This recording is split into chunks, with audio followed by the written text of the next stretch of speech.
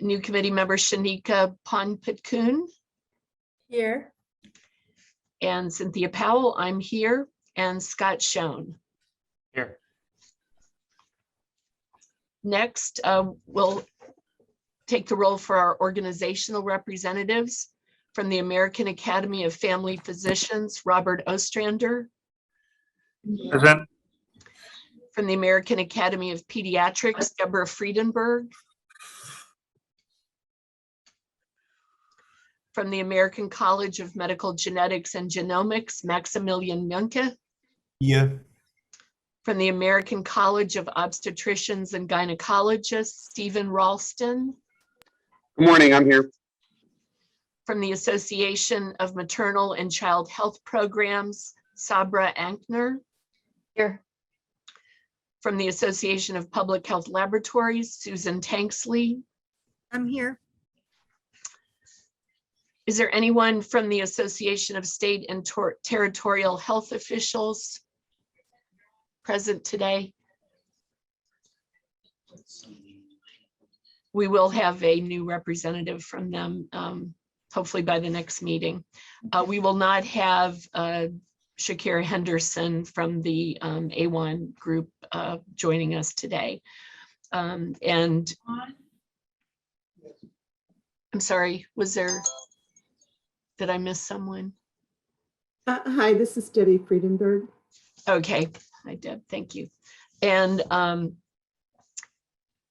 we will also be having a new representative from the Child Neurology Society, hopefully by the time of our next meeting.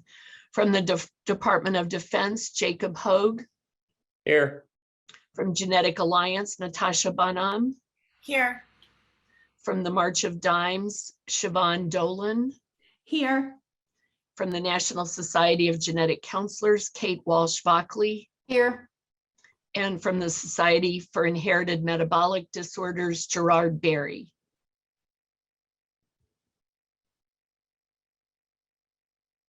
I see Dr. Berry. Oh, sorry, Cynthia, here. That's okay. Thank you. Okay, anyone who's on who wasn't present when I called the roll? Dr. Powell, this is Michael Warren from HRSA. I'm on. Okay, thank you, Dr. Warren.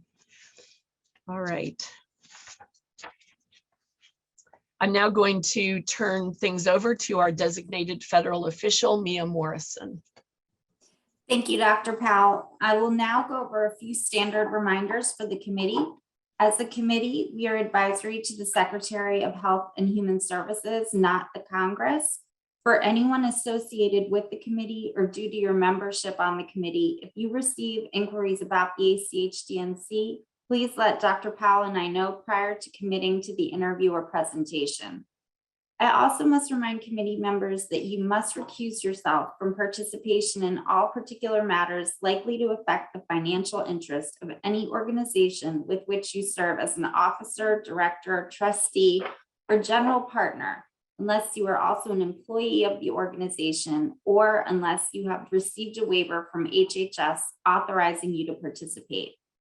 As is the case today, when a vote is scheduled or an activity is proposed and you have a question about a potential conflict of interest, please notify me immediately. Next slide, please. According to FACA, all committee meetings are open to the public. If the public wish to participate in the discussion, the procedures for doing so are published in the Federal Register and/or are announced at the opening of the meeting. For this particular meeting, there's no chat feature. However, in the Federal Register notice, we said that there would be a public comment period. Only with advanced approval of the chair or DFO may public participants question committee members or other presenters. Public participants may submit written statements. Also, public participants should be advised that the committee members are given copies of all written statements submitted by the public. As a reminder, it is stated in the FRN as well as the registration website that all written public comments are part of the official meeting record and are shared with the committee members. Any further public participation will be solely at the discretion of the chair and the DFO. And if there are no questions, I'll turn it back over to Dr. Powell. Thank you, Mia. Can I have the next slide, please? Today, I'm pleased to introduce two new committee members, Dr. Jennifer Kwan and Dr. Shanika Ponpitkoon. Dr. Jennifer Kwan is an academic neurologist with a strong interest in improving long-term clinical outcomes in children diagnosed with rare disorders identified by newborn screening. She trained in pediatric neurology and neuromuscular disorders at Washington University School of Medicine and St. Louis Children's Hospital. She then was on faculty at the University of Rochester Medical Center, where she developed an interest in newborn screening and the role of child neurology in the care of infants identified by newborn screening programs. She is now at the University of Wisconsin, where she is the director of the Pediatric Neuromuscular Program at the American Family Children's Hospital. Dr. Shanika Ponpitkoon is a professor of pediatrics, pathology, and laboratory medicine at Brown University. She is the chief of the Division of Human Genetics and director of Genetics and Metabolism Clinic at Rhode Island Hasbro Children's Hospital and is board certified by the American Board of Medical Genetics and Genomics. Dr. Ponpitkoon completed her pediatric residency and pediatric endocrinology fellowship at Hasbro Children's Hospital, Brown University, and did a clinical biochemical genetics fellowship at the National Human Genome Research Institute. Dr. Ponpitkoon has been a member of the Newborn Screening Task Force, advising the Rhode Island Department of Health since 2002, and has been the chair of that committee since 2021. Dr. Kwan and Dr. Ponpitkoon, welcome. We are very excited to have you on board. Next slide, please. Within the next few weeks, there will be two committee announcements posted in the Federal Register that I want you to be aware of. The first is a call for nominations for voting membership on the committee. Committee membership requirements are outlined in the Newborn Screening Saves Lives Act. They are that an individual have medical, technical, or scientific experience with special expertise in the field of heritable disorders or in providing screening, counseling, testing, or specialty services for newborns and children with or at risk for having heritable disorders. Also, individuals who have expertise in ethics, infectious disease, and who have worked in published material in newborn screening, and members of the public having demonstrated expertise or having a lived experience. To nominate someone else or yourself, you must submit the following materials to the ACHDNC at hrsa.gov website. A statement that includes the name and affiliation of the nominee and a clear statement regarding the basis for nomination, including their areas of expertise in newborn screening. Also, that there's confirmation that the nominee is willing to serve as a member of the committee, their contact information, and a current CV. The second announcement in the Federal Register will be a solicitation for new organizations to send representatives to the committee. Selections for new organizations will be based on a review of the organization's subject area of expertise, mission, relevancy of their work to newborn screening, and benefit provided relative to the committee's purpose. Going on to condition nomination updates. In July 2021, HRSA received a nomination package for Krabbe disease, also known as globoid cell leukodystrophy. Krabbe disease is both a leukodystrophy and a lysosomal storage disorder, and was first nominated to the advisory committee in 2007. It went through evidence-based review. However, in 2009, the committee voted to not recommend addition to the recommended uniform screening panel. The nomination and prioritization work group is reviewing the nomination package for Krabbe disease and will keep both the nominators and the rest of the committee informed of next steps. As I mentioned at the November Advisory Committee meeting, in October of 2021, the National CMV Foundation submitted a RUSP nomination package for congenital cytomegalovirus. The nomination and prioritization work group is currently in the process of reviewing the nomination package for CCMV. I will continue to update the committee on the status of this package. Next slide, please. Next, I wanted to talk about updates to the ACHDNC processes. At the November 2021 meeting, the advisory committee approved updates to the condition nomination form. For groups that are in the process of developing a condition nomination package, please use the version of the nomination form on the committee's website. As a reminder, if you are working on a nomination package and would like technical assistance, both Mia and I are available. I would also like to highlight that throughout the committee's review of its nomination, evidence-based review, and decision-making processes, the committee received several public comments addressing the potential for the number of condition nominations to outpace the committee's capacity to review those nominations. At the August 2021 meeting, the committee also considered issues concerning this potential situation. I have carefully reviewed the information we have received from the committee and other newborn screening stakeholders, and they have identified this as an area of focus for the coming year. Tomorrow, I will facilitate an initial discussion with the committee to think about ways to approach a potential increase in nominations. Next slide, please. Thank you, committee members and organizational representatives, for reviewing the 2021 November meeting summary. Are there any other corrections to the meeting summary before we vote?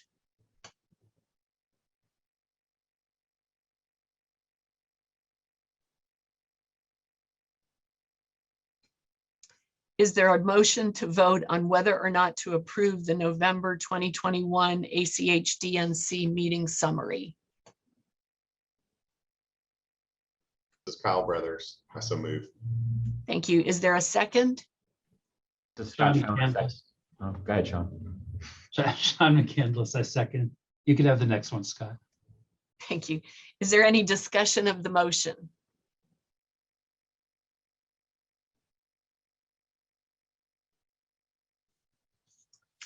Committee members, when I call your name, please state yes, or if you are in favor of approving the November meeting summary, no, if you are not in favor of approving the summary, or you may also abstain.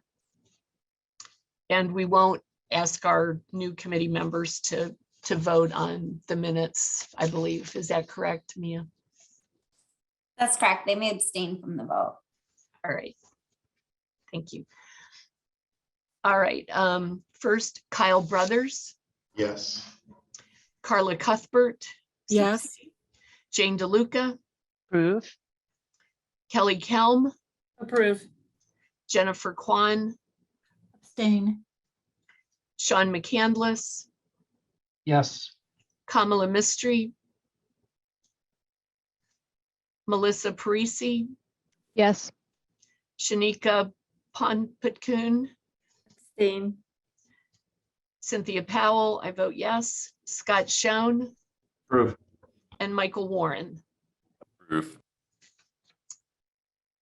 Thank you. The November 2021 ACHDNC meeting summary has been approved. Thank you, committee members. May I have the next slide, please? So for meeting topics, the ACHDNC will meet today and tomorrow, February 11th. Here are the meeting topics for today.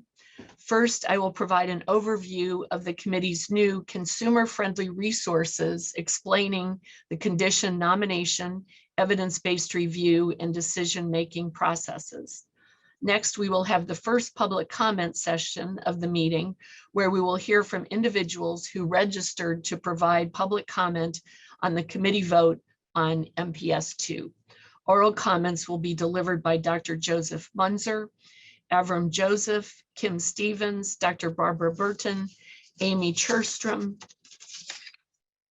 Nicholas D. Tomaso, Dr. Matthew Ellenwood, and Mark Dand. Then the evidence-based review group will provide an overview of the evidence-based review for mucopolysaccharidosis type 2.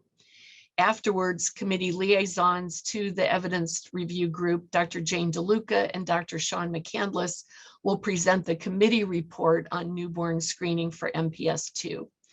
At 2:15, the committee is scheduled to begin the vote on whether or not to recommend MPS 2 for inclusion on the recommended uniform screening panel.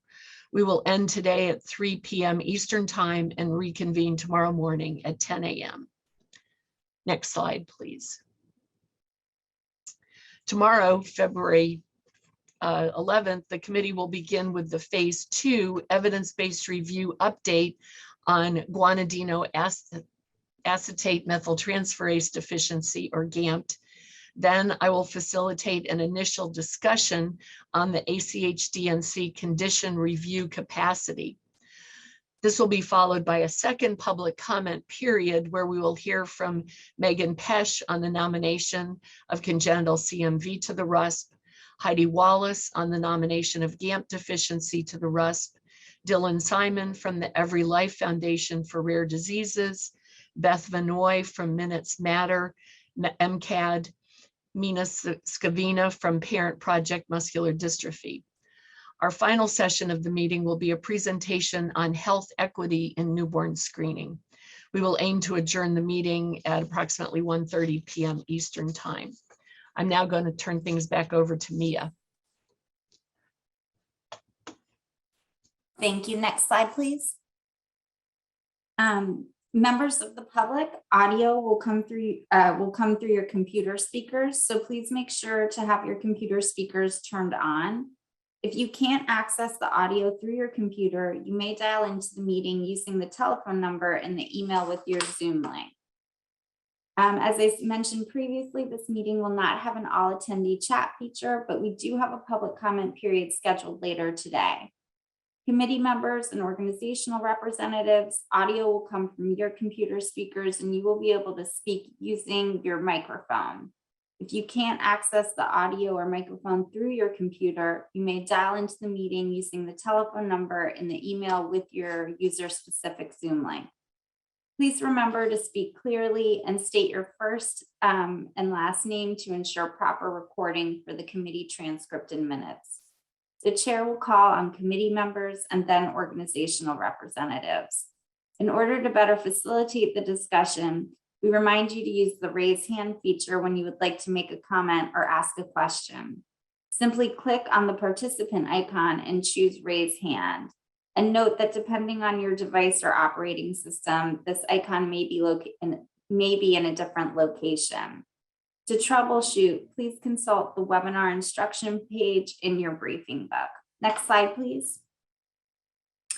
To enable closed captioning, please select the closed captioning icon from your Zoom taskbar from the menu and then select show subtitles from the menu that appears.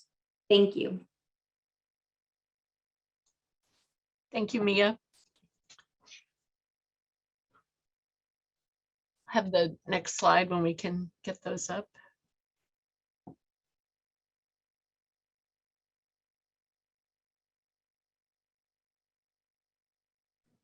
I think that was the end of your slide deck, Dr. Let's see, we should have one on the new ACHDNC resources.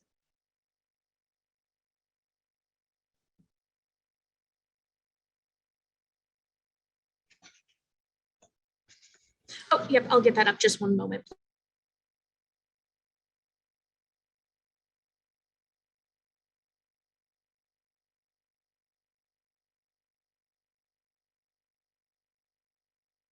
Okay, great. For the first session of the meeting, I will review the new consumer-friendly resources, which I'm very pleased to say are now available on the committee's website. Next slide, please. By way of reminder, in February 2019, the committee began a process of reviewing its nomination, evidence-based review, and decision-making processes. A critical recommendation identified by committee members, organizational representatives, and other newborn screening stakeholders was the need to develop new consumer-friendly resources explaining committee processes. These materials were developed in consultation with members of the evidence review group and newborn screening experts, including previous nominators. I would like to especially thank Dr. Alex Kemper and Dr. KK Lamb, who were instrumental in leading this work. Next slide, please. The new consumer-friendly resources are all available on the ACHDNC website. Some of the new information is embedded within the current Nominate a Condition page. There are also 6 new pages on the ACHDNC website that provide useful information on ACHDNC history and the nomination, evidence-based review, and decision-making processes. The new pages are as follows: Condition Nomination Review Process, Nominate a Condition, Frequently Asked Questions, Key Questions Considered by the Committee, Sample Questions Addressed in an Evidence-Based Review, the Committee Approach to Evaluating the Condition Review Report, and the Advisory Committee History page. Next slide, please. Now I'll briefly go over some of the content on these pages, beginning with the Nominate a Condition page. This was a pre-existing page which has been updated with the new nomination form. On this page, you'll now find both a fillable PDF version and a standard PDF version of the form. From the Nominate a Condition page, you can access all of the new resources, as you see circled on the slide, explaining the nomination, evidence-based review, and decision-making processes. Next slide, please. On the Condition Nomination Review Process page, there is an easy-to-follow downloadable graphic depicting the nomination and review process, including when the committee votes and at what point a condition nomination package might be moved forward or be returned to the nominators. This page includes drop-down text explaining each part of the process. Next slide. The Nominate a Condition FAQ page is a valuable resource for groups developing a nomination package or for those who are interested more in learning about how a condition is added to the RUSP. Examples of questions include: how long does the process take to get a condition added to the RUSP? What happens if a nomination is not accepted or is deemed incomplete or not ready for committee review? What are some tips for developing a nomination package, and details on each section of the nomination form? Next slide, please. The Key Questions Considered by the Committee page provides a concise overview of the information committee members review in a nomination package. For example, in terms of case definition, are the conditions case definition and spectrum well described? Can they predict the phenotype or range of symptoms in newborns and children who will be identified through population-based screening? And in terms of clinical utility, is the screening process clinically useful? Is it specific enough to find babies who have the condition, especially those most likely to benefit from treatment? Next slide, please. The sample questions addressed in an evidence-based review page gives examples and explanations of overarching topic areas addressed in an evidence-based review and the key questions addressed under each topic. For example, for benefits and harms of screening and diagnosis not related to treatment, the website explains that this topic area reviews benefits and harms resulting from newborn screening and early diagnosis. Key questions include exploring the harms of wrongly classifying a baby without the condition as high risk and the harms or benefits of diagnosing newborns found from newborn screening with the condition. Next slide, please. The last slide I will mention today is the committee approach to evaluating the condition review report page. This page is based upon the decision matrix guidance approved by the committee at the November 2021 meeting and provides explanations of using the decision matrix to assign a rating to a nominated condition. Next slide, please. Members of the public, if you have any questions about these materials, please contact Mia Morrison or myself. I will now take questions or comments from committee members, followed by organizational representatives. Please remember to use the raise hand feature, unmute yourself, and state your name clearly for the record. And I'd also like to thank HRSA for adding all this information to the website and helping with the development of these new resources. All right, any questions or comments about this?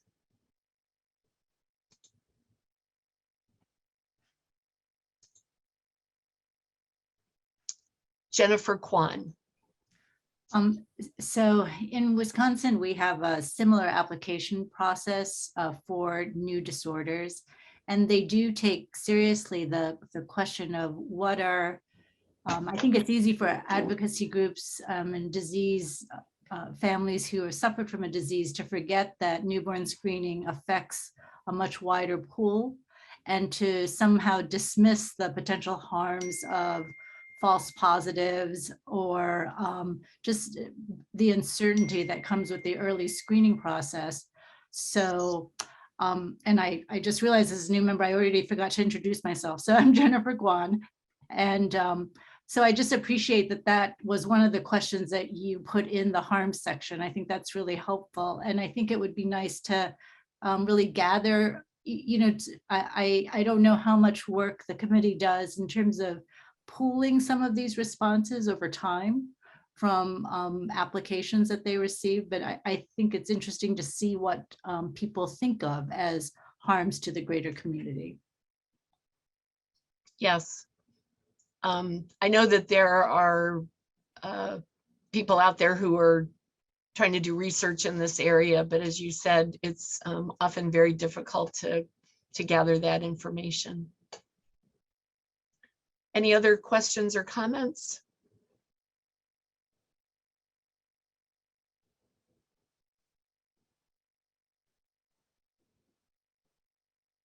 Any questions or comments from organizational representatives?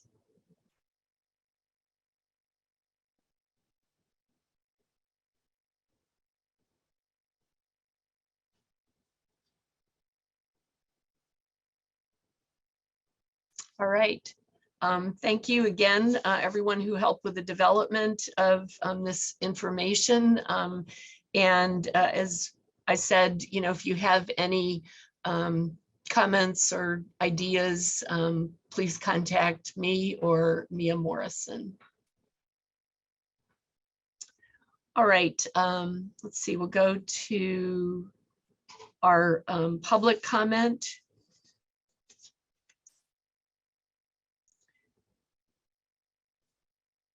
As I mentioned in my opening remarks at the February meeting, we will have 2 public comment periods. Today, we'll hear from members of the public that registered to provide oral comments on MPS 2.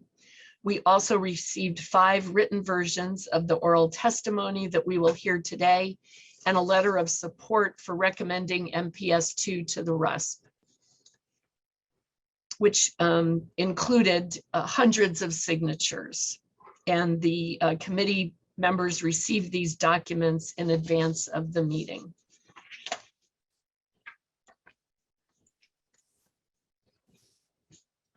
I think we're ready for our first public comment. Dr. Joseph Munzer.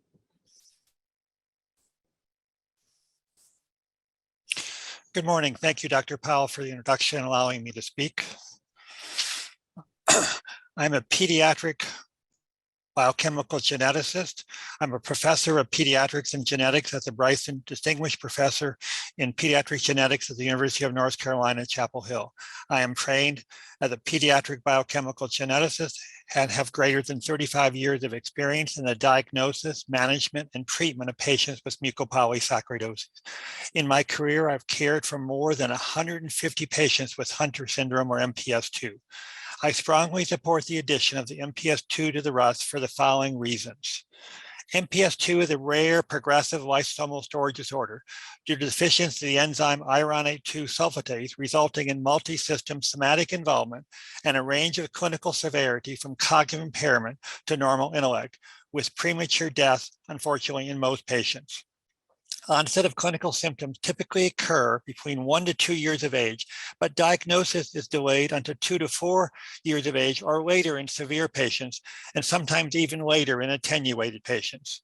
Typically, MPS II patients are not diagnosed until after significant clinical disease is present, secondary to the rarity of the disorder and the variable progression of clinical disease. The biochemical diagnosis is readily available with measurement of urine glycosaminoglycan glycan levels and ironate 2 sulfatase activity with confirmation by DNA analysis.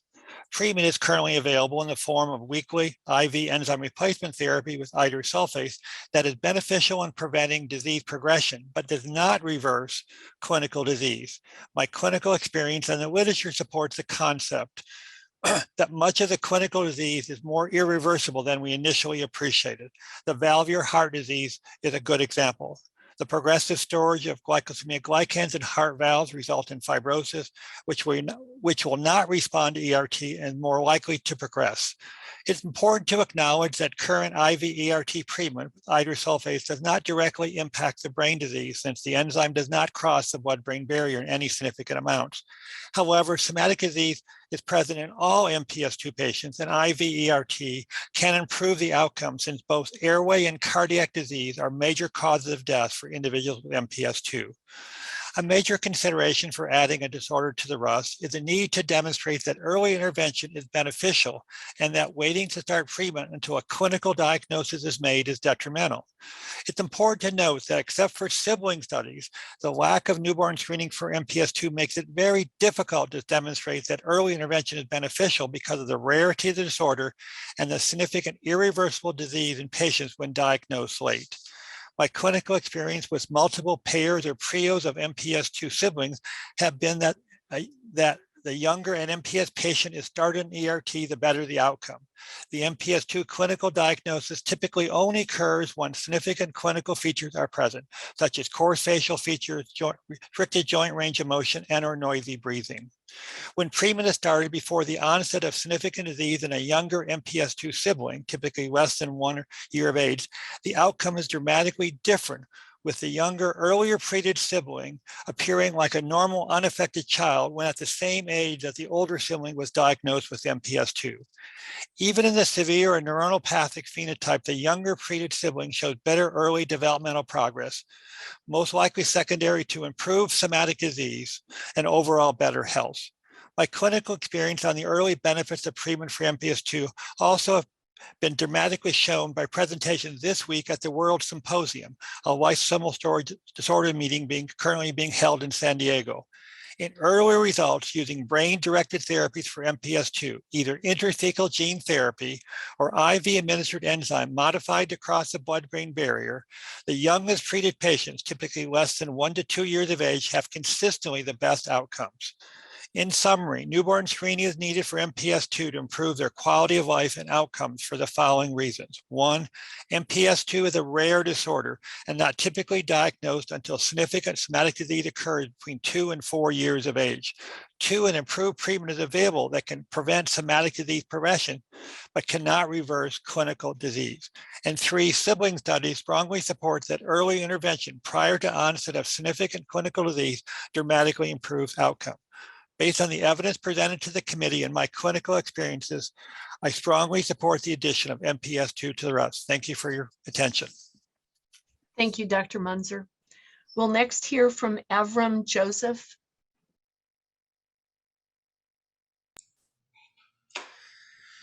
Hello, my name is Avram Joseph, Vice President of the MPS Superhero Foundation. I'm the father of and an advocate for someone who has MPS II, one of nearly 165,000 born boys, one of nearly 400 in the US, one of 7 diagnoses that were misdiagnosed. In 2013, my son Khalil was born. At birth, Khalil was screened for genetic endocrine, hemoglobinopathy, immunology, and other metabolic conditions. I was told that the criteria for this mandatory newborn screening is that 1, it must be a valid screening process. 2, must be deemed a serious condition. 3, must have an FDA-approved drug that can be beneficial with early intervention. Nearly 165 weeks later, in 2016, after constant battles with doctors trying to understand my son's underlying issues, Khalil was diagnosed with the severe form of a genetic metabolic condition called MPS II. This disease is known to steal a child's ability to walk, talk, and eat independently by the age of 10. Worst of all, this condition is known to steal the lives of these precious children by the early teenage years. My son was born with MPS II, a condition that with early intervention of enzyme replacement therapy can help give him better quality of life. A drug that is FDA approved and administered on a weekly basis. Weekly. Khalil missed nearly 165 infusions of medicine that could have potentially slowed down the dreadful takeover my son has to experience from MPS II. Your decision today will define someone else's tomorrow. Although mandatory newborn screening for MPS II is too late for Khalil, it's not too late for the generations to come. Thank you for your time. Thank you, Mr. Joseph. We'll next hear from Kim Stevens.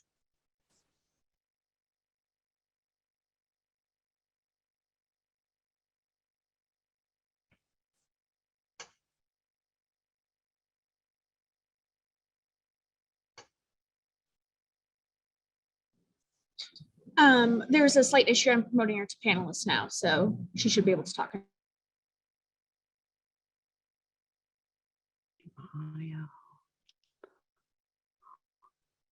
Hi, Ms. Stevens. Can you go ahead? Yes, sorry about that. It's okay. Good morning. My name is Kim Stevens, and my son Cole was diagnosed with MPS II when he was just 2.5. At the time of the diagnosis, he had already had 7 surgeries and met with 5 different specialists. None of them had picked up on his disease. What I thought was a routine visit to the ear, nose, and throat doctor for Cole's 4th set of ear tubes. The doctor took out a very large medical book and pointed to a boy in the book. And he uttered those terrible words that no parent wants to hear. I think your son has a rare genetic disease. I was so angry with the doctor that day and even the world.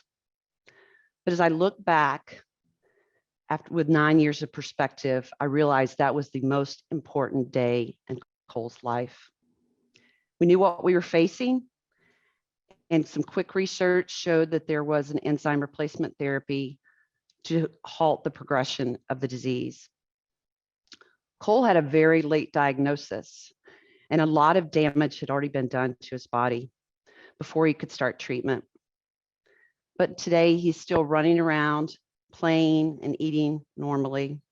And I'm grateful for the time the treatment has given Cole with us, our family, and the community. I do wonder what Cole's life would be like if he had been caught at newborn screening. Would he interact and play with his brother? Would much of the progression of disease be stopped? Would he still have his words and be able to talk to me? The last word he said to me was, "Mom." I wish I could hear him say that now. I'll never know the answers to these questions, but I do know it was pure serendipity that we saw an ENT that had seen this disease before.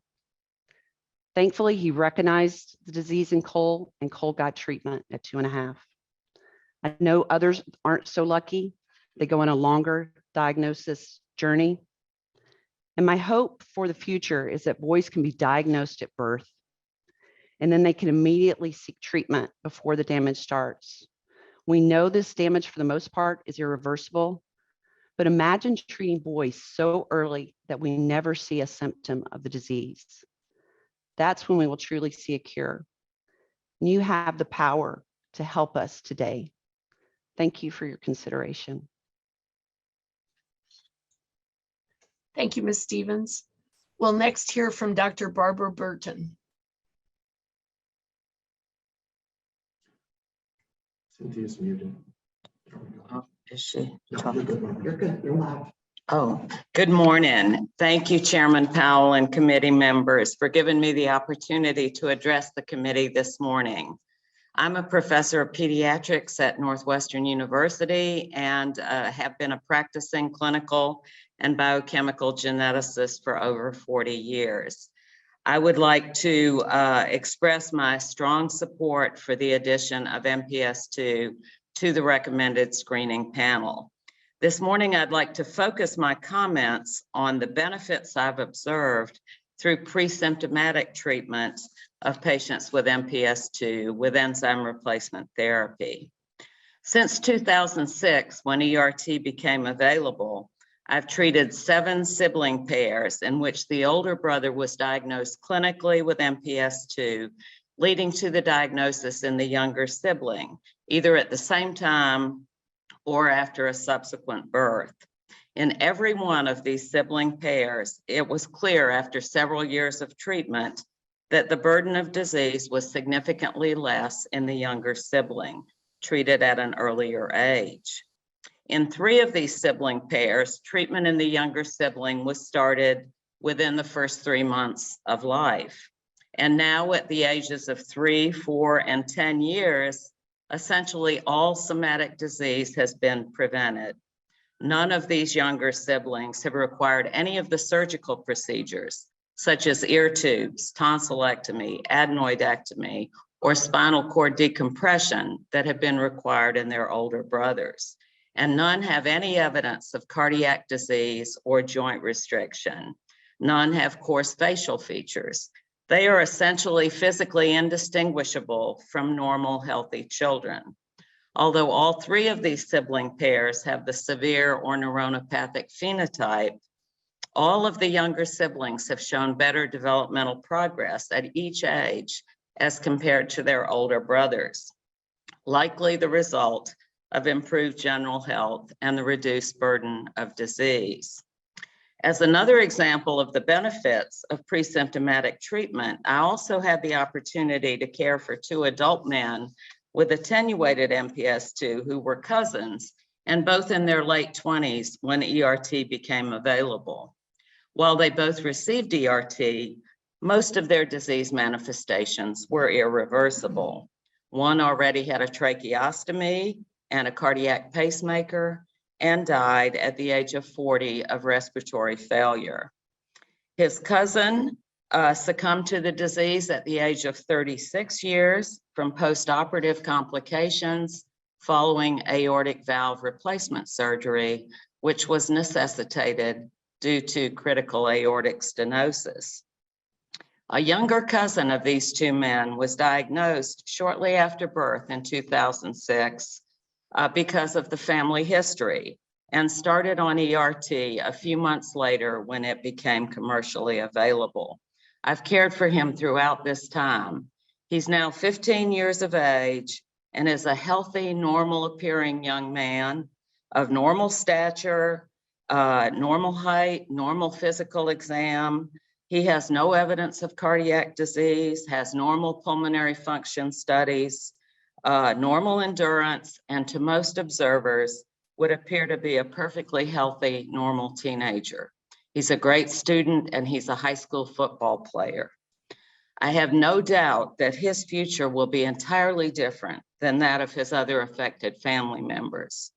I want that outcome for all children with MPS II, and I strongly believe that they all deserve the benefit of early treatment. Thank you. Thank you, Dr. Burton. We'll next hear from Amy Cherstrom. Hi, everyone. My name is Amy Cherstrom. I'm a mother of 2 children with MPS II. A little over 11 years ago, my husband and I met Dr. Barbara Burton in an exam room in the Children's Memorial Hospital of Chicago. At that time, we were enjoying life as parents of 2 boys with another due in a few months. We were meeting with Dr. Burton after our son Alex had unexplained respiratory distress at birth, radiological findings, chronic diarrhea, an enlarged head, and was due to have an MRI to explain some of these abnormalities. Alex also had a UPJ obstruction that distracted all of us from the underlying disease waiting to be discovered. I resisted, as Alex had been through so much, and we were already so tired of what seemed like problem after problem after problem. Our oldest son had been healthy and cruising through his young life without a hitch. Our pediatrician sent us to his colleague, who took measurements of our heads, reviewed all the symptoms, and referred us to Dr. Burton. We knew it wasn't good when he gave us his personal cell phone number and told us not to read anything online about what he thought Alex had, something called mucopolysaccharidosis. My first question to Dr. Burton was, is there any hope? Everything I read is tragic and devastating. To that, Dr. Burton replied, you have to have hope. You're his mother, and MPS II has a treatment. At 2 years old, Alex was lucky that his diagnosis came relatively early, and he saved his brother's life, who was due 2 months later. Alex began enzyme replacement therapy as soon as his diagnosis was confirmed. At 8 months pregnant, I took an adorable little toddler with big blue eyes and sandy blonde hair to the hospital weekly with his favorite fire truck videos and movies to entertain him during an 8-hour day at the hospital. Along with this diagnosis came weekly treatments, but also surgeries, therapies, educational supports to help Alex address the damage that had been done by this disease in just 2 short years of his life. Nick arrived on a snowy day in December, and we were so hopeful. He was a perfect little button with dark brown eyes. He looked like our oldest Jack, who doesn't have MPS. Is it possible we could be so lucky that he escaped MPS II? There was a 50% chance, but everyone was ready in case he too would have this disease. He spent about an hour in recovery before going into respiratory distress at full term. This time we knew. Nick was diagnosed almost immediately, and testing confirmed his MPS diagnosis right away. As soon as we leave the NICU, we had that diagnosis. Nick began enzyme replacement therapy at 3 months old, and we were hopeful. He began to thrive and grow and to be everything we never knew we needed to encourage us that life would be okay with MPS II. We could live with this disease and even beat it. This was an infusion of hopes we so desperately needed. Nicholas made friends, played baseball and golf, attends our local elementary school, and loves his grandma. He calls her almost daily. While Alex communicates with gestures and an SGD and attends a specialized school for children with autism, each child has one-to-one educational instruction. As innovation continued, Nick qualified for a clinical trial, while Alex took 11 years to find a trial where he would qualify. These trials are life-changing, with each decision made by us as parents carefully curated to extend and improve these children's lives. Please consider giving other children a chance through newborn screening to not only survive, but thrive. Early access to treatments and therapies makes every difference in disrupting the disease, easing the burden on families, lessening the strain on systems providing services to those whose needs are greater due to illness such as MPS II. For my family and for those like us who will face a diagnosis of MPS II, please give them the best possible odds of a successful, fulfilling life. We're so grateful for the opportunity to tell you our family story. Thank you for your consideration. Thank you, Ms. Cherstrom. We'll next hear from Nicholas DiTomaso. Hi, my name is Nicholas DiTomaso. I was diagnosed with MPS II at the age of 10. I'm lucky to have an attenuated version of Hunter syndrome, which has given me the opportunity to be here to speak for all those who don't have the same advantage. Newborn screening would mean the world, not only to those who are diagnosed later on in their childhood, but to every patient in the United States. I went through a 3-year diagnostic journey before I was diagnosed for something that could have been addressed at my birth. Not everyone who is impacted by MPS II is as fortunate as I have been, and irreversible damage from the disease impacts all of us and our families. Even with the attenuated case of Hunter syndrome, the treatment has changed my life in many ways. I felt more energized, and many of the degrading effects that I'd seen rapid onset my early childhood began to slow or stabilize entirely. Treatment means something different to every patient and their parents and their families, but the impacts of the treatment can't be understated. There are irreversible negative impacts to this disease that take hold for many young people before they display enough symptoms for a diagnosis. Newborn screening would help by preventing these degenerative impacts and improve the quality of life of all future patients. There are many other adults like me who have the opportunity to go out into the world and contribute because of enzyme replacement therapy. It's an invaluable resource that has changed the course of our lives. I was able to attend college and enter the workforce without many severe medical complications. This path to success would not have been possible without the treatment that I started receiving 12 years ago. Because of my treatments, I was able to take on an enriching curriculum and find myself with a career in healthcare, which has been an interest my whole life. We have spent countless hours and resources into producing this life-altering treatment, and it isn't being used to its full potential. The most valuable time to receive the treatment for me, myself, and many others was years before we did. I am lucky to be able to participate in advocacy that has brought us to this point, and the benefits that we can capture are right in front of us.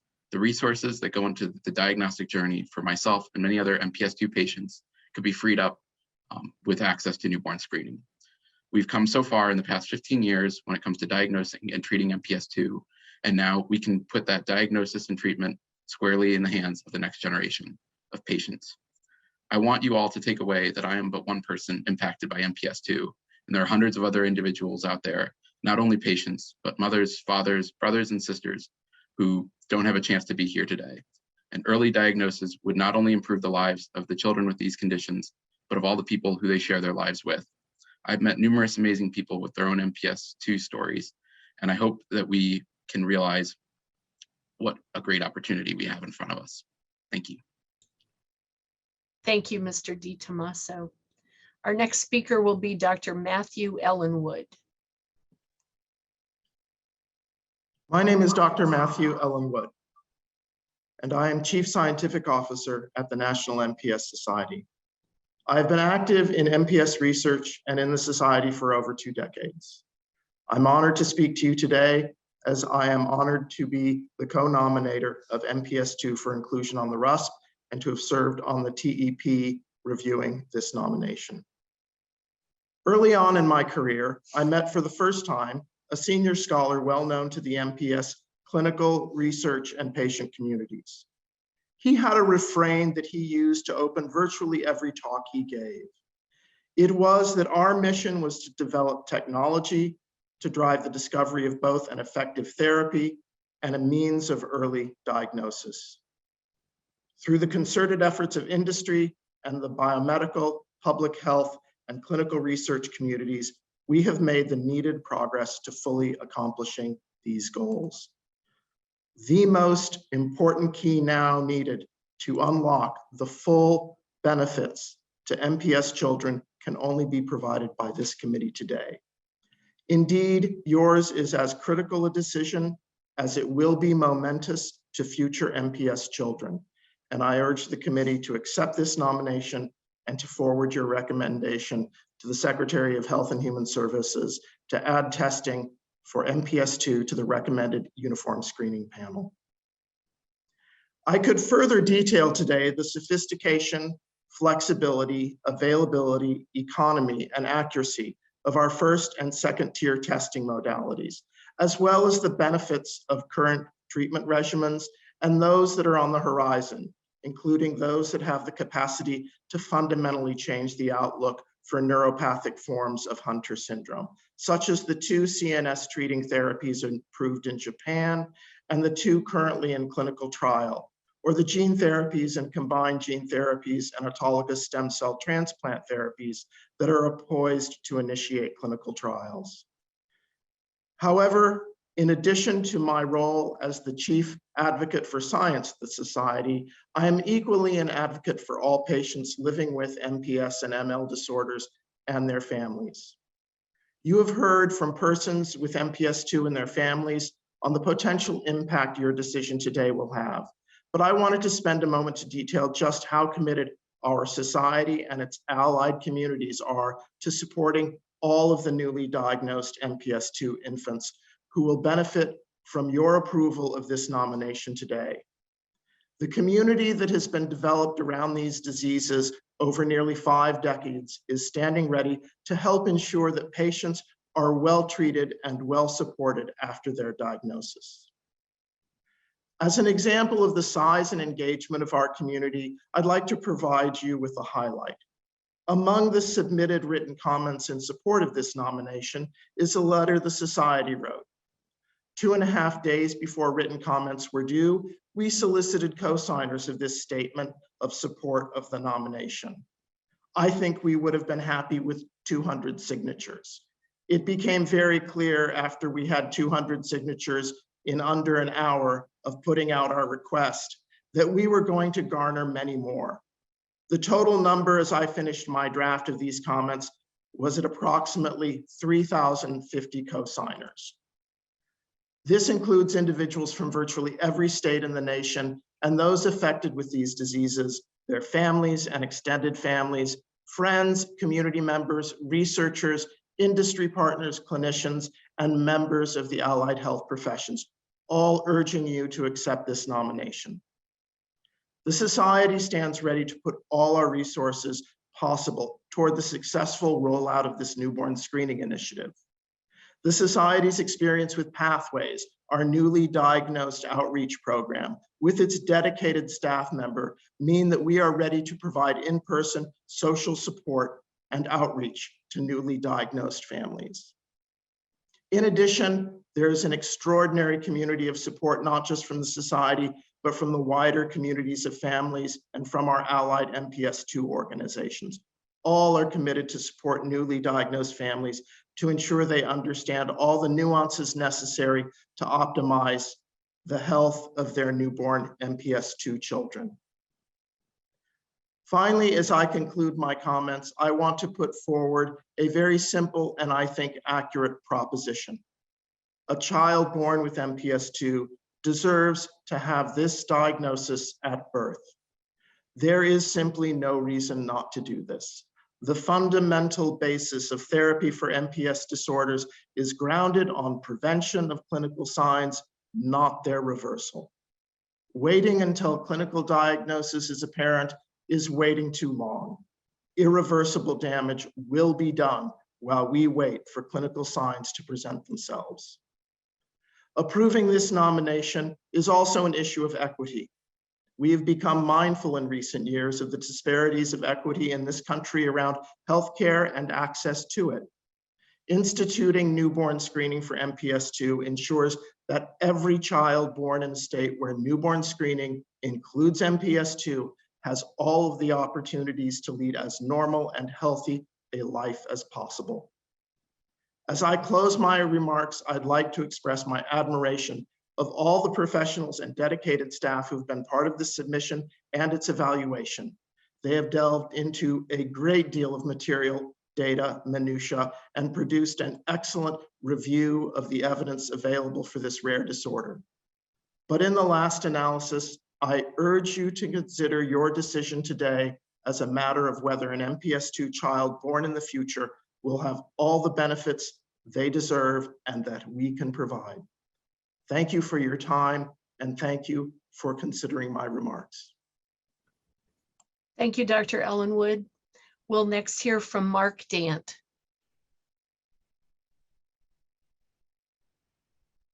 Good morning.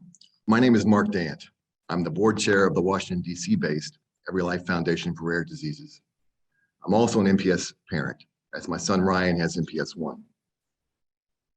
Ryan was diagnosed in 1991 at the age of 3.5, years before a treatment would be available and long before newborn screening was possible for MPS I.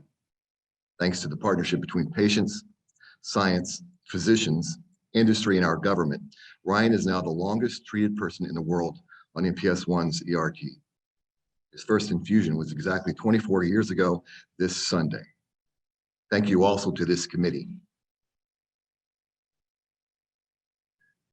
As MPS I was added to the RUST in 2016, and since that time, countless babies have a new opportunity to enjoy a full life because of early diagnosis. The physicians and scientists you just heard from are globally renowned for their expertise in Hunter syndrome. I have personally been in conferences around the world with each of them. And I've heard global experts reach out to them for the answers they are seeking on MPS II and the opportunities treatment with Elaprase can bring their patients. There are simply no better experts on MPS II than those gathered on this call. Physicians, scientists, and patients around the world rely on their opinions, and I urge each of you on the committee to do the same. We know Elaprase does not cross the blood-brain barrier, and therefore will not treat cognitive decline for those with a severe form of MPS II. But let me remind you, Aldurazyme, the treatment for MPS I, also does not cross the blood-brain barrier, but because of its ability to treat somatic disease and therefore greatly improve patient outcomes and quality of life, this committee rightly approved MPS I to be placed on the RUSP 6 years ago. I've heard the same discussions regarding not treating the brain that were discussed with MPS I. Now I'm reminded of a friend of mine whose daughter Stephanie was recently diagnosed with cancer. Within weeks of being diagnosed, Stephanie began chemo treatments to halt the progression of her disease.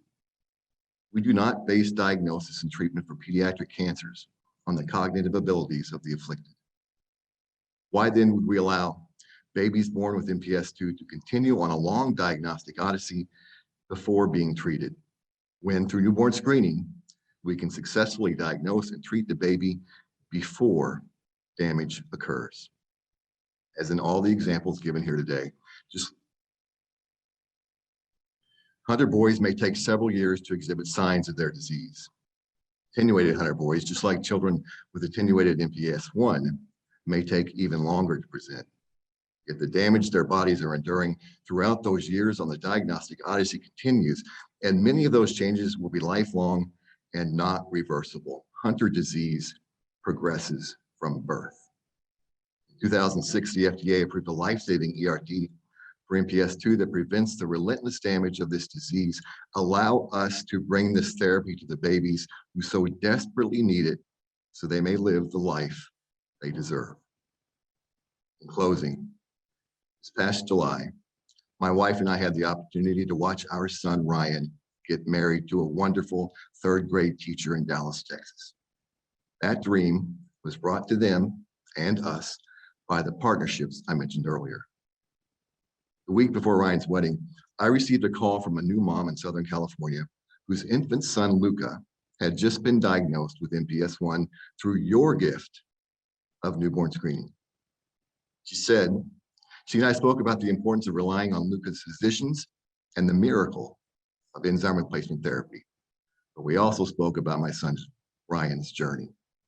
Ryan has endured 12 surgeries over his 34 years now, most to try to repair the damage that occurred to his body over the 10 years before he began treatment. Published science now tells us because Luca was diagnosed at birth, the pain Ryan has endured will more than likely not come Luca's way. Luca's mom called me last week. Luca started ERT within weeks of his birth, and she describes him today not as a sick baby seeking diagnosis and treatment, but as a happy, healthy little boy. Please give our Hunter babies this same opportunity. Newborn screening saves lives. This day, this moment, you can save the lives of the next generation of MPS II boys. Please vote yes to adding MPS II to the RUSP. And we thank you for your time. Thank you, Mr. Dant. As we conclude this public comment session, I'd like to thank all of our speakers, those of you who shared your personal stories, and to our clinicians and researchers, thank you for sharing your expertise with this committee.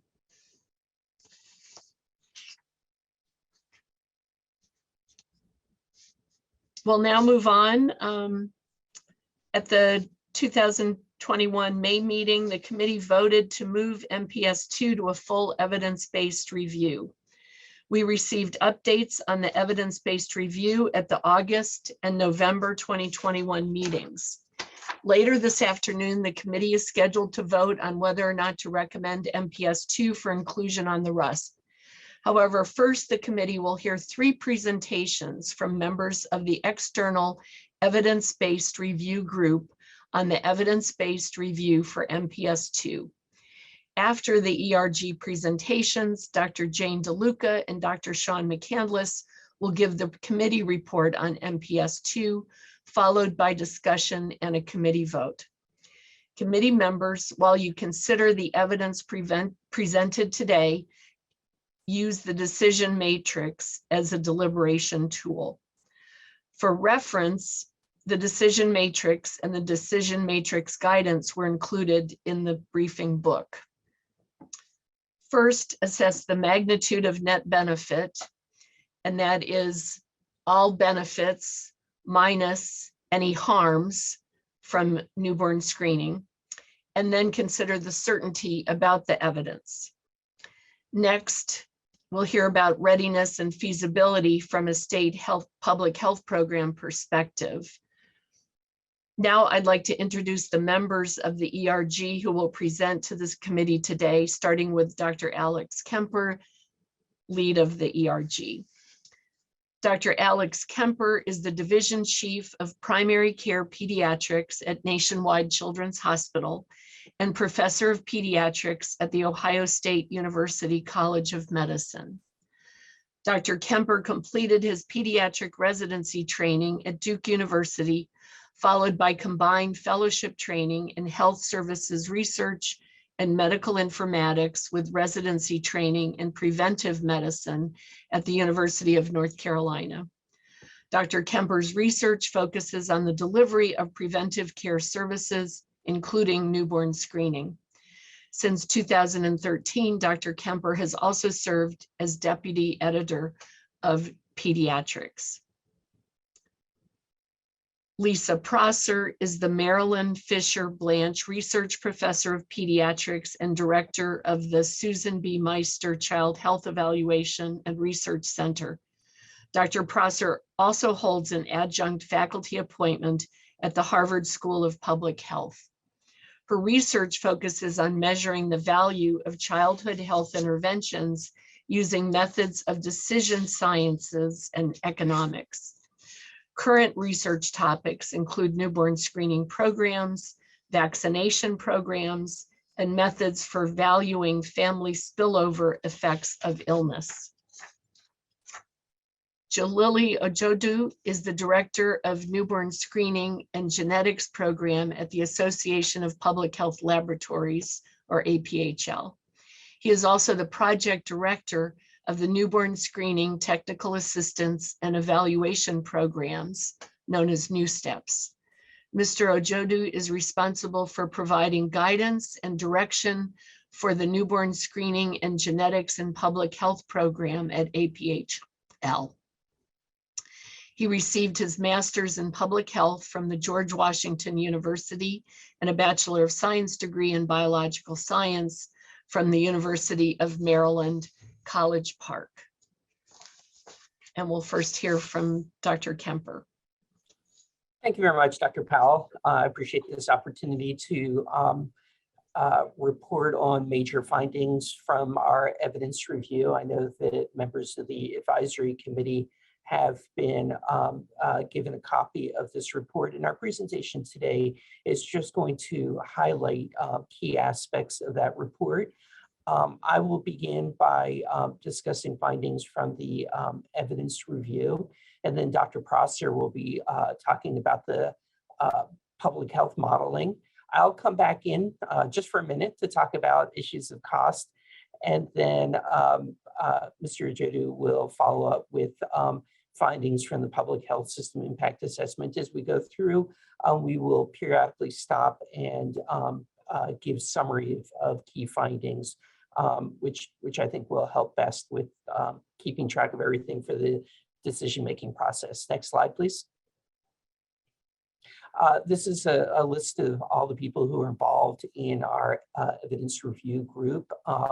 And I would also like to thank Dr. DeLuca and Dr. McCandless for participating with us as committee liaisons. They certainly helped us develop a better report, and we're very grateful for their involvement. Next slide, please.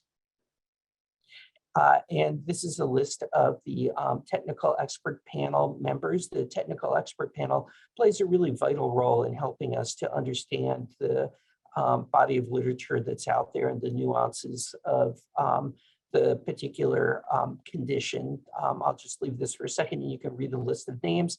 And I've also marked those members of the technical expert panel who also served as nominators of MPS 2 to the advisory committee. Again, I want to thank members of the technical expert panel. It really helps us to deliver the best possible evidence report that we can. Next slide, please.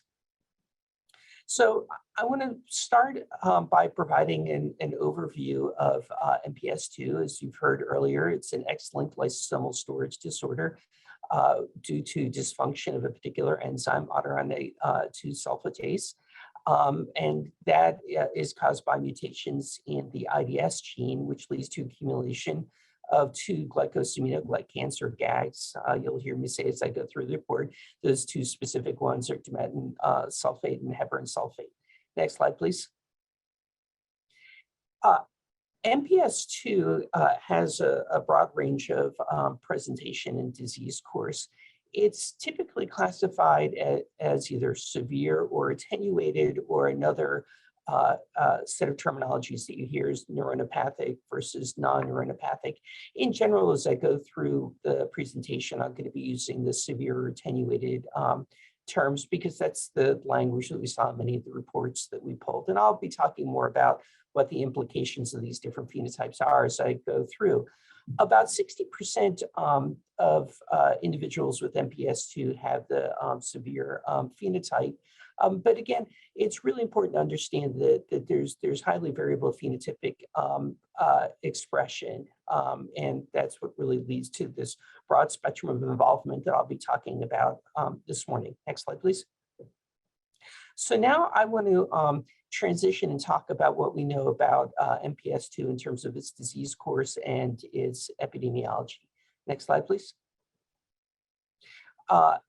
Much of the information I'm going to be providing about the disease course comes from the Hunter outcome study. And so before I drill into the data, I just want to make sure that everyone understands where the Hunter outcome survey, how it fits into things. So it was established in 2005.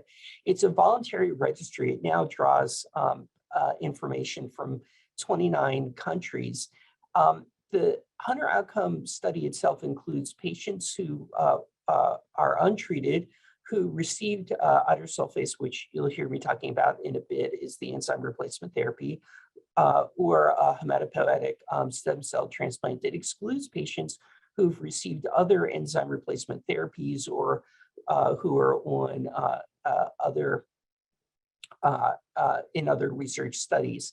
It does include retrospective data on patients who died prior to the initiation of the study entry into the Hunter outcome study.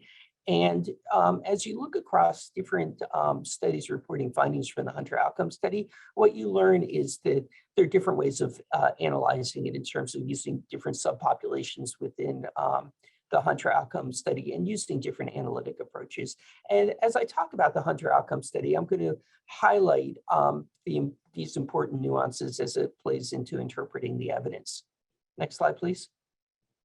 So the disease course in general has common clinically important features, some of which you just heard mentioned in the public comment period, including cardiac valve thickening. There can be splenomegaly and hepatomegaly.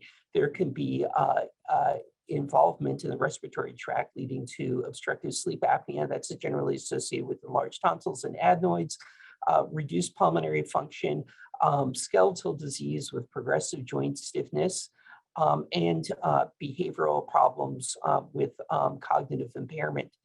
The hallmark of the severe form is progressive and significant intellectual disability. And those with the severe form also tend to have more significant behavioral problems. Next slide, please. This table lists the presentation of common clinical findings from the Hunter Outcome Survey. This includes the first 263 subjects that were enrolled. About a quarter of them had received enzyme replacement therapy at the time of enrollment, and the median age of enrollment into the Hunter Outcome Survey for these patients was 12.2. So you can see very common conditions, including otitis media, abdominal hernia, and nasal obstruction, facial dysmorphism. I talked about the organomegaly, and you can just read down the list. But all the things that are listed on this disease affected more than half the subjects with MPS II. Next slide, please. A subsequent study of the Hunter Outcome Study, this one including 800 individuals who were treated with enzyme replacement therapy, and 95, it should say untreated there, I apologize. The median age of symptom onset was 1.5 years, and the median age of diagnosis was 3.2 years. So you can see this gap between the ages when symptoms first developed and when diagnosis occurred. Next slide, please. The information on this slide comes from a different study. It was a study that was done in England that involved 110 pediatric patients with the median age of 10 years and following them through to adulthood. The survival rate to 21 years was 52% for those treated with ERT at any age versus 9% of those who are not treated with enzyme replacement therapy. So you can see this really striking difference in survival to adulthood based on treatment with enzyme replacement therapy. Next slide, please. In terms of the epidemiology based on clinically diagnosed cases, there was a recent review that reported this fairly wide range of 0.13 to 2.16 cases per 100,000 children. If you look at the rates in Japan and Taiwan, the range was much narrower, 0.84 to 1.07 per 100,000 children. And then if you looked in this study and you excluded the outliers and excluded the East Asian countries, the prevalence reported was 0.26 to 0.64 per 100,000 children. So again, there's this very wide range in reported reported prevalence. It seems to be a little bit higher in Japan and Taiwan, a little bit lower elsewhere, but again, there are many outliers that are reported as well. Next slide, please.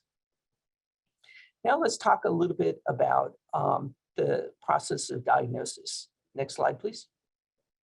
So establishing the diagnosis is based on confirming low I2S enzyme activity and normal enzyme activity in at least one other sulfatase, because there are other conditions that you want to make sure that they're not. Confirming at the time elevated urine GAG levels. And so the diagnosis is really based on these biochemical tests. The molecular diagnosis could be supportive, but it's not necessarily confirmatory. And what I'd like to point out is that there are more than 700 variants of the IDS gene. A study from 2013, so again, this is a little bit old, found that about 60% of subjects had a private mutation that wasn't clearly predictive of phenotype. However, if you do have a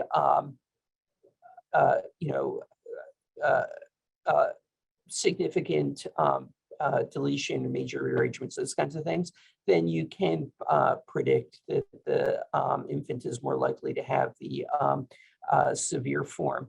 But again, the molecular diagnosis is helpful, but it's not necessary. For some individuals, there might be, for example, a borderline low I2S enzyme activity, or maybe a modestly elevated urine GAG levels. And for these individuals, there can be diagnostic uncertainty. And for those individuals, the current recommendations is that they're followed up every 6 to 12 months for some period of time based on the biochemical findings. Typically, according to the experts, this can be up to 2 years before it's clear whether they truly have MPS II or not. Next slide, please. Screening is based on I2S enzyme activity in dry blood spots that can be done either through tandem mass spectrometry, MSMS on the slides, or through fluorometry with digital microfluidics. And I'm going to be talking in a little bit about which states use which approach. There's also an optional second-tier test where you can look at the GAG levels in dry blood spots. And again, I'm going to be talking a little bit about this in a minute as I go through state-specific information. Next slide, please.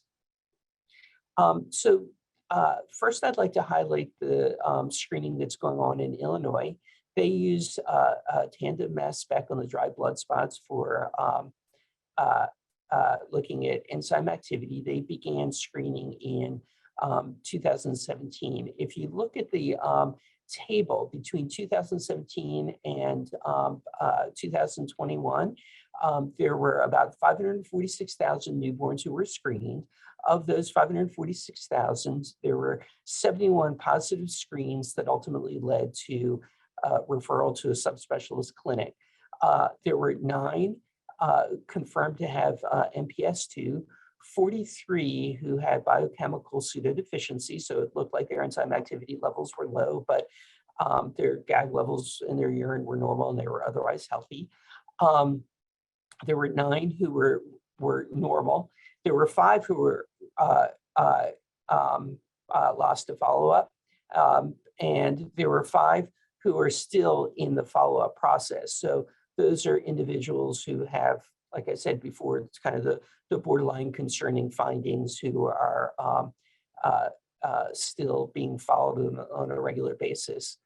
One thing that I'd like to highlight from the screening activities in Illinois is that although we weren't able to identify systematic information on additional family members who might have been identified after the diagnosis of MPS II through newborn screening, there were a few interesting cases that we heard about from one referral center that I'd like to highlight. One is a 2-year-old brother that was diagnosed based on a positive newborn screen.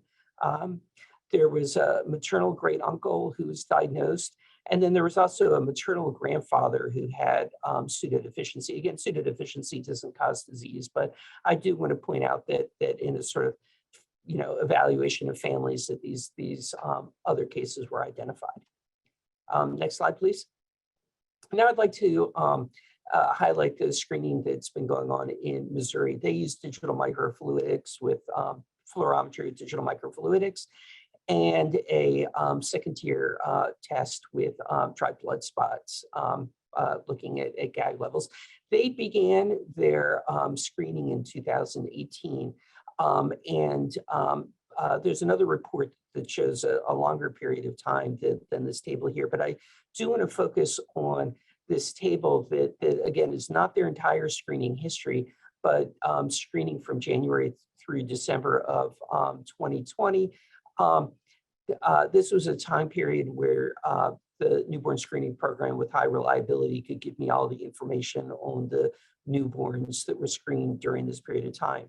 So in this 1-year period, there were a little over 68,000 newborns who were screened. There were 11 positive screens that eventually led to subspecialty clinic referral. There was 1 case of MPS II that was diagnosed, 2 cases of biochemical pseudodeficiency, 1 normal, 5 still in follow-ups. There was 1 death before referral. This was an infant who was in the neonatal intensive care unit and again died before diagnostic evaluation could be completed, and that there was one family that declined further testing. Next slide, please. There is pilot screening that's going on in New York with tandem mass spec. I want to be clear that this is not statewide screening. It's in a limited number of selected hospitals, and it's just too early to assess the outcome of those screening activities currently. Next slide, please. Taiwan has also been screening. They screen with tandem mass spec. The screening there is done with consent. And then the other challenge in terms of interpreting the findings from Taiwan is that there are multiple programs that offer newborn screening within Taiwan.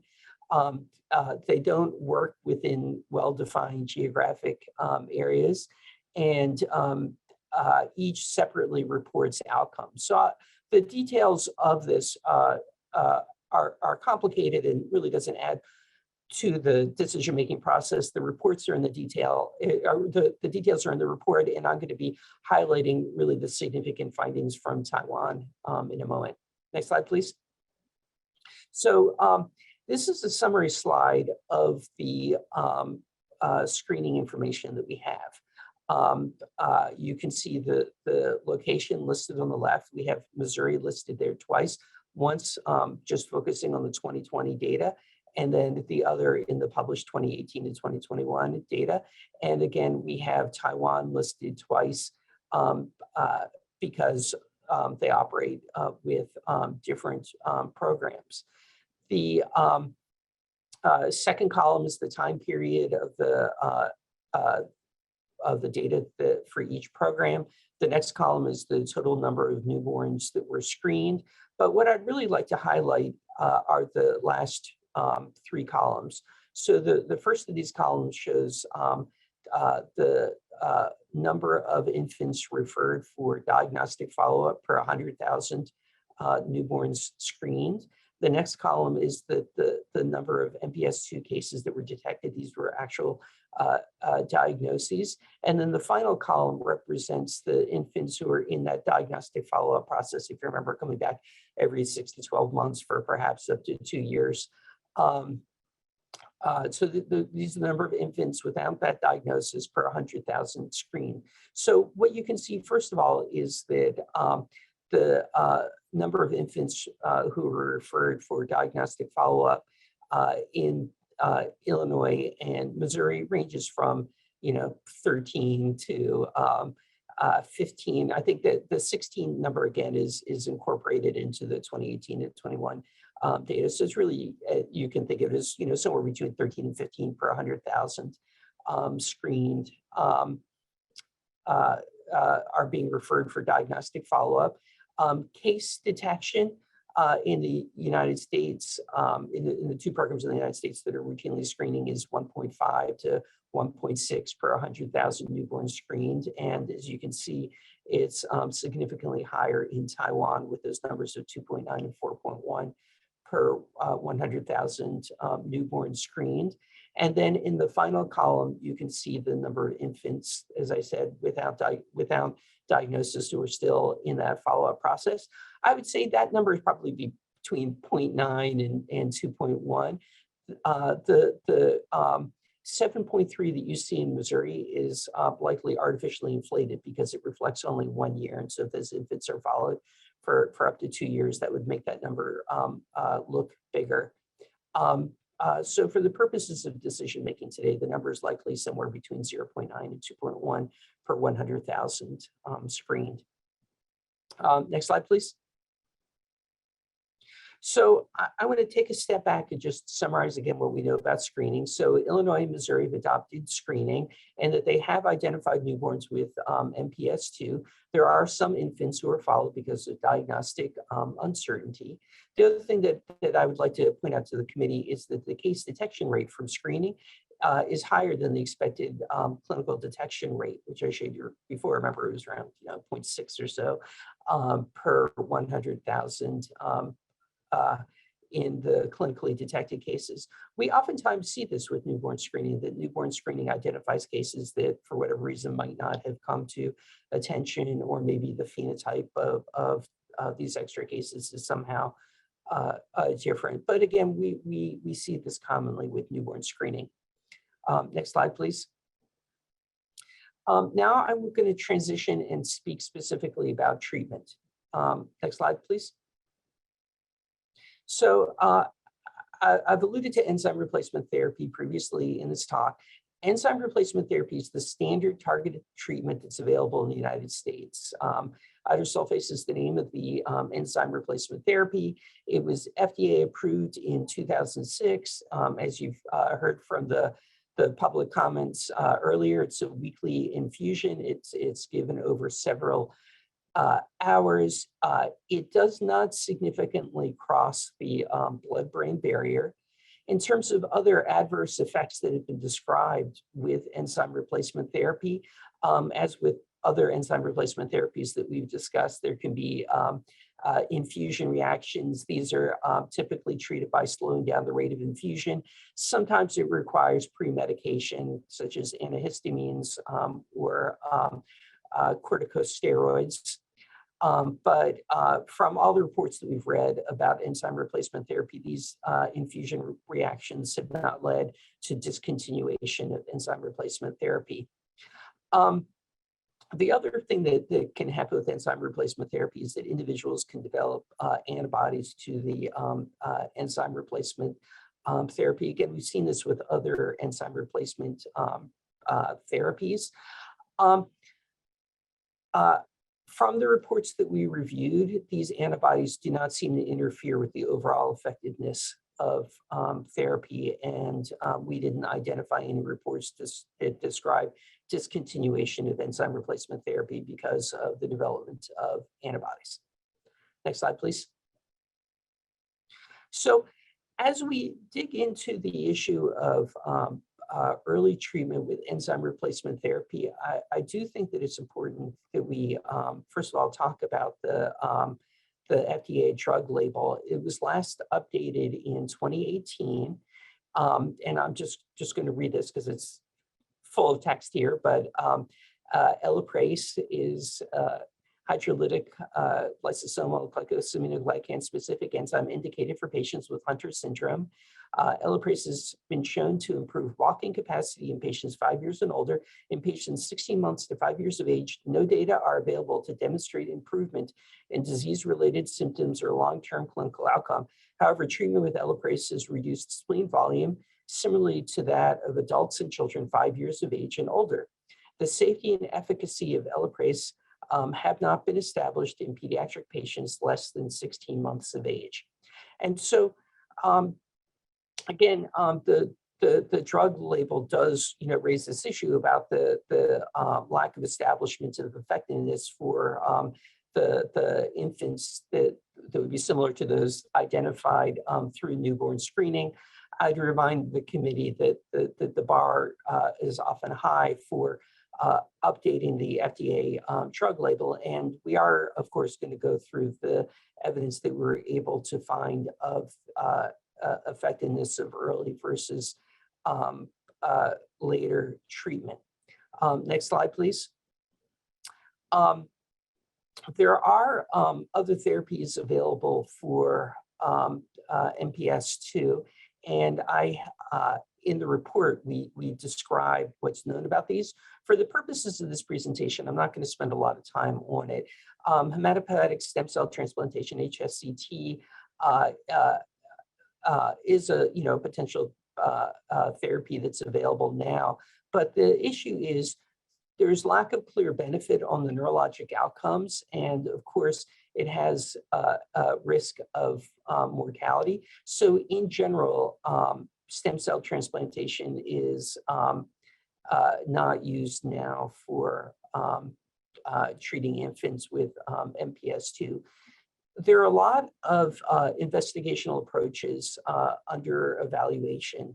There's intrathecal and intraventricular versions of enzyme replacement therapy. There's modified versions of the enzyme replacement therapy that have been enhanced to help with uptake across the blood-brain barrier.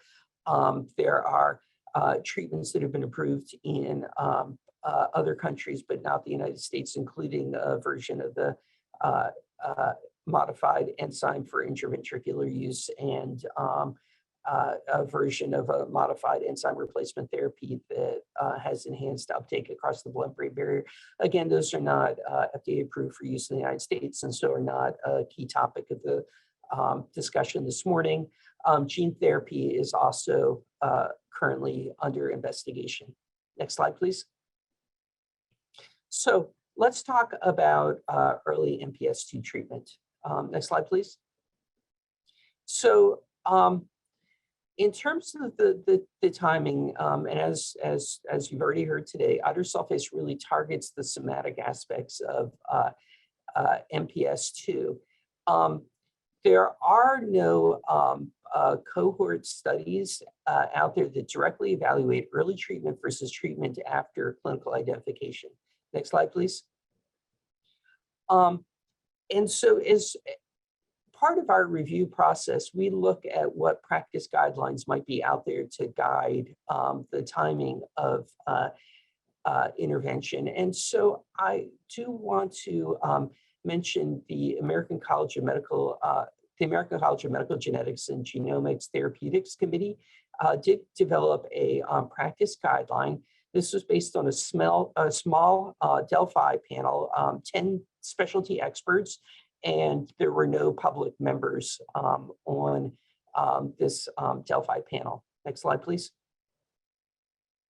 So this is a direct quote from the practice guideline. And I'm going to go through the first few of these because it's relevant for the conversation. So all individuals with severe MPS II or predicted to have severe MPS II based on genotype warrant starting enzyme replacement therapy prior to showing signs or symptoms.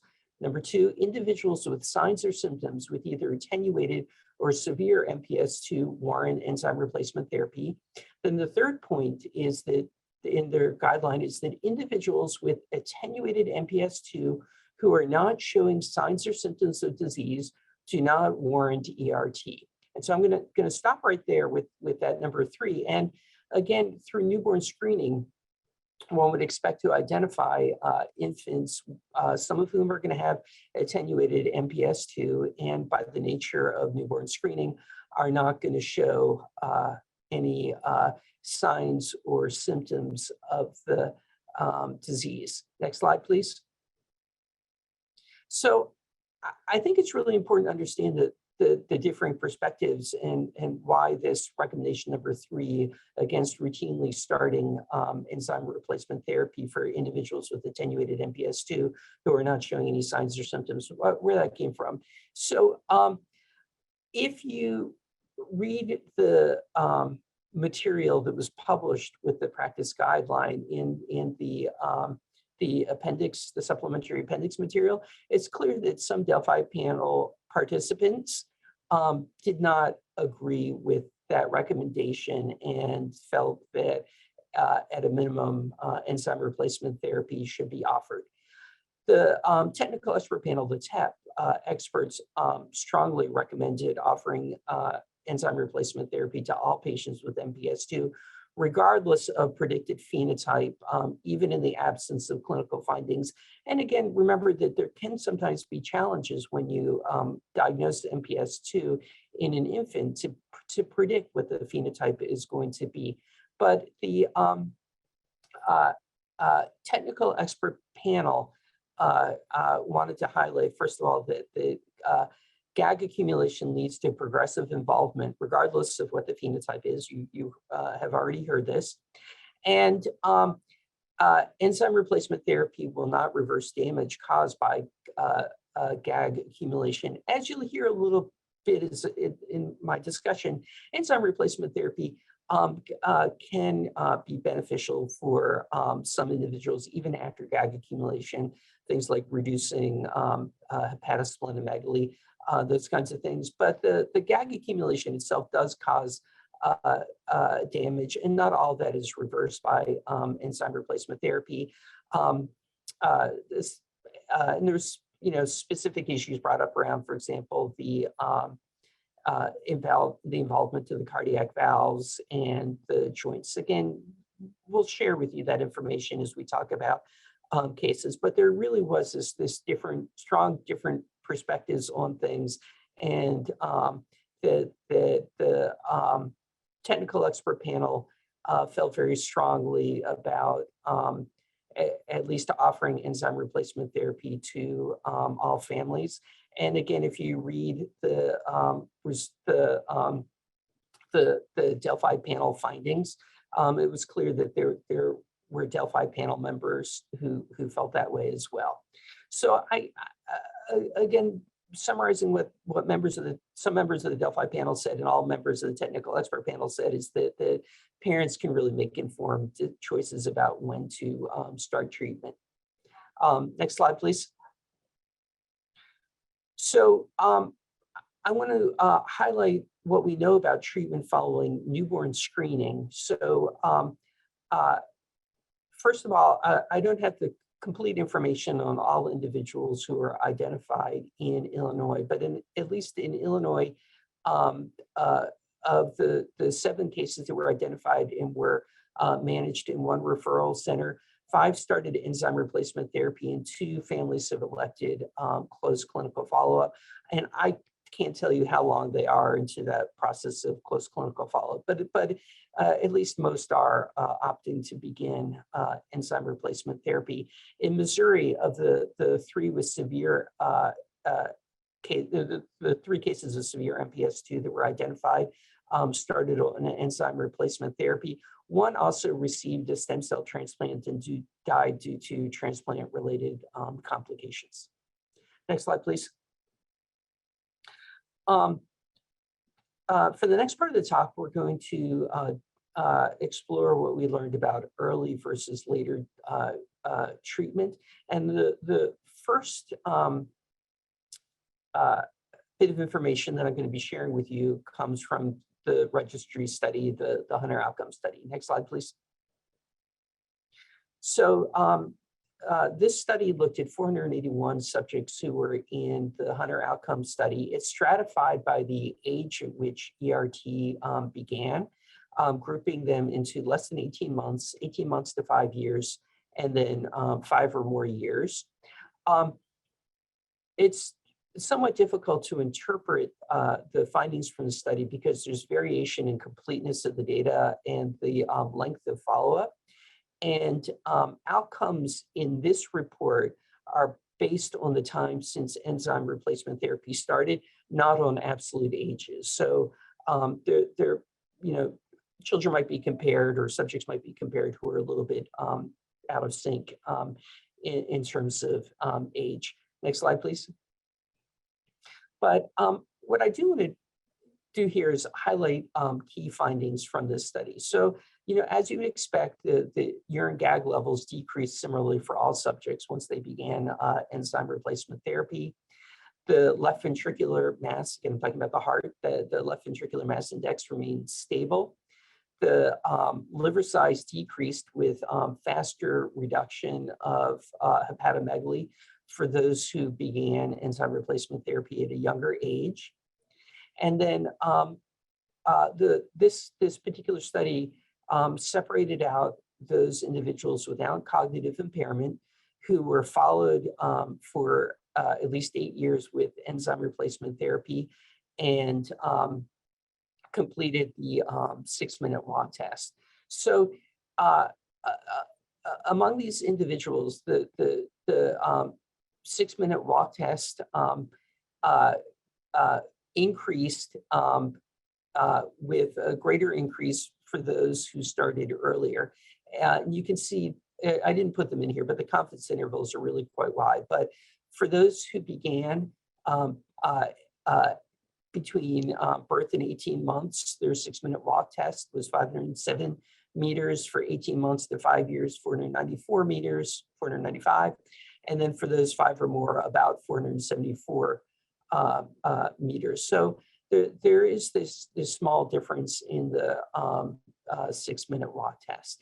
I'm going to be providing more information about the 6-minute walk test that I think is a little bit more clear in a minute. But I think that the understanding that there's this pattern is helpful when we do get to that information. Next slide, please.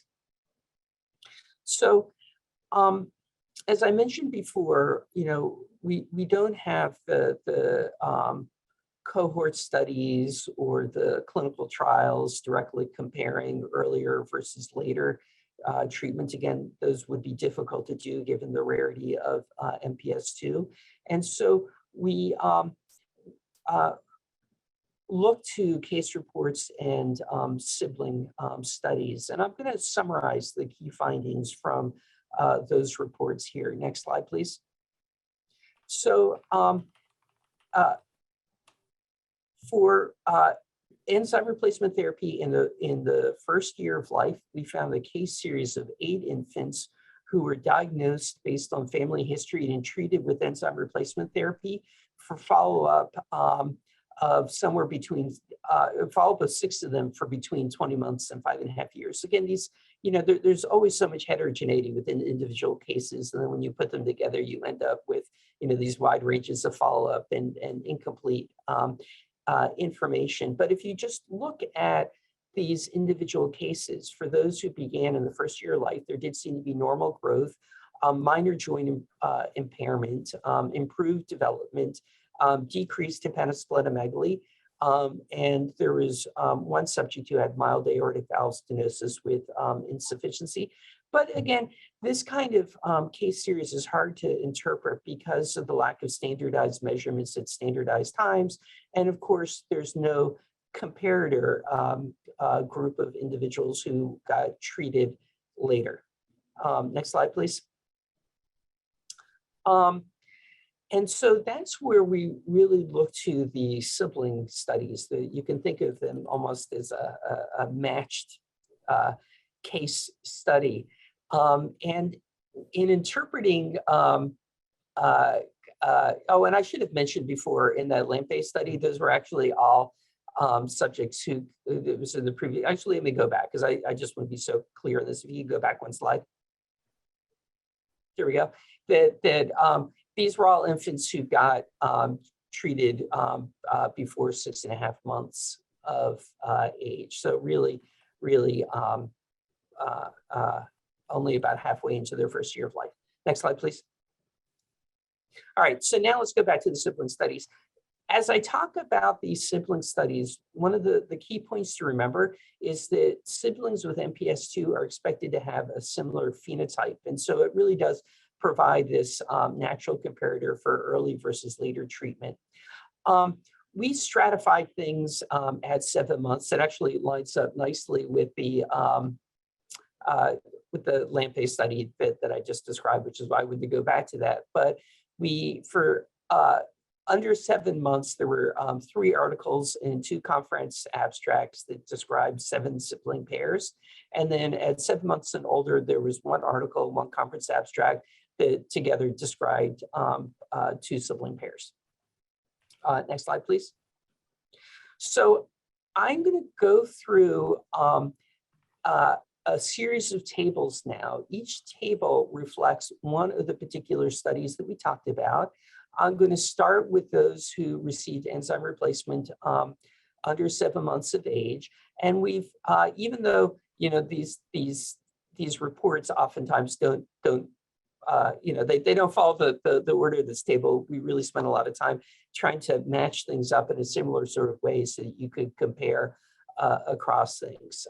So you can see in the middle column, we describe what was going on with the older sibling whose diagnosis led to early identification in the younger sibling. So the first one is where the older sibling was 2 years and 7 months, and the younger sibling was less than 1 month of age. And then for each of them, you can see what their presenting signs were at the time of enzyme replacement therapy initiation. And then for follow-up, again, follow-up is a variable across all these studies, but what I'll highlight is that in this case, the younger sibling did not develop the coarse facial features that are associated with MPS II, did not develop hepatosplenomegaly, did not develop cardiac dysfunction, and had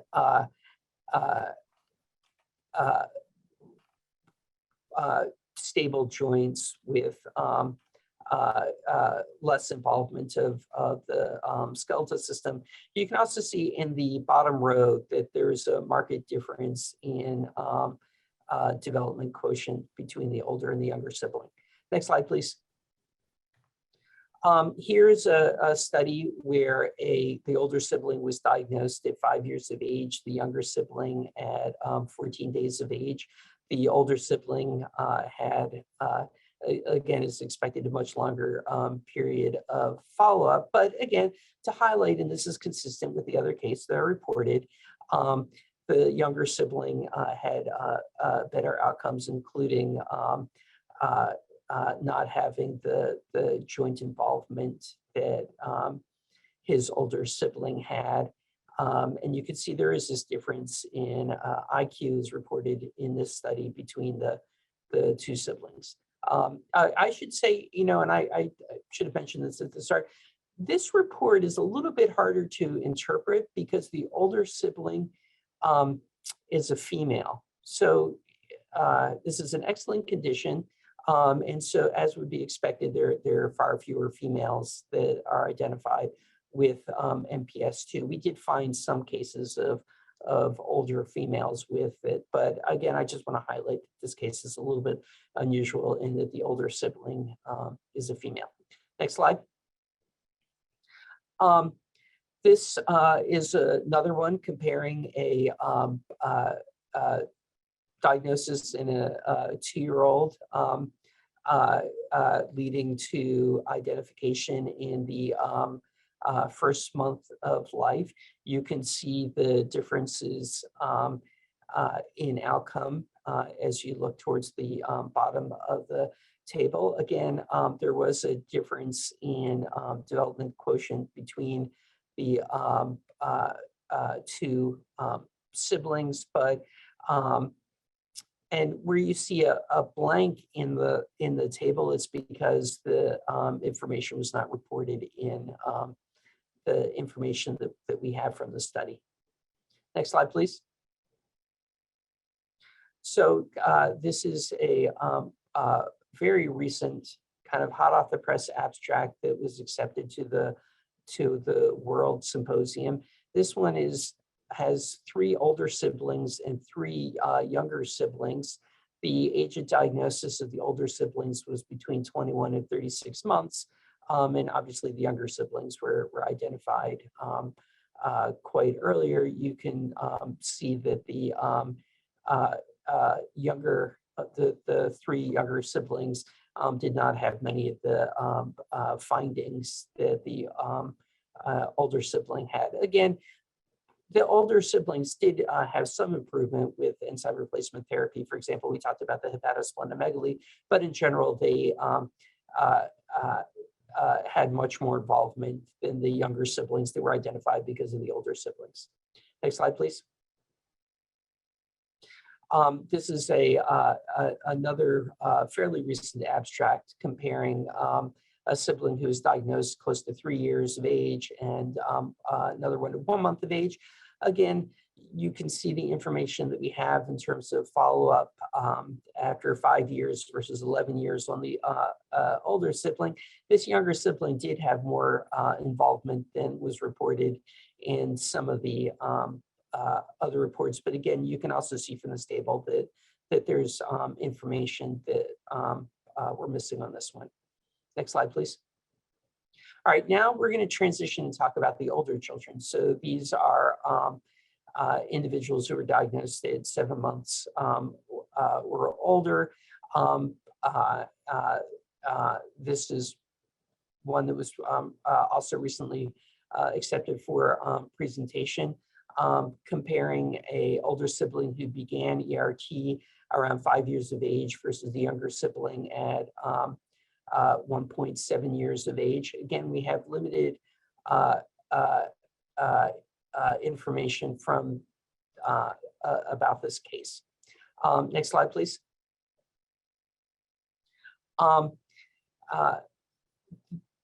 This table reflects a manuscript that was really hot off the press, just published very timely for us, that compared a older sibling who is 3 years, 8 months of age at the time of diagnosis to a younger sibling who was diagnosed at 12 months of age and began enzyme replacement therapy at 13 years or 13 months of age. You can see that this one has a longer period of follow-up than some of the other studies that I shared with you, and certainly has much more information. In general, as you can see and I should mention that this, the younger sibling received many other interventions, including intrathecal enzyme replacement therapy, and has been involved in a trial for the enzyme replacement therapy that crosses the blood-brain barrier. But in any case, you can see that the younger sibling has had much improved outcomes compared to his older sibling. This individual, the younger sibling, does have significant behavioral involvement, but he's also able to do things like bathe independently, dress and toilet, and those kinds of things. I will say that the older sibling, because of the progression in neurologic problems and the lack of continued benefit from enzyme replacement therapy, did lead the family to discontinue targeted therapy for this older sibling, again, because of the severity of symptoms. Again, the younger sibling is having significant behavioral problems, but overall is doing much better in terms of ability to ambulate and dress and those other kind of activities of daily life. Next slide, please. Now, I mentioned before the 6 month or the 6-minute walk test. And I think that it's helpful to compare the two siblings that I just described in terms of the ability to ambulate. So the older sibling at age 11, you can see that that's the older sibling is on the green on the top, and the younger one on the bottom. The older sibling had limited ambulation, required assistance at 11 years of age. The younger sibling is fully ambulatory at the same chronological age as the older sibling. So in other words, is doing well in terms of ability to ambulate. I thought that this was a particularly interesting thing to talk about, because if you look at the Hunter outcome study, the 6-minute walk test findings were less dramatic related to ambulation. Again, you know, we have limited cases, and again, you know, caution should always be taken when generalizing from one particular sibling study. But I do think that it's interesting to see how much of a difference there is. And again, this particular report, we have such rich information about all the care that the siblings receive versus some of the gaps in that Hunter outcome study that I talked about, where, you know, data are incomplete and there's those age issues and stuff like that. So again, I do think that this is an important finding that the committee should keep in mind. Next slide, please. Oh, there we go. Oh, one more.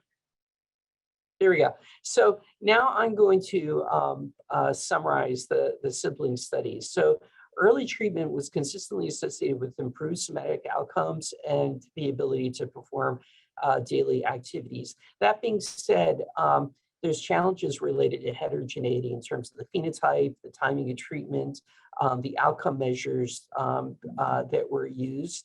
Also, if you especially look at that most recent report, the one by Grant et al., there does seem to be these positive impacts on families associated with earlier treatment. Next slide, please. So I'm going to back up and just talk about treatment in general. So idursulfase, again, treats the somatic component of MPS II and is associated with a decreased risk of mortality by adulthood. It seems to be well tolerated. Again, we didn't find prospective or retrospective cohort studies comparing ERT in the first year of life to later treatment with standardized measures at specific ages. But the sibling case reports that we described provide indirect evidence of an early treatment benefit.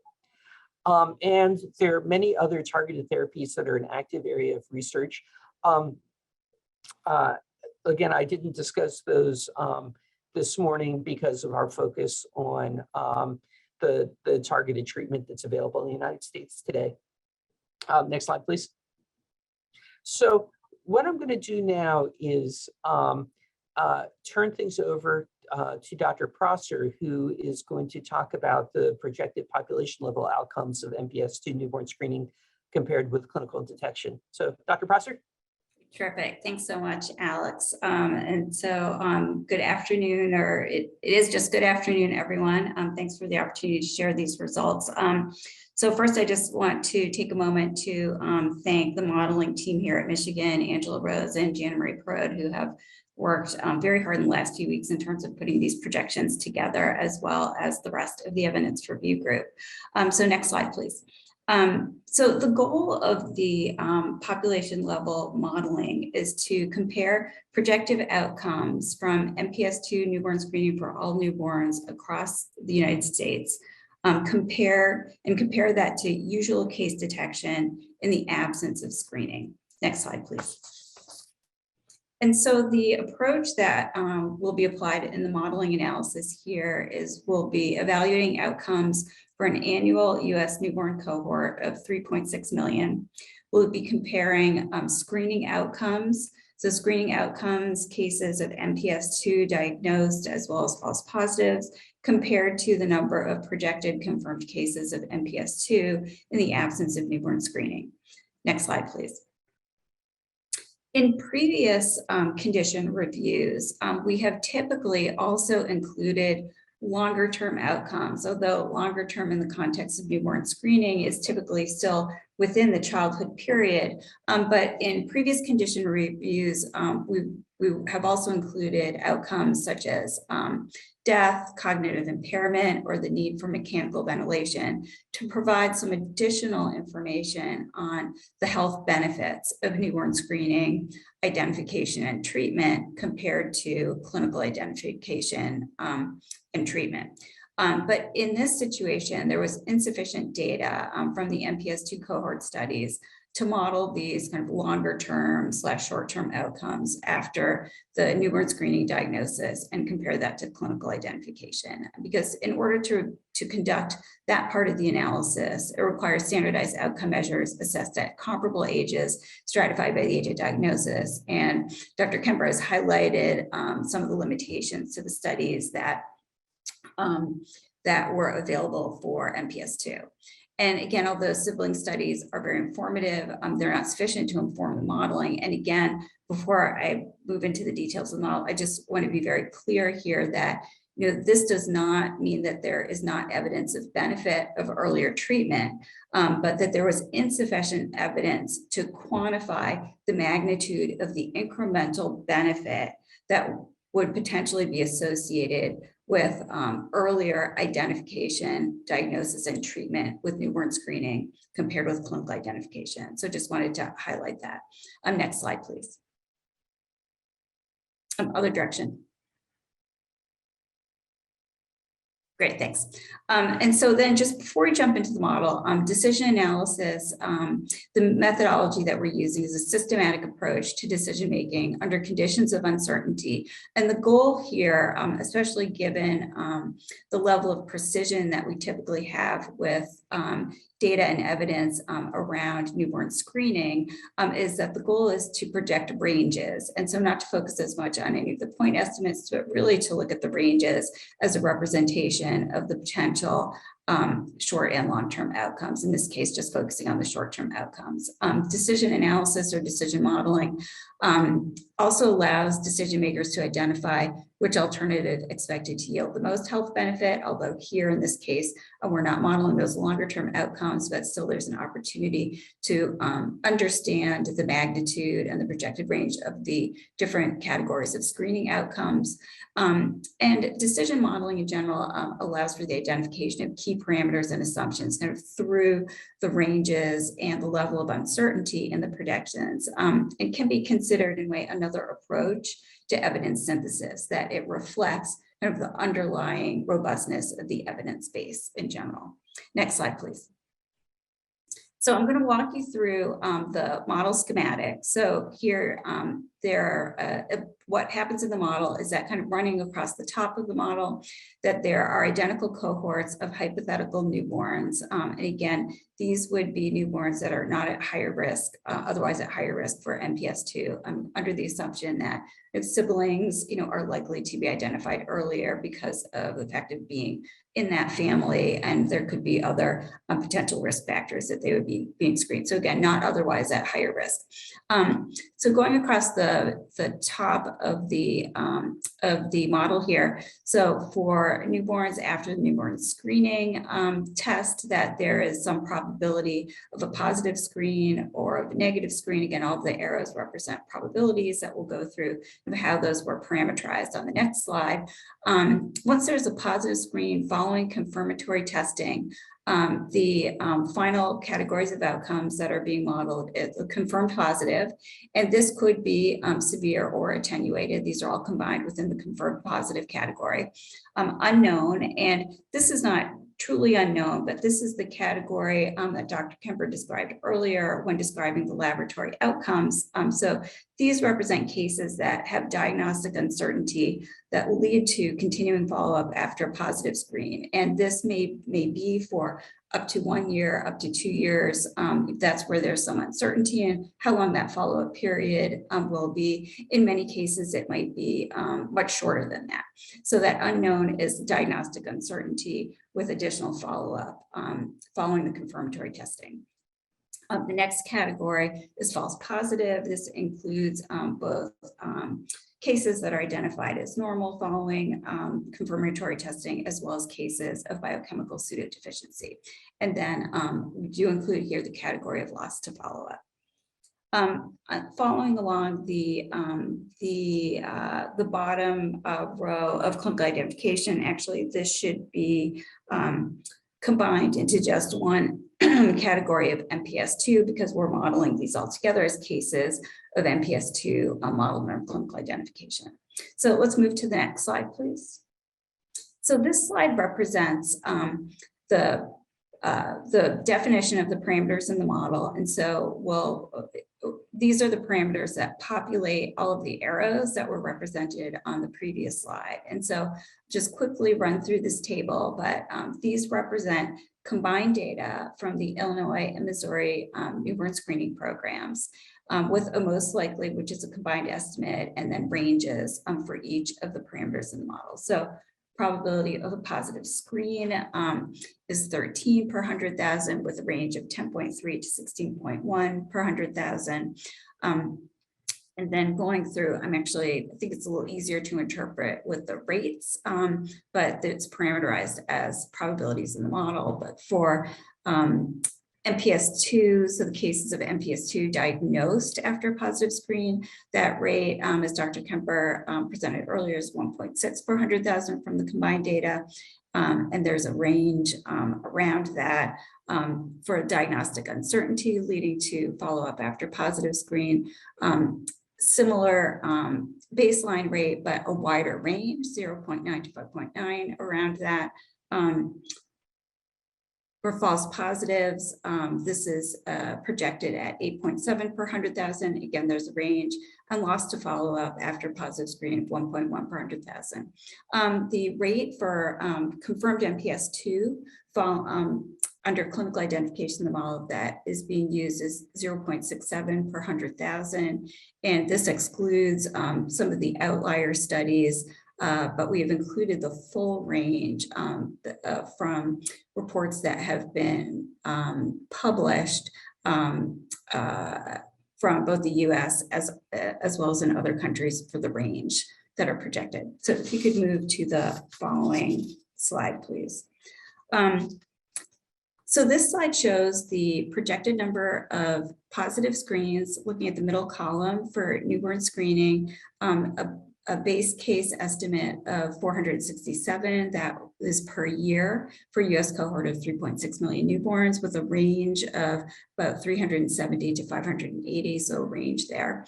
Then looking at the breakdown following confirmatory testing, that for MPS 2 diagnosed, again, I'm going to focus on the ranges 42 to 59, and comparing that to clinical identification, that consistent with the laboratory estimates that the model would be projecting a higher rate of confirmed MPS 2 cases diagnosed under newborn screening compared with clinical identification. For diagnostic uncertainty requiring follow-up, base case projected estimate of 57, with a wider range here, reflecting the higher uncertainty around this number. And again, that there is not a specific follow-up period defined at this point. For false positives, roughly 300 per year, again, with a range around that, and loss to follow-up. And this included the cases that were identified through the laboratory screening, those that were truly lost to follow-up, but also includes one infant that passed away prior to identification. So let's move on to the next slide, please. So in terms of a summary, the projections show that newborn screening would identify a greater number of cases of MPS 2 compared with clinical identification. That the number of cases requiring follow-up because of diagnostic uncertainty was similar to the number of cases of MPS 2 diagnosed immediately following newborn screening, again, with a greater range of uncertainty surrounding those estimates. That if the case is lost to follow-up, if there had been an opportunity for further evaluation, and also as those cases that are being followed up resolve, the estimates from this model could change. And then just to loop back to this, that the decision modeling is really an approach to evidence synthesis, that to highlight that this is the first condition considered by the committee since the incorporation of decision modeling, for which there has been insufficient evidence to model any longer term outcomes that quantify the potential benefits of screening in terms of specific health outcomes. So I will stop there and hand it back over to you, Alex. Great, thank you. So what I'm going to do, next slide, please. Do you want me to do cost now, or do you do it after lunch? Why don't we wait and do it after lunch? Okay. That's okay with you, Dr. Kemper. Thank you both. Yeah, so we're scheduled to break until 12:45. So we'll do that and see you back in 30 minutes. Welcome back, everyone. This is the second part of the presentation from the Evidence-Based Review Committee on MPS 2. And I think Dr. Kemper was going to be next. Is that correct? Okay. Yes, you are. You ready? So yes. First of all, I have one small correction to make. I misspoke about the Missouri newborn screening a little bit. I inserted, and this is my fault, a late change, the term digital microfluidics. They actually use plate reader fluorometry for the screening, separate than the digital microfluidics platform that they use for other screening in Missouri. And I'd like to thank Dr. Gelb for reminding me of this and allowing me to correct the record. All the numbers I shared and everything was the same, but I misspoke about the technology earlier. So now going back to the presentation, as the committee knows, we are required to look at the newborn screening program costs of MPS II screening. So this next section isn't the cost of everything related to screening, diagnosis, and treatment for MPS II, but is really limited to answering the question about the cost to the newborn screening program. And as we discussed previously in terms of our methods, given the complexity of the issues and the potential ways that things might change from program to program and over time as well, we really focus on the range of potential costs. This part of the analysis is led by my friend and colleague, Dr. Scott Gross. So I am presenting the information, but I just really want to give him credit for helping us think through how to do this. Next slide, please. So the cost information I'm going to provide to you is based on interviews with representatives from the Illinois and the Missouri newborn screening programs, and included were estimated costs related to equipment, reagents, laboratory, additional laboratory technician and scientist time. But again, it's challenging to figure out the precise cost for MPS II screening, because it's like every time a condition is incorporated into screening, it's incorporated into existing activities. Next slide, please. So the estimated cost above and beyond the fixed costs of the existing program is between $2 and $6 per infant screened. Of course, there again, I had the word digital microfluidics. Just pretend like you don't see that when you're looking at the screen, but the technology, tandem mass spec or fluorometry, the volume of specimens that the program evaluates, the need for additional technician time, commercial assay versus laboratory developed test use, whether or not equipment is rented versus purchased. And then there are additional fixed costs, for example, updating the laboratory information management system, the LIMS systems, for example. It's important to note, because of the low positive first-tier screening rate, the enzyme activity, that things like second-tier GAG testing or the costs of short-term follow-up really don't substantially impact the costs of screening. Again, the number of infants who require second-tier testing or short-term follow-up is small relative to the number of infants who are screened. So again, in summary, the cost is between $2 and $6 per infant screened. Next slide, please. We're now going to transition to the public health system impact assessment, and that'll be presented by Mr. Judu, based on the survey work that's been done. And again, he'll discuss this in detail, but this gets to the readiness and feasibility aspect of the considerations regarding MPS II newborn screening. Thanks, Alex. Good day, everyone. My name is Jalili and I'm with APHL. Can you hear me? Excellent. Next slide, please. Next slide, please. So before I even begin, I'd like to acknowledge all of the newborn screening programs around the country for not only their work in being essential employees and folks in the newborn screening and public health system, but for their efforts in actually completing these surveys for us. As Alex said, I'm going to just highlight some of the activities related to the public health impact as it relates to MPS II. I'm going to focus some of this talk on the feasibility and readiness of implementing comprehensive population newborn screening in different programs across the country. Next slide, please. So this is how we define readiness. And I think we've done this a number of times. I know that there are new folks on the new committee members on the advisory committee, but we define readiness or a newborn screening program as ready if they can implement a new condition to their own state panel within a year, developmental readiness within 1 to 3 years, and then unprepared will take a little bit longer than 3 years to be able to implement, again, full population mandated newborn screening in their state. Next slide, please. So these are the components of feasibility. Again, these are broad, but certainly you want to validate it, establish the newborn screening test, an available newborn screening test, a clear diagnostic confirmation approach, as well as treatment plan, and then an established follow-up approach, especially for long-term activities. Next slide, please.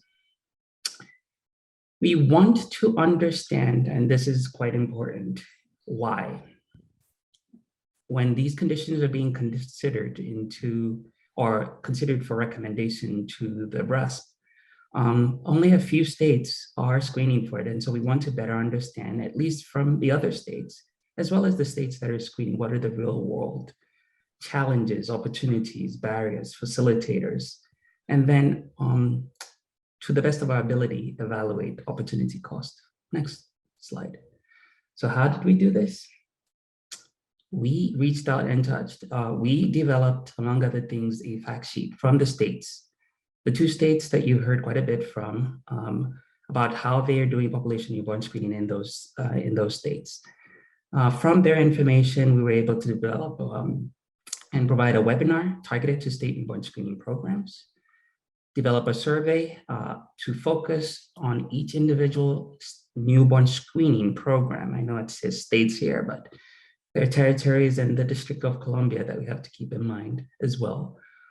Get that information, as well as focus on in-depth interviews from states that are currently screening, as well as states that are either screening any of the conditions on the RUSP, any of the latest conditions, the latest 4 conditions on the RUSP, all of the conditions that have been recently added to the RUSP, and then none of the conditions that have been added to the RUSP, to get their understanding of what it's going to take and those barriers and facilitators to be able to implement screening for MPS 2. And in the last slide, or the last bullet there, highlight the additional 3 states that we focused on. Again, it's the states that are screening for the last 4 conditions that were added to the RUSP, some that weren't, that are not screening for all of them, and then some that screen for just some of them. Next slide, please. So the results, again, I'm not going to say too much about the first 2 states here. We owe them a debt of gratitude for pretty much everything that they've provided and shared with us. The state of North Carolina, we were told, has a IDIQ, what is it, indefinite, it's a contract that was provided to them from NICHD, NIH, through RTI in collaboration with the North Carolina Newborn Screening Program, to be able to do a population pilot screening for, I think the over 140,000 babies born in North Carolina. And that hasn't started yet, but I think the anticipated start date is sometime this year. We heard a little bit about the New York Screen Plus activities. I should qualify that. We heard a little bit from the pilot that is occurring in several or a few hospitals in New York that Alex mentioned in his overview there. And then the state of West Virginia has a legislative mandate to screen for MPS 2, but there is no current start anticipated date or method of screening at the moment. Next slide, please.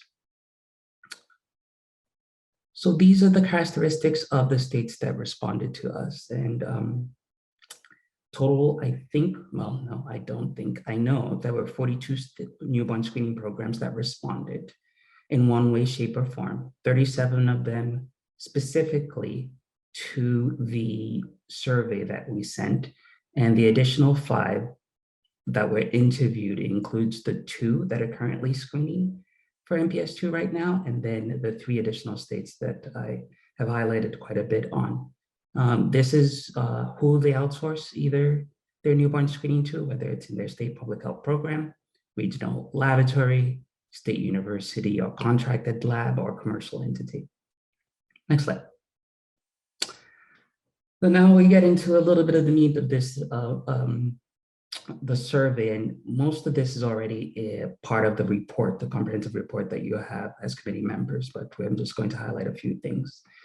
The question that we ask here and the implementation challenges is, and bear with me, please indicate the following implementation factors for MPS 2 and highlight what are your major challenges, minor challenges, or what would not be a challenge.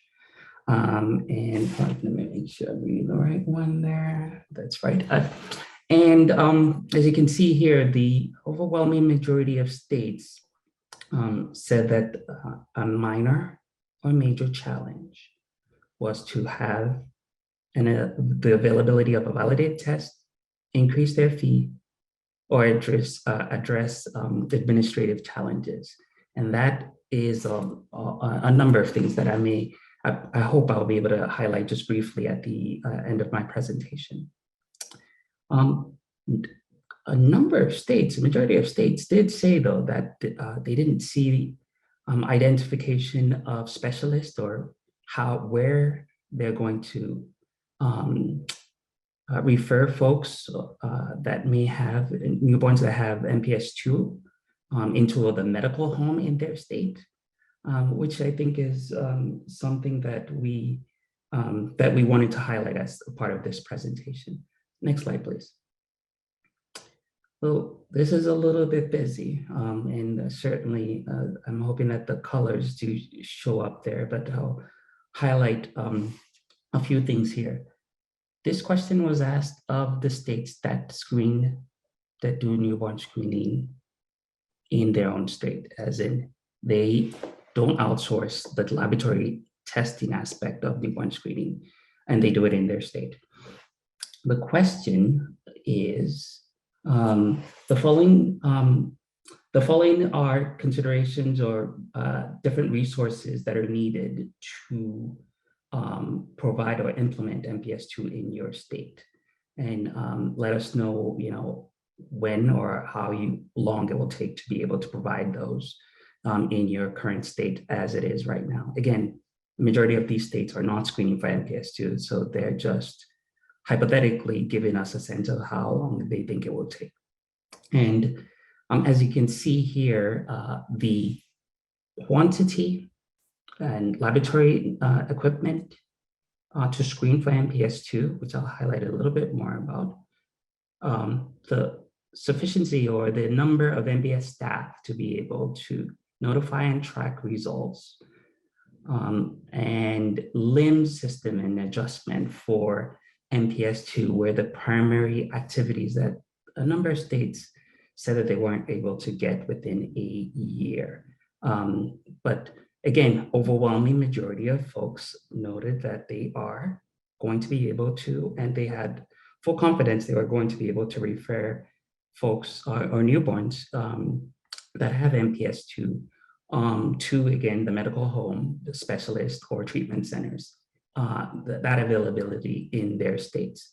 And a few, let me see here, let's see, 83% of the states said that they were also going to, they don't have the protocols, follow-up protocols when it comes to MPS 2. They can, they can't get it within a year, but certainly afterwards it's possible. Next slide, please. So I wanna make sure I'm reading this correctly. The question was, the following various activities are needed by your newborn screening program in order to implement MPS 2. Now, implementation in this case is for those states that outsource their newborn screening laboratory testing to either another state or commercial entity. And I think the responses are similar to what we saw earlier for states that are already, that are going to be bringing on MPS 2. if to their state panels and screening for it and moving forward. Let's see if there's anything to highlight about this. It's pretty much the same. A good number of states are saying that they are able to find and focus refer these newborns to the medical home or specialists or treatment centers. LIMS adjustment still is something that takes a little bit of time, and I'll highlight some of that later. And then the number of staff, again, the sufficiency in the number of staffs to be able to report and track results, again, takes a good bit of time, at least a year in moving forward there. Next slide, please. So we wanted to get a sense of the barriers and facilitators both ways in adding a condition, in this case, MPS II in state newborn screening programs. The question is, please indicate the degree to which these factors impede or facilitate your ability to adopt newborn screening for MPS II in your state.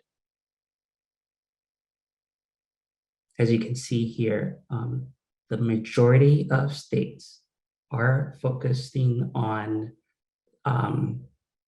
either the non-newborn screening public health priorities, the estimated costs to newborn screening or screening for these conditions, particularly MPS II in this case, and then ongoing activities in programmatic activities, whether it's continuous quality improvement or addition of other conditions, again, something that I'll highlight briefly. Those three were either a minor or a major barrier for state newborn screening programs.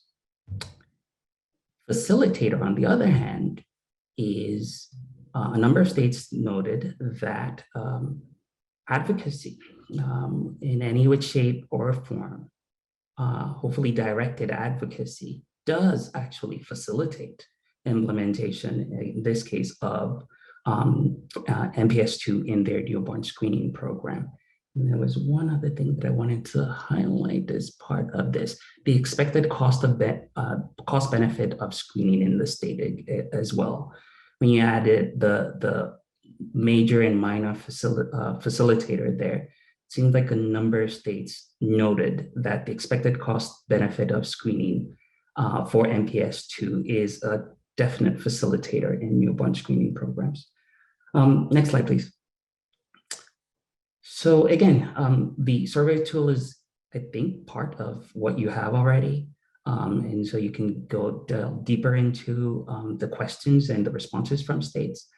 But this question focuses on the estimated time it will take your newborn screening program to initiate MPS II in your state. And the majority of folks or state or newborn screening programs, 62% said that it would take 1 to 3 years to implement MPS II newborn screening in their newborn screening program. I would also like to highlight that about 30% of those states said that it would take more than 36 months or 3 years to be able to implement population screening in their program. Next slide, please. So I think Alex highlighted this, and I want to be able to quickly get through this so that we can get through some of the discussions. Lessons learned from the 2 states that are currently screening for MPS II. The 2 states strongly highlighted that there is a good separation between normal and unaffected for the laboratory test that is currently being used in those 2 states. Alex also highlighted this, but the use of the second tier for GAGs to reduce false positive was certainly something that they wanted us to highlight. And the ability to multiplex with other LSDs is an advantage, or can be a barrier. It's a barrier or a challenge in some states if you're not screening for LSDs in the first place. And there are a good number of states that are not screening for any of the conditions or LSDs currently. And so it will still be a barrier to be able to figure out how they're going to be able to bring this on or challenge in a traditional sense. And then we've highlighted the LIMS, or the laboratory implementation or laboratory information management system revisions, and how long that takes in states. Sometimes it could take 6 to almost 18 months, depending upon the priorities in the states. And then how to handle variants of unknown significance in different states is something that they wanted to highlight as well. Next slide, please. So these are the lessons learned from the additional 3 states that we wanted to get information from. And it certainly helps, at least for the condition in question, in this case, MPS 2, to be on the RUSP for them to be able to do a number of things, whether it's increase their fee, rely on other kinds of activities and a readiness tool. These states, a few of these states actually had a readiness tool, a state readiness tool that was able to move them from one phase to another quickly and in a very methodological way. The 3 states highlighted, among other things, the different challenges, including funding, hiring of staff, laboratory space, and updating their LIMS system as a major barrier to adding a new condition, in this case, MPS 2. And then, as noted a few times here, none of the programs actually were concerned about the challenges related to short-term or follow-up access or access to treatment in their states. I think they were fully comfortable, at least as they responded to us, that this making sure that the newborns get into a medical home was not going to be a major barrier. Next slide, please. So the strengths of the public health system impact, I think we got a really good survey response in almost 80%. Again, the webinar and fact sheet that we developed from the 2 states that are currently screening certainly was informational and helpful to be able to know what other states are currently doing. And then certainly we were able to get a sense of how this particular conditioning, in this case, MPS 2, was going to be implemented from the other state newborn screening programs. And certainly the interviews and real world experiences helped quite a bit. Next slide, please. Limitations, as you can imagine, these are all hypothetical. And I'm just going to focus on that last bullet. It's I think the overgeneralization of what a newborn screening program does, whether or not the first 2 are already being able to do that, is something that we want to be very mindful of. You know, there are 53 newborn screening programs in one way, shape, or form. And so there is some variation, certainly, in how those newborn screening programs are able to affect and implement newborn screening programs. And then the second bullet there, and the limited data on screening for MPS 2, I think, which has been nicely highlighted by Dr. Kemper. Next slide, please. Summary, next slide. Majority of programs said that they will be able to implement, or it will take at least 1 to 3 years to implement MPS 2 as part of their newborn screening population testing. Highlighted the variation among newborn screening programs, and then programs that have either implemented conditions that are already on the RUSP, especially those lysosomal storage disorders, seem to be or may be in a better position to be able to implement MPS 2. And I think that is my last slide, but maybe not. One more.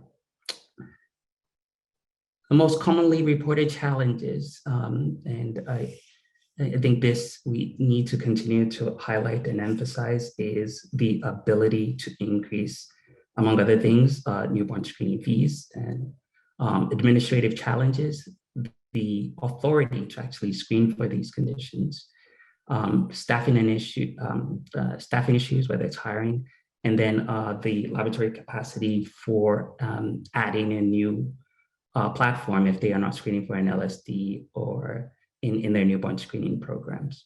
And then I'll be remiss if I didn't highlight the competing priorities in state newborn screening programs. And we've all gone through that certainly over the last year. Next slide. Next slide. I think that's the end of the presentation. So, you've now gone through the evidence review, the population health modeling, the public health system impact assessment, and the description of costs. As I was listening to Mr. Jadu go through his presentation, there was one point in the evidence section which I probably didn't highlight enough, but I do just want to bring up now. It's a small point, but it does seem that the second tier dry blood spot GAG testing can really drive down the number of false positives due to pseudodeficiency. In the main report, we referenced some laboratory work that's been done to show that on dry blood spots, but I know that in the public health system impact assessment part, there was a broader discussion of the role of second tier testing that I had in the evidence review part. So I just wanted to sort of close that circle. Dr. Powell, I'll turn things back over to you. Thank you. Thanks to all our speakers. We'll now open this up for questions and comments, first from committee members, followed by organizational representatives. And please use the raise hand feature and state your first and last names.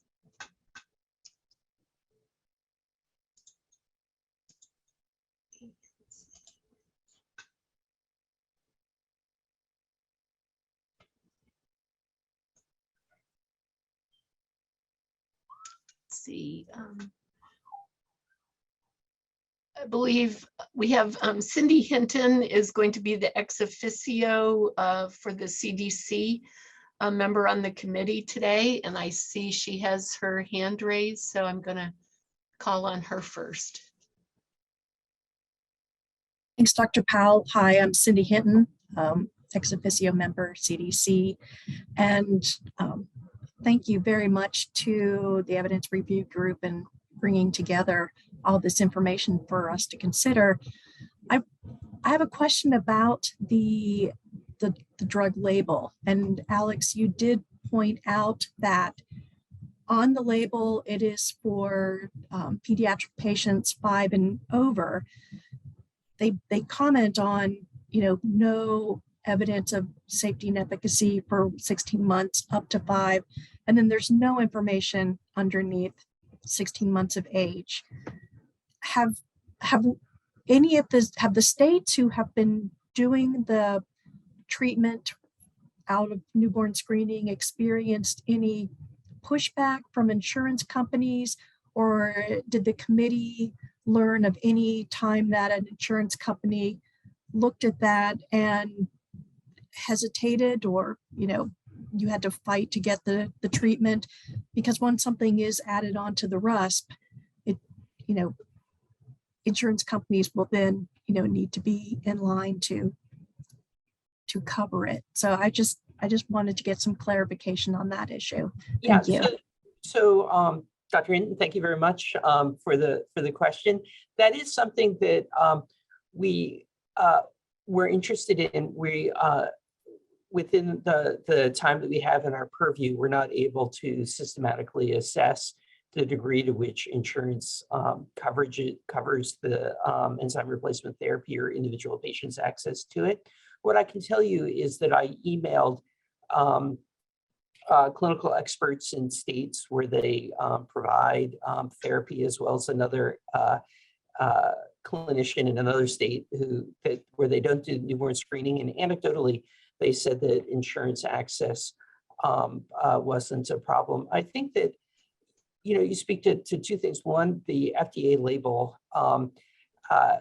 Again, I'm not an expert in what it takes to change the label, but I know that the bar is high, and the kinds of sibling studies that we described, from what I understand, wouldn't be sufficient in and of themselves to modify the label. And then there was also that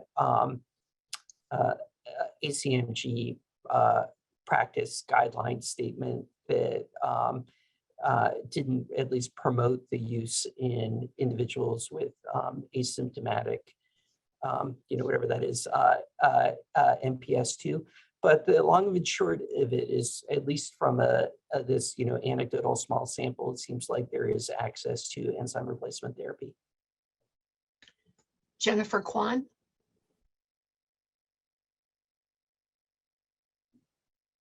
Thank you. I'm Jennifer Kwan, and I had a couple of questions for both Alex and Lisa.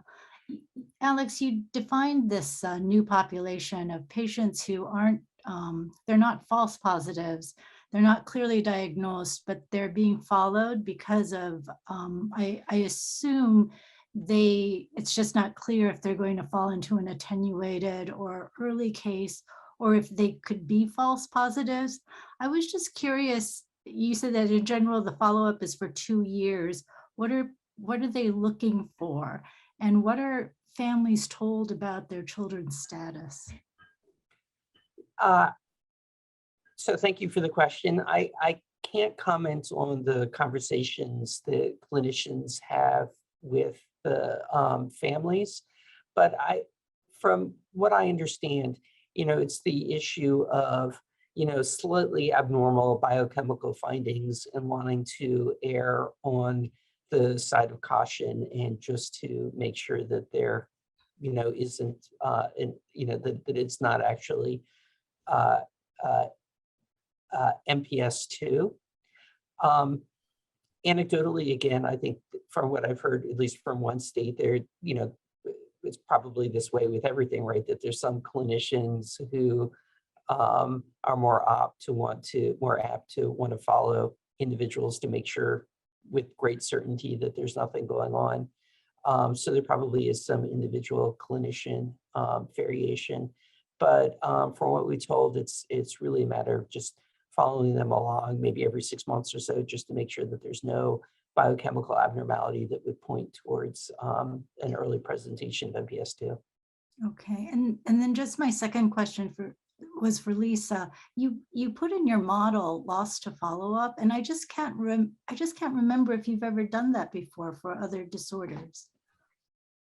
That's a great question. And so I haven't gone back and checked, and we've not included that typically before, but in this case, because it was a category that was reported and I won't say to the same significance, but certainly in the same order of magnitude as the other categories of outcomes. Again, we're talking about outcomes directly following the screen and confirmatory testing.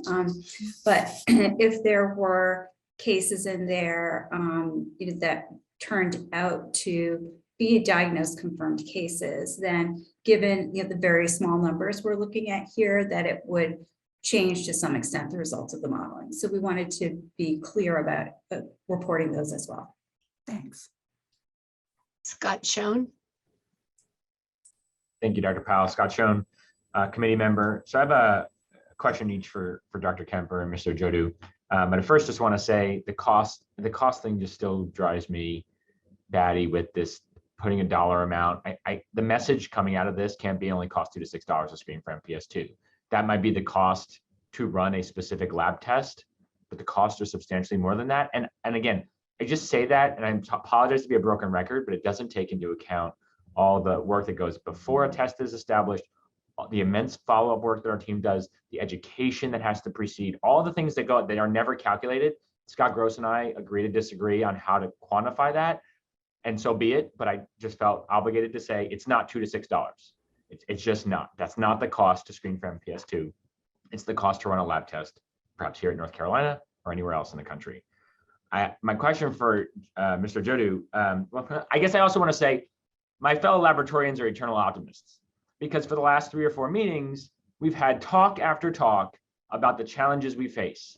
Hemorrhaging of people, challenges recruiting, we're losing geneticists, we're losing nutritionists. We've heard time and time again. But 1 to 3 years, boom, magic wand, all solved. We got this. And I think that we just need to realize that the survey is the ideal situation. And it's been 1 to 3 years for every disorder. I've been doing newborn screening now for since 2007, 2008, Julie. Every survey you guys have done has been 1 to 3 years. So I just think we all need to realize that's what the survey says, but it's going to take us different times because different challenges. So I appreciate the data, but so my question for you, Julie, is did it come up about multiplexing and LDT? Because MPS 2 is not an FDA approved test yet, or FDA cleared test yet. And so multiplexing it is going to cause us to validate as opposed to verify. So did that come up at all? And then I have a question for Alex. So let me just go back to your first comment there, which is, that is, you're absolutely spot on. Since 2015, there have been 4 conditions added to the RUS. 20 states screen for all 4 conditions. That represents, or that totals about 41% of the babies born in the United States. So that just gives you an idea. Since 2015, the Pompeii MPS 1, XCLD, and SMA. Your question was on multiplexing. Can you just repeat that again? What? Just the challenges with multiplexing, because or maybe are there tests coming? Maybe I should ask as a question. Is there a test coming that will be FDA cleared that would make multiplexing easier? Because it sounds like that's an advantage. Most states identify that as an advantage, but verifying versus validating are clinical laboratory regulatory challenges. And I just want to know if that detail was flushed out in the assessment of how to add this on. No? It wasn't. I've been told that there is the possibility that a test is coming up, an FDA approved test maybe, but again, this has to come through and a number of things have to happen before that does happen.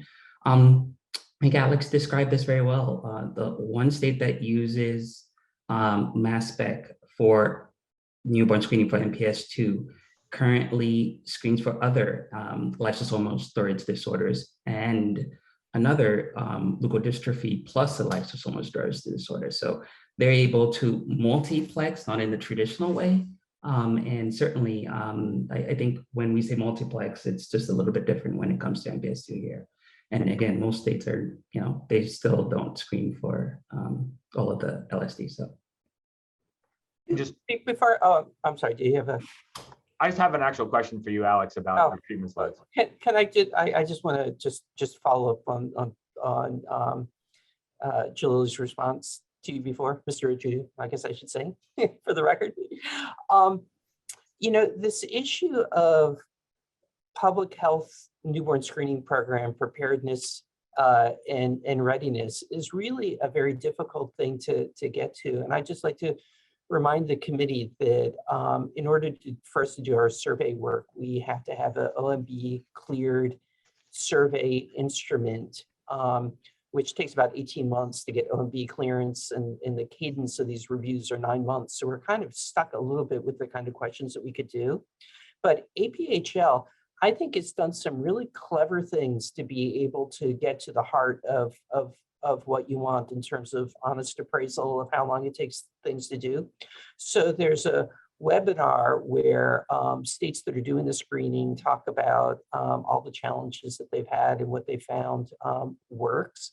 And then the survey itself is completed by teams of individuals from each state that takes hours for them to do. And so we're incredibly grateful for the state newborn screening programs that give us their feedback. We're always open to thinking about other methods to be able to collect this information, and to the degree that the advisory committee could, come up with a statement saying, we really want to know, in reality, how long it's going to take to do things. But it's a very difficult thing to do. And so if you can think of a better way for us to have a system to do it, we would be like 100% open to that.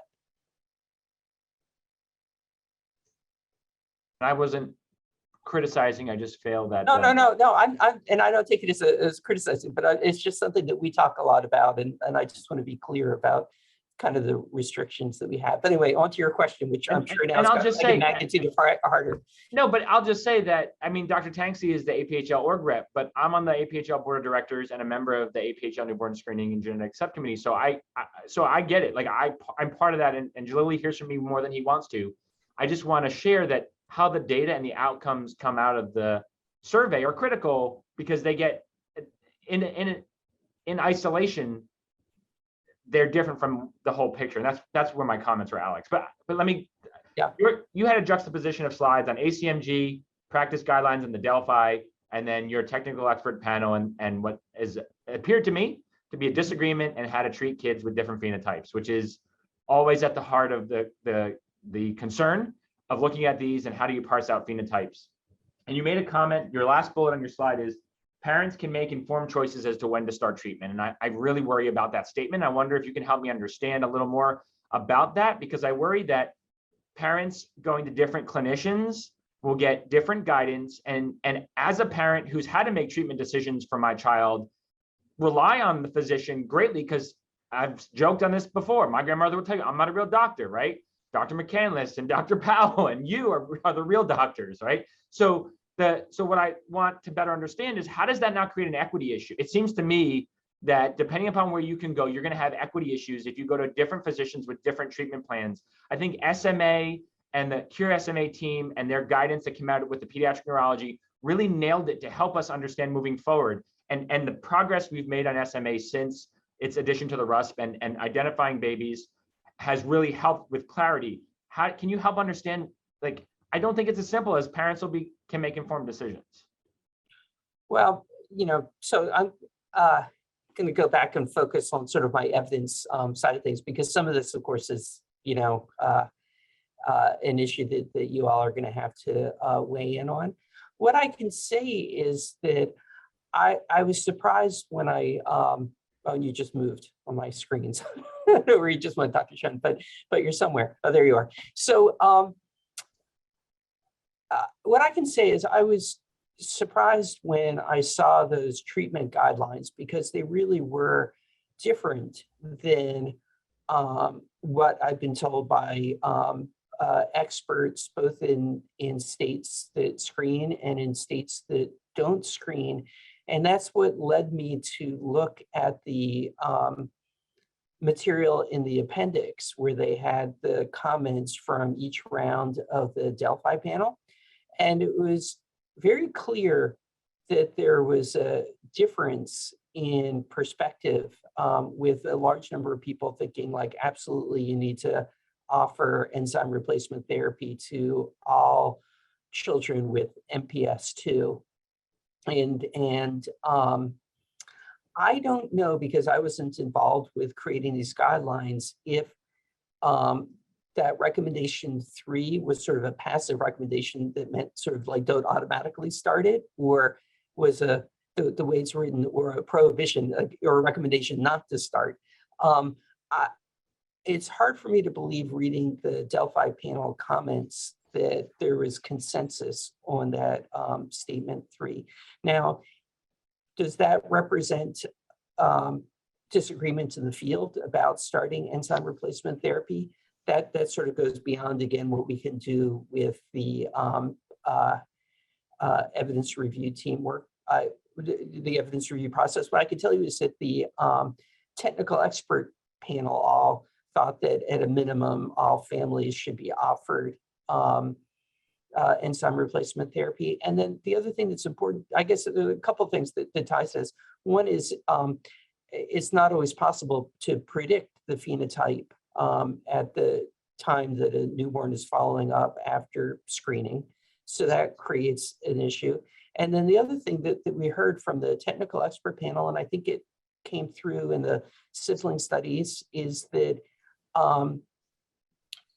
children who go on to have the attenuated version of MPS II benefit from the somatic effects, and that individuals who are going to have the more severe or the neuronopathic form, even if it doesn't address the CNS aspects of MPS II benefit. And so again, I think that there probably, if this moves forward, work that needs to be done within individual states about having consensus about treatment. But from a pure evidence standpoint, that's sort of what we found. I'm giving kind of a circular answer a little bit, because I don't want to weigh in too much with my own personal opinion. Did I get you anywhere close to something helpful? You're welcome. You're on mute, but I can figure that one out.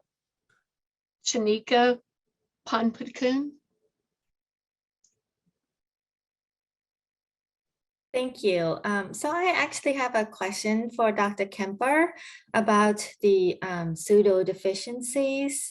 So if you look at the first study from Illinois, it looks like that was quite high compared to Missouri. Can you elaborate more the differences between that and those patients, those cases, are they lumped into false positive? And are there ways that the newborn screening lab can do to prevent that? I think we encounter this very commonly in MPS 1 newborn screening, and it is a source of kind of challenges. And I was struck by the differences between two labs, and maybe this is something that we can build on. Thank you. Yeah, thank you. Thank you very much for your question, and welcome to the advisory committee. So I think that the difference here is the use of dry blood spot GAGs to determine whether or not an individual might have pseudodeficiency or MPS II. So I think the difference is in the use of the second tier test. And that's why I brought up those comments before. I really should have emphasized that earlier.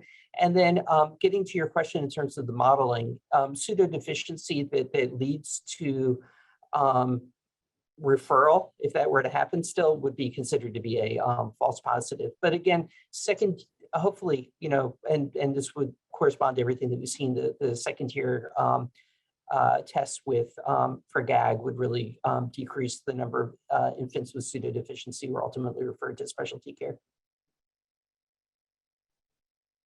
You're welcome. Before we go on, I just want to announce that our committee member, Kamala Mistry, representing the Agency for Healthcare Research and Quality, had some connection problems this morning, but is on with us now by phone, at least. And hopefully will let Mia know if she has any questions. Let's see, Cindy Hinton, did I see your hand up again, or? You did, but my question was addressed. Okay, thank you. Great. All right. ESP, I knew it was coming. Let's see. I don't see any other committee members' hands raised. So now we'll be able to go to Bob Ostrander. Yes, hi, I'm Bob Ostrander, American Academy of Family Physicians. Thank you guys for a great presentation. I've been involved with this for a long time, and I'm just so incredibly impressed at how our discussions and the process has evolved over those years. Much easier to follow, much easier to wrap our heads around, I think. Everybody probably knows, but I got into this world because I was part of the medical home movement for children and youth with special health care needs. And that kind of is always a lot of the perspective of what I bring. And I sit on the follow-up and treatment work group. And as I think people know from previous meetings, one of our focuses has been to suggest going forward that the evidence review process look for information, ideally from the submitters of the nomination, some general blueprint of what longitudinal follow-up might look like. I have a picture of what that might mean for MPS II, but I'm reluctant to assume things for obvious reasons. Dr. Ajodu mentioned that the labs don't have big concerns about the availability of treatment and getting medical homes set up for these kids. But I'd like to know if that's been looked into a little more than just asking if folks have concerns. As we heard from the oral testimony this morning, these patients, these children, clearly going forward will have a lot of needs, even the ones treated, that are addressed by the traditional form of medical home as outlined in the medical home index going forward. And I don't know if anybody's asked the question, Alex, Dr. Kemper, what that picture looks like. It's a narrow enough and rare enough disease. I would think that the specialty care would be at specialty centers, and that's pretty well established. Although you're going to certainly diagnose more children and diagnose more early, I don't think it would be, it's like, I think it's okay to assume that the capacity will be okay, except maybe in rural areas for that. But I wonder if anybody's thought about the two components of longitudinal follow-up. Number one, who's going to gather data, not just on disease progression, but the other data that we've talked about in the various papers that our work group has published about longitudinal outcome, both medically and with all the other, again, things that in the medical home index, but also how the interaction between the specialty center and whatever the medical home is, and sometimes that is the medical center, both in terms of medical care for non-condition related things, and also more importantly, care coordination with all the other medical home functions with DME, school, community, rehab, and then all that. And if, I really continue to feel strongly that someone should have a vision of that, and whether the capacity is there and how the education will be transmitted to primary care physicians at the time that these things are added for the ROSP. So those are all great questions. I appreciate that very much. And of course, as a primary care provider, your question kind of speaks to me as well. I think there were really, if I can unpack your questions a little bit, there's really two different things that were in there. One is the kind of services that an individual identified with MPS II through newborn screening would need. And when I think about this for the evidence review process, it's really what kind of services does a child with MPS II who got diagnosed through newborn screening need versus the kind of services that an individual with MPS II would need if they come through usual clinical detection. And so if you look at the sibling studies, I think that's where the most helpful information comes from. So newborn screening identified cases will likely go on, at least in the United States in 2022, would receive weekly enzyme replacement therapy. And that would, presumably at this point, again, go on for the life of that individual. A case that is later detected will also have to receive the same therapy. So the differences is if you look at the sibling studies, it does seem that there's this difference in all the other services that individuals might need. So if there's, if you believe that there are those benefits of early intervention, then the ability to self-care, to ambulate, to not have some of the other long-term sequelae of MPS II are there. So I think it's really thinking about the difference between, again, the child that was identified through newborn screening versus the child that goes on later. There is no doubt that this is an intensive therapy requiring weekly infusions. And although, once the child is stabilized and the, the ability to tolerate enzyme replacement therapy is known, home infusions can be done. It's still a really intensive therapy. The second question that you brought up, though, is about outcome measures. And I think Dr. Prosser did an especially good job of pointing out the kind of information that we would need to know long-term to be able to quantitatively understand the difference between early detection versus clinical case detection. And in the report, and this is the first time we've done this, Dr. Prosser outlined exactly the kind of measures that would be helpful to understand the long-term benefit of early detection versus later detection based on what we know of the disease course and the studies that are out there. So does that get to your questions, Dr. Ostrander? Yeah, I think it does. I hadn't kind of phrased it in terms of only looking at the delta between the clinically diagnosed and the newborn screening diagnosed patients. And, perhaps the fact that we're already doing what we do with clinically diagnosed patients means that nothing needs to be built into or design, because again, the early diagnosed patients probably need fewer services. Nevertheless, I'm going to continue to repeat myself at every meeting, just like Scott does about his things, that the more we're explicit about this instead of assuming about it, the better, the more advanced medical home system we'll have. And I'm continue to be overall, not just with this condition, obviously, relatively underwhelmed about how systematic we provide medical home for kids with complicated needs, and how much we do it ad hoc, patient by patient and practice by practice, especially in the primary care world. So I'll get off my soapbox. So noted. Sabra Ankner. Hi, Sabra Ankner, organization rep for AmChip. So first, I just want to thank everybody for their work on this, but most especially the patients and families who shared their stories. I kind of almost, I think, want to kind of combine some of Dr. Ostrander and Dr. Schoen's observations and from the public health system's perspective. One is that I know at the last meeting, it was requested to have some information about ethnic or racial data for people with pseudodeficiencies. It doesn't sound like that was available. And I think that that is a problem.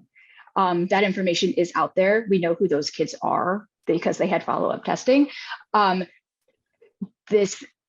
We have seen, as was mentioned with MPS 1, a disproportionate impact on certain populations with pseudodeficiencies, which means that our tests are inadequate and aren't working for those families. We know that false positives and pseudodeficiencies cause harm. And by continuing to not even explore that, it's really, I think, problematic and goes towards the equity conversations that we're starting to have, but aren't really fully really addressing. Like, we still want to say, well, we screen every baby, and it's like, we don't, because the tests don't work the same for every baby. And on that, the cost of programs, as Scott was saying, are so much greater than the cost of what it takes to run the test, especially when there are so many unknowns. This is sort of an opportunity to combine the worst parts about MPS 1 and the worst parts of XALD, which is you've got an unknown number of pseudodeficiencies that are going to occur in populations where we don't know which ones they will be. And you've got an X-linked disorder where there's going to be an unknown impact and expectation for following up on extended family members, older siblings, great uncles, et cetera. And so that costs time and money and requires expertise within the system. Short-term follow-up doesn't just call out results, right? They educate providers, they work with their consultants. The consultants themselves are overwhelmed. They don't get asked about, they didn't get asked if they were prepared for this, for patients that they may have to follow for up to 2 years, maybe longer, with indeterminate results.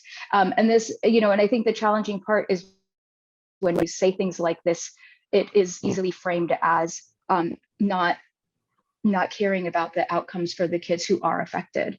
And the challenge is when you're in the public health system, you are screening every baby, and you have to think about the results and the response for every baby, for every disorder. Most programs continue to not meet the timeliness standards for time critical conditions, right?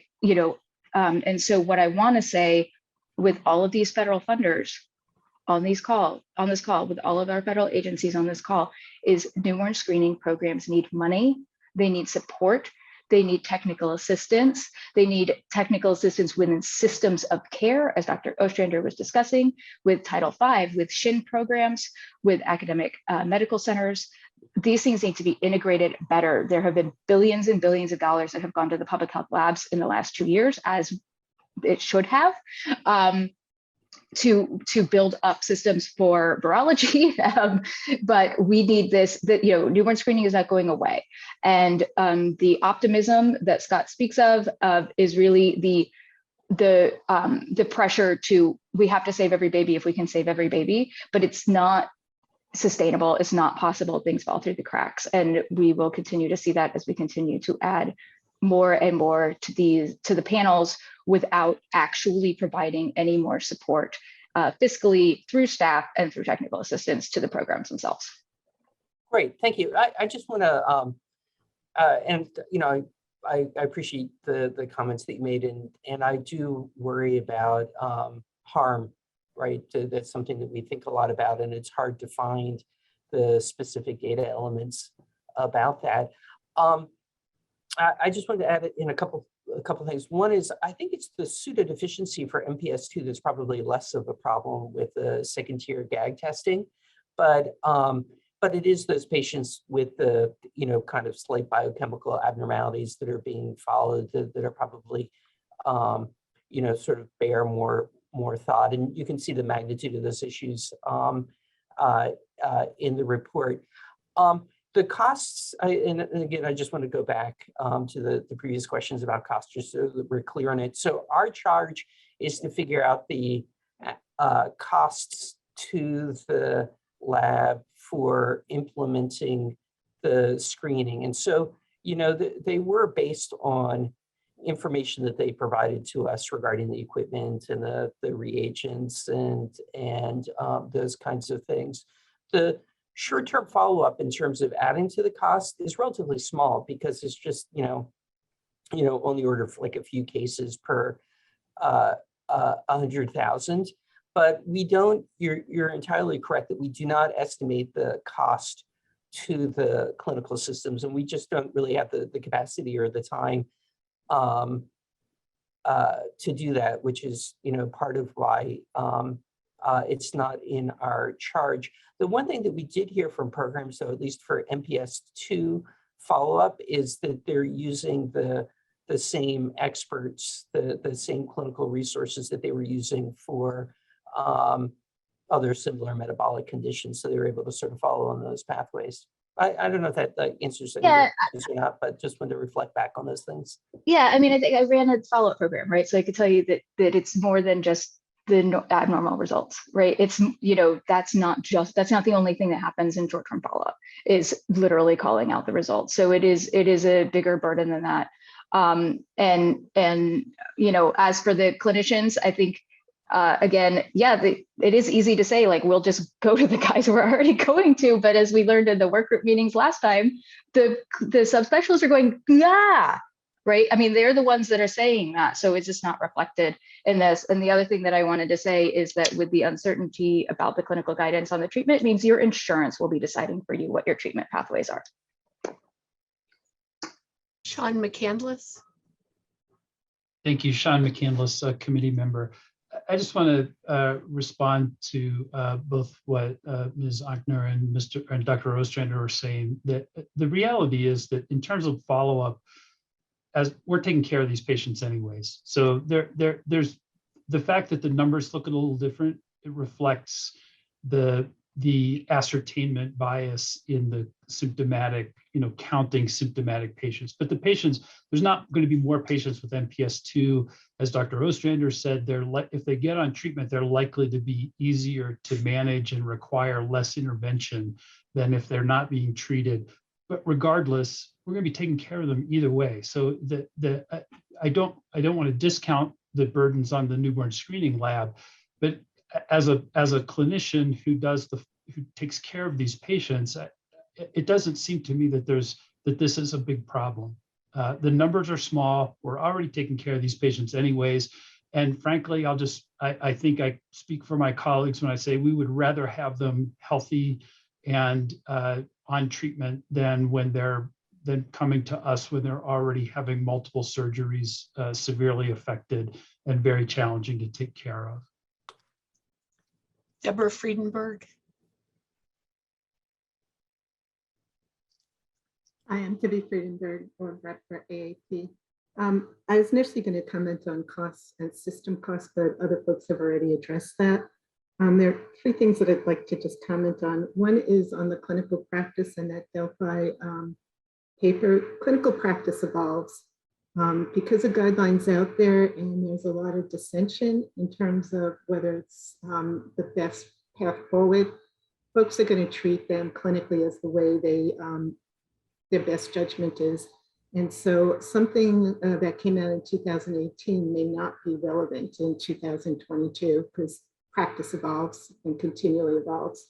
The other question that I had was kind of a theoretical one for Dr. Kemper. The data that's presented on MPS II, we know the ERT does not cross the blood-brain barrier. However, the data suggests that those that are on ERT treatment either stabilize their cognitive decline or don't have it if treated early. And I was wondering if there was any thought about the mechanism of that besides just a decreased somatic burden. Yeah, so that's a great question. What I can tell you is that it does seem that at least some of the enzyme does cross. That's why I use the term significantly cross, but the amount is not great that crosses. I'll tell you that on the evidence review side of things, I try not to I try not to figure out like the pathophysiology of why something might make a difference. But what I can tell you from talking to families is that having a child that can better ambulate and take care of things like toileting and those kinds of things, even if it's not dramatically affecting the CNS involvement, will just naturally lead to differences in some cognitive skills, those kinds of things. That's not a very scientific answer, but that's sort of how I interpret it. And then my last question is just a comment you just made in that it's you're looking at the cost estimate for the lab. Is it the lab or is it the newborn screening program for the cost estimate? Yeah, I really we've talked so much about the cost. I don't know if there's a way to bring Dr. Gross into the conversation because he might be able to add some additional color commentary beyond what I'm going to say. But it's the cost of the lab, the LIMS system, the issues of short-term follow-up, those kinds of, like the whole package. So not just the actual test itself, but again, there's so few infants that end up getting referred from newborn screening that it just doesn't appreciably change the range of costs. And now, ladies and gentlemen, we have a real health economist, and I'm going to have him add some additional comments. Thank you, Alex. The conversations we had with the two screening programs in Illinois and Missouri was that they did not experience any need for additional follow-up staff to engage in these activities. All of our estimates are based from those two programs. That does not mean that programs in other states might not experience additional costs.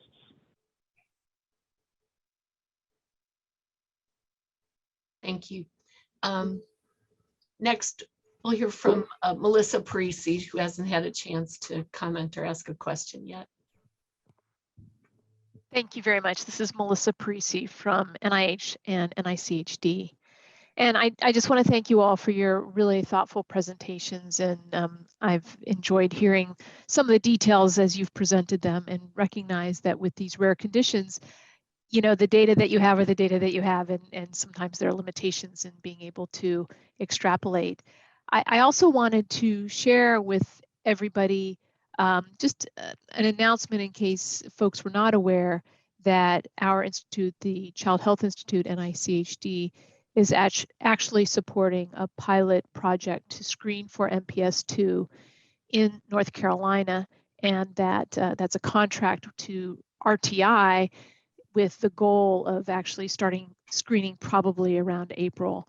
The team is currently in preparation, creating all the systems and procedures, IRB approvals, et cetera, and working closely with the North Carolina State Laboratory of Public Health to accomplish screening for MPS II in North Carolina. So that will also add to the data on this condition. The goal is for them to screen 140,000 babies over the next 2 years.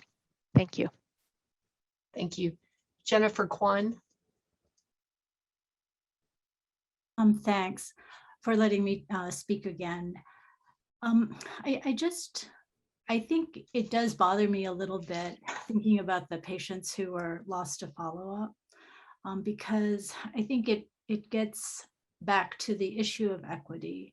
I think that it is a burden on families who are diagnosed with this disease. It really sounds like a very, I mean, I think that for the families who have lived through it and who are making the sacrifices to have their children treated, it seems like it's well worth the effort. But I think that we have to remember that in a population-based program, we are going to see a wider range of people and responses and social factors than maybe we're seeing in families who have two siblings with MPS II.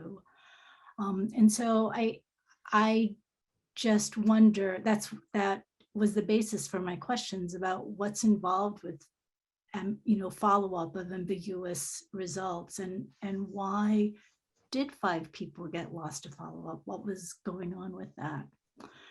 The other thing that I'll say is that it would be really a great time for the MPS II community to tighten up their guidelines for treatment, because as someone who routinely prescribes medications, 2 medications which are on the top 10 most expensive medication list, I noticed that your enzyme replacement therapy is also on that list. And I will tell you that insurers do care what the FDA approves, and they do care about expert guidelines. And I think that the final thing I would point out is the New Steps program.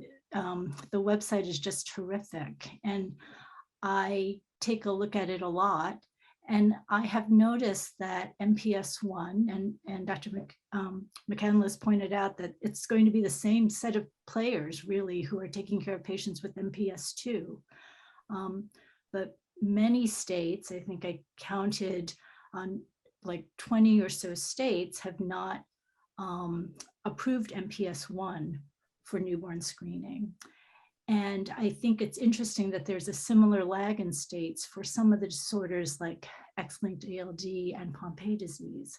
Whereas if you look at the map for SMA, the uptake by states has been very different, even though the treatments are quite expensive. And I think that we have to think about what happens in that short-term follow-up visit when we give people results and tell them what the next steps are. There are families who may find it very difficult to understand that the next step is another visit for more testing, to be told again that there's another step, and then you do it all over again. Whereas what I would say with the SMA follow-up is that it is a much simpler conversation. I mean, it's a lengthy, complicated conversation, and it takes hours. And this is SMA, but it is relatively simple compared to what the metabolic geneticists have to go through when they're counseling patients about MPS II, especially if they're in a state without second-tier testing. And I think that no matter what the labs say and want to do, that must play a role in the uptake of these disorders in state newborn screening programs as well.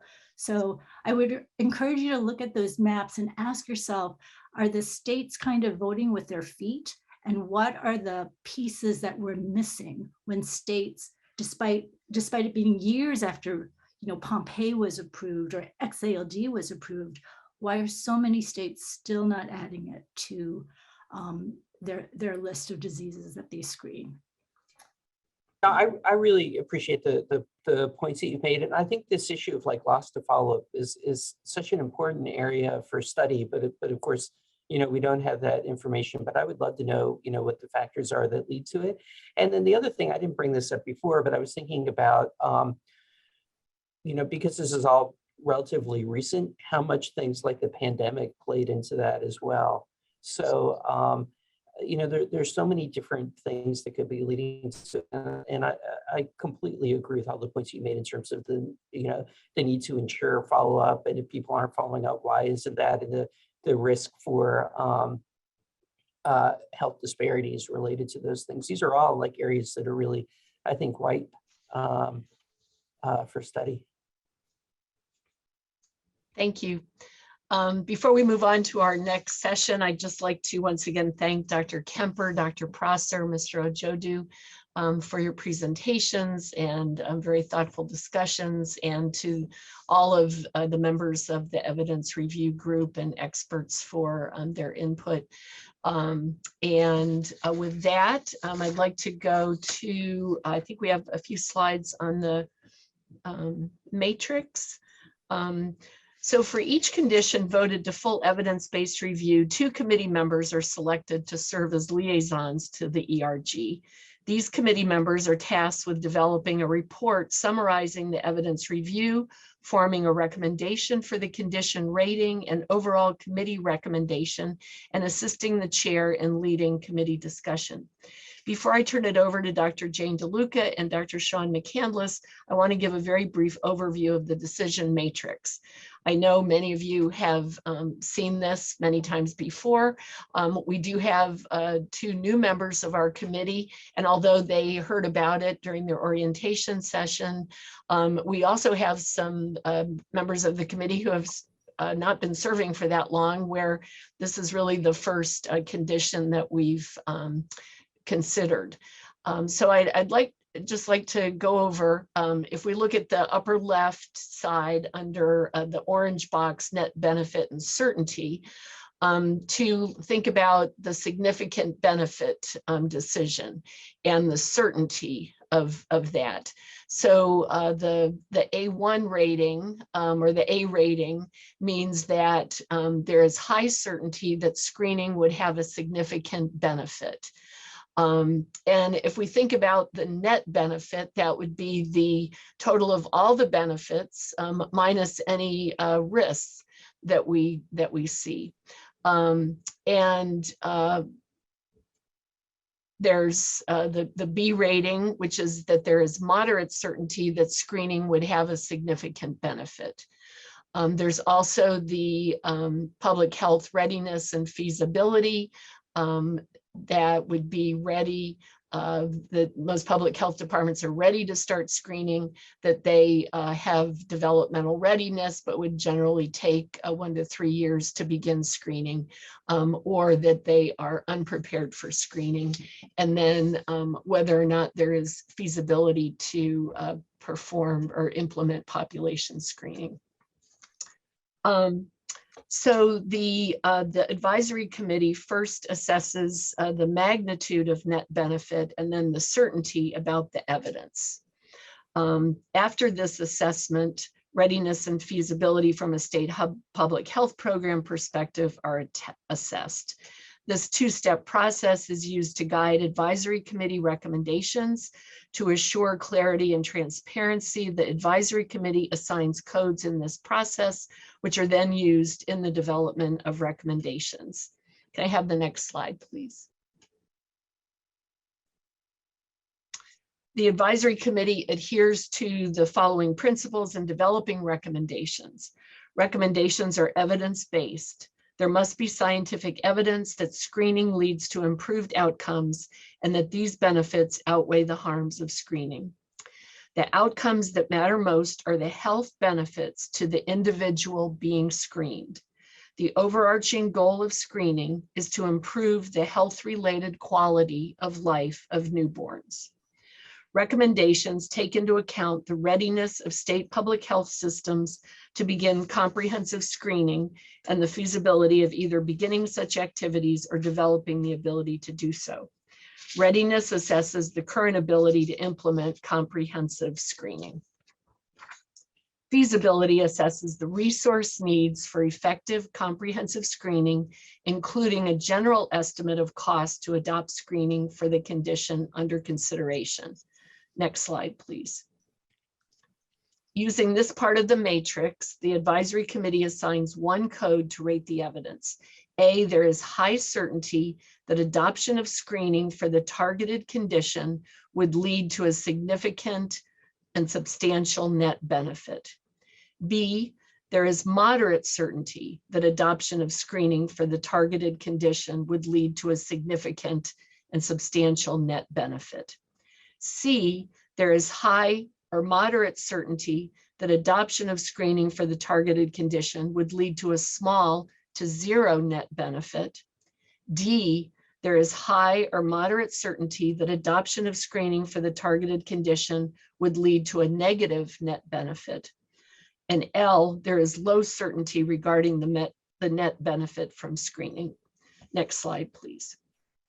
Once each of the readiness and feasibility ratings are assigned, the advisory committee uses the following public health capacity matrix dimensions to assign readiness and feasibility ratings of public health department newborn screening programs.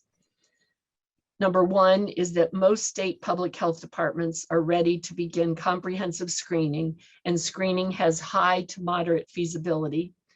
Two is that most public health departments have developmental readiness, and screening has high to moderate feasibility. Three is that most state public health departments are unprepared to begin comprehensive screening, and screening has high to moderate feasibility. And four, implementation of screening for the targeted condition has low feasibility. Next slide. Are there any questions regarding the matrix?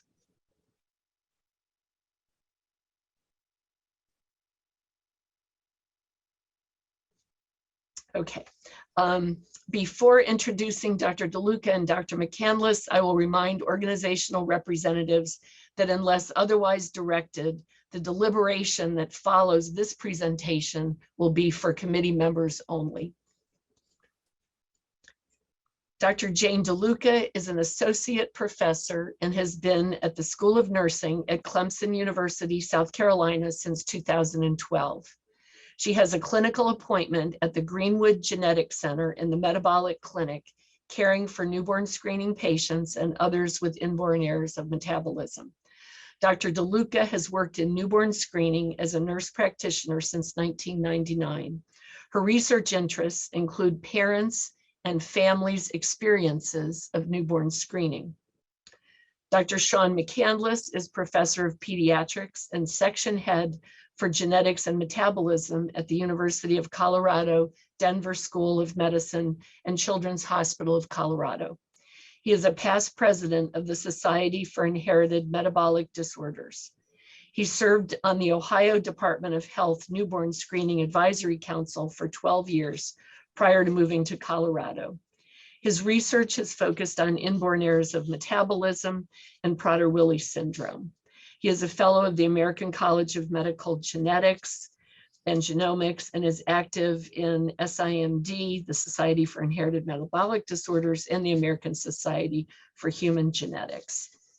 And first we'll hear from Dr. DeLuca. Thank you, Dr. Powell. First, we'd like to thank the evidence-based review group, Dr. Kemper and Dr. Lamb, for their incredibly detailed work in reviewing and presenting evidence for the disorder MPS II. We're tasked as liaison to the evidence-based group as committee members. So we do get to see the evidence as it is evolves over the course of evaluating a particular disorder. I would also like to thank the HRSA team for all their support, and also to thank Dr. McCandless for his guidance and wisdom in furthering my understanding of research and evidence of MPS II. Next slide, please. So Dr. Powell gave us a nice overview of the decision matrix, and just wanted to talk about how our presentation is going to sort of roll out this afternoon. We're going to talk a little bit about and review some of the information that we've already discussed that was presented by the evidence-based group in terms of the disorder itself.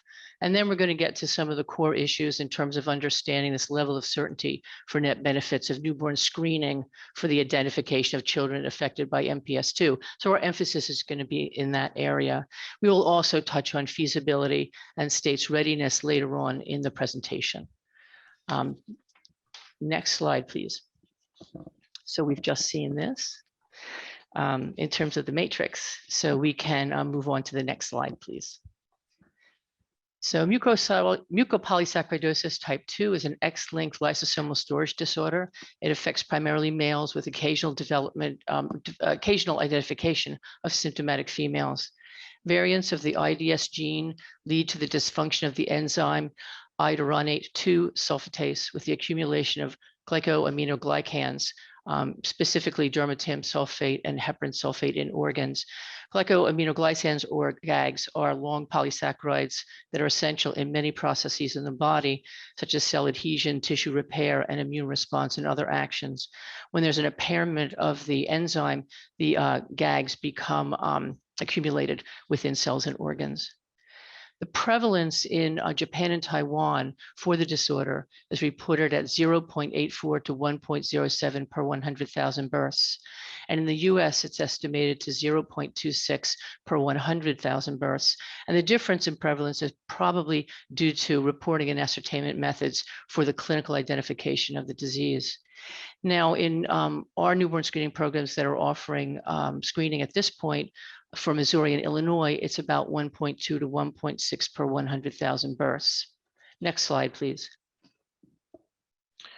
MPS II is screened by enzyme analysis. There are 2 methods reported for the detection of the disorder, the fluorometric region and method, and tandem mass spec. As it has been noted, second-tier examination of dried blood spot GAGs can reduce the call-outs for pseudodeficiency. In confirming diagnosis, repeat enzyme assay is necessary, and there's measurement of another sulfatase to rule out multiple sulfatase deficiency. In terms of molecular analysis, hemizygous pathogenic variants or deletion in the IDS gene can be identified, but this tends to be less useful in predicting a clinical course. Biochemical profile of urinary GAGs in detection can also help in terms of identifying the condition, and family history is important, as well as carrier detection through siblings or affected individuals. Next slide, please. Classification for cases of MPS II can be severe or attenuated. Severe is early childhood onset with neurological deterioration. And attenuated cases have a later onset and somewhat slower progression, but all patients appear to have some degree of neurological involvement. However, adults can have normal cognition. Symptom onset can occur by 2.7 years for severe phenotype and 4.3 years for attenuated phenotype. As we know, the symptoms can include hearing loss, progressive change in appearance, enlarged liver and spleen, joint stiffness, mobility issues, abdominal hernia, enlarged tongue, tonsils, and adenoids, cardiac valve disease, developmental and fine motor issues, and behavioral concerns. Presentation and progression of symptoms can be variable. Next slide, please. For treatment, there's symptomatic treatment of different presentations and problems that occur with the disorder and appropriate therapies, including surgeries. But one of the mainstays is the weekly enzyme replacement therapy, Elaprase, which was approved by the FDA in 2006. This consists of an ID infusion over several hours. Many patients will develop antibodies, and many have reactions that are manageable. It's a rare case where the reactions are so severe that infusions need to be discontinued. Investigational therapies can include hematopoietic stem cell transplantation, central nervous system delivery of ERT. Investigational ERT has been proposed to penetrate the CSS, which is another treatment. Insufficient evidence, however, is available regarding the potential benefit of gene therapy. We have the published ACMG guidelines from 2020. Next slide, please. ERT therapy appears to be associated with a moderate delay in mortality and reduced rates of deterioration in mobility, respiratory status, and cardiac status. Central nervous system disease is not directly impacted by existing therapies, but somatic improvements may allow for better acquisition of developmental milestones. There's limited evidence supporting benefit of early versus symptomatic treatment. Sibling pairs suggest benefit in terms of early intervention. However, complications in terms of intervention occurs because you can have a delayed clinical diagnosis. The peer-reviewed evidence is limited. Much of the assessment of value relies on expert opinion, and this is primarily the result of an ultra-rare, the ultra-rare nature of the condition. At this point, I will hand off to Dr. McCandless. And next slide. Thank you. And I'd also like to echo my appreciation for the Evidence Review Committee, and for my colleagues on the committee here today, and particularly for the wisdom of Dr. Powell and Dr. DeLuca, as well as our HRSA partners. You've seen the data on the screen before. These are from Dr. Prosser's presentation. And I just want to highlight a couple of things. The first is that I think you've seen the numbers, you recognize and heard Dr. Prosser say that it's more important to look at the ranges than it is to look at the actual numbers.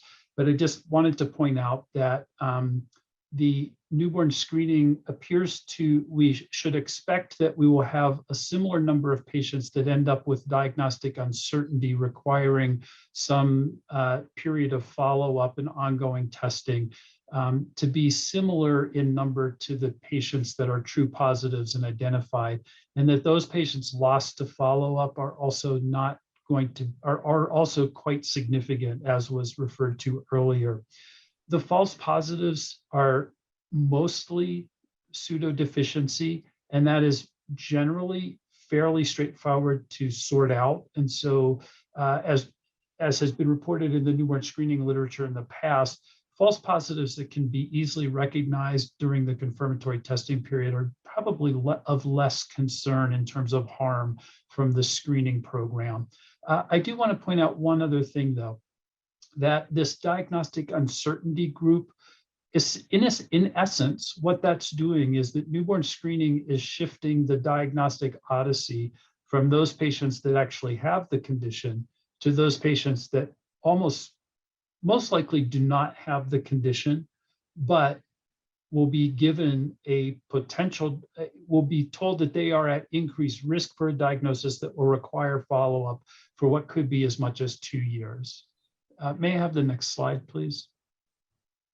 The benefit to affected individuals seems to be relatively evident from what we've heard today. There's somatic improvement, slower progression of somatic problems, possibly slower neurologic degeneration, which may be related to increased acquisition of milestones, or perhaps somehow related to the improved somatic benefits.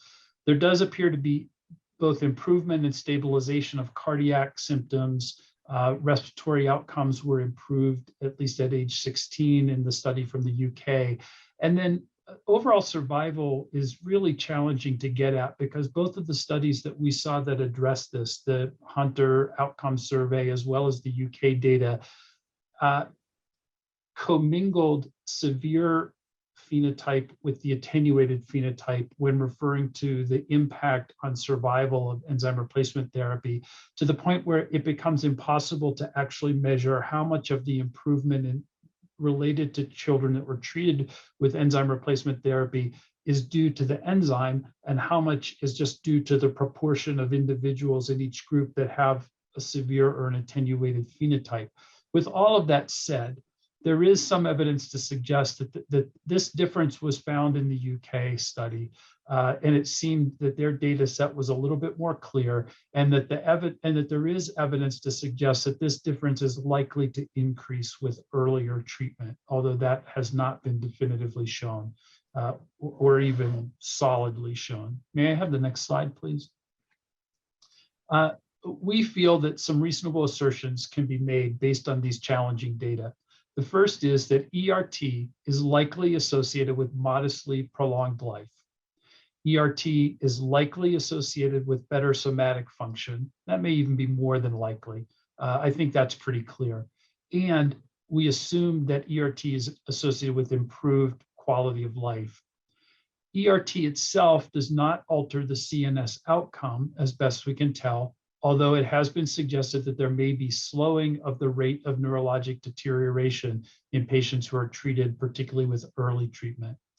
And it appears that it is reasonable to assert that earlier initiation of ERT likely maximizes the benefit of therapy, although the data are really lacking regarding pre-symptomatic therapy in comparison to late symptomatic treatment. May I have the next slide, please? it's important for us when considering the net benefit to consider more than just the benefit to the individuals who are affected, but also to consider the potential harms. And most of the potential harms accrue to individuals that are not affected. And that may be the people with molecular variants of unknown significance, and in particular, those with indeterminate results. And I think it's really important to point out that quantitative urinary glycosaminoglycan analysis, GAG analysis, is not a dichotomous result. It is a continuous variable, and that there's a clear normal range, there's a clear abnormal range, and those ranges don't meet each other. So there's what some people refer to as a gray zone in the results, where you can't say this is completely normal, but it's not typical for a person who's clearly affected either. And we think that some, if not most, of the indeterminate results will end up being due to one of these two categories. Those lost to follow-up, we should be really careful to not ignore what the potential impact on those families and those children is. Pseudodeficiency results, as Dr. Kemper pointed out, using dried blood spots as dried blood spot GAG analysis as a second-tier screen appears from the Missouri data to reduce the false positives by about 2/3 at least from the call outs from the newborn screening lab, but it's not 100%. It does not rule out 100% of the pseudodeficiency patients. But those patients are based on other newborn screening program or literature, people that can be clearly defined early in the course of the diagnostic workup. Generally, there are not measurable long-term harms related to newborn screening in other conditions. We don't have data regarding MPS 2 or MPS 1 for that matter. False negatives are a potential harm, but there have been none reported. So the test itself, the screening test, seems very, very good so far. We think it's important, though, to point out that the potential for psychological and financial burdens for families after a false positive screen, particularly for those with indeterminate results, really have not been explored or defined. And so we can guess what some of them might be. Unrecovered income because of traveling to appointments, lost time, lost quality of life, and anxiety and stress for the parents, and the cost of monitoring. There may be others. May I have the next slide, please? So as the committee considers the net benefit, we are thinking about the balance of the benefit versus the balance of the harms to the population who are undergoing this compulsory newborn screening program. May I have the next slide, please? And I think it's really important to point out here that the benefits and the harms almost certainly accrue to different individuals in the population. That the people who benefit are different from the people who are harmed by newborn screening. And as a committee, we have to consider both of those when we're considering recommending a population-based compulsory newborn screening program. And I think the question has come up before from several others that we need to be really thoughtful about whether there are reasons to think that different groups may be affected differently by the benefits or harms, the sense of justice and equity. May I have the next slide, please?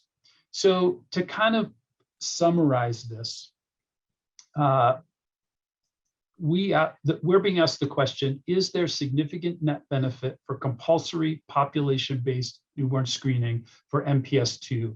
And we believe that the evidence is challenging to interpret, largely due to the rarity of the disorder, but it also clearly points to the need for authors of future case reports and case series to be really thoughtful about presenting their data in ways that will facilitate comparison. And this is a message for groups who are considering proposing or nominating a condition in the future. The time is now to start thinking about the data that is required to support your argument. That said, the bulk of evidence that we've heard today and the clearly stated experience of the expert clinicians and families shows that the somatic benefits of treatment are very meaningful to families and patients. I use the word moderate here in this slide to indicate that while the somatic benefits are evident, the potential benefits on CNS involvement and mortality are less apparent, at least in the data available, and in fact appear to be relatively modest. I think potential harms we've discussed primarily accruing to those individuals with indeterminate status, in our opinion. We do note that the risk of treating patients that was addressed earlier seems extremely low. There's an extremely low risk that we will treat patients that will not benefit from treatment, whether they're truly affected or whether they are not affected with the disorder. We should just also point out here that the cost of screening appears to be relatively high per true positive case relative to other conditions that have been added to newborn screening in recent years. And this is a combination of the rarity of disease and the cost of the testing itself. The result of all of this, though, is that, well, I would like to go back to the third point here, potential harm, and just say that as we've seen from other nominated conditions, advocates for screening feel very strongly that the benefits that accrue to affected individuals far outweigh any potential harm of the compulsory population-based newborn screening program to unaffected individuals and their families. However, we note that no one speaks here for those families that may be experiencing harms. That's understandable. It almost certainly reflects the imperfection in the process, which, by the way, has gotten better and better over the years. But the fact that those voices are not heard here does not necessarily indicate that some individuals and families do not suffer harm. So with all of that said, we have to decide as a committee, is there high certainty of significant benefit, category A? Is there moderate certainty of significant benefit, category B?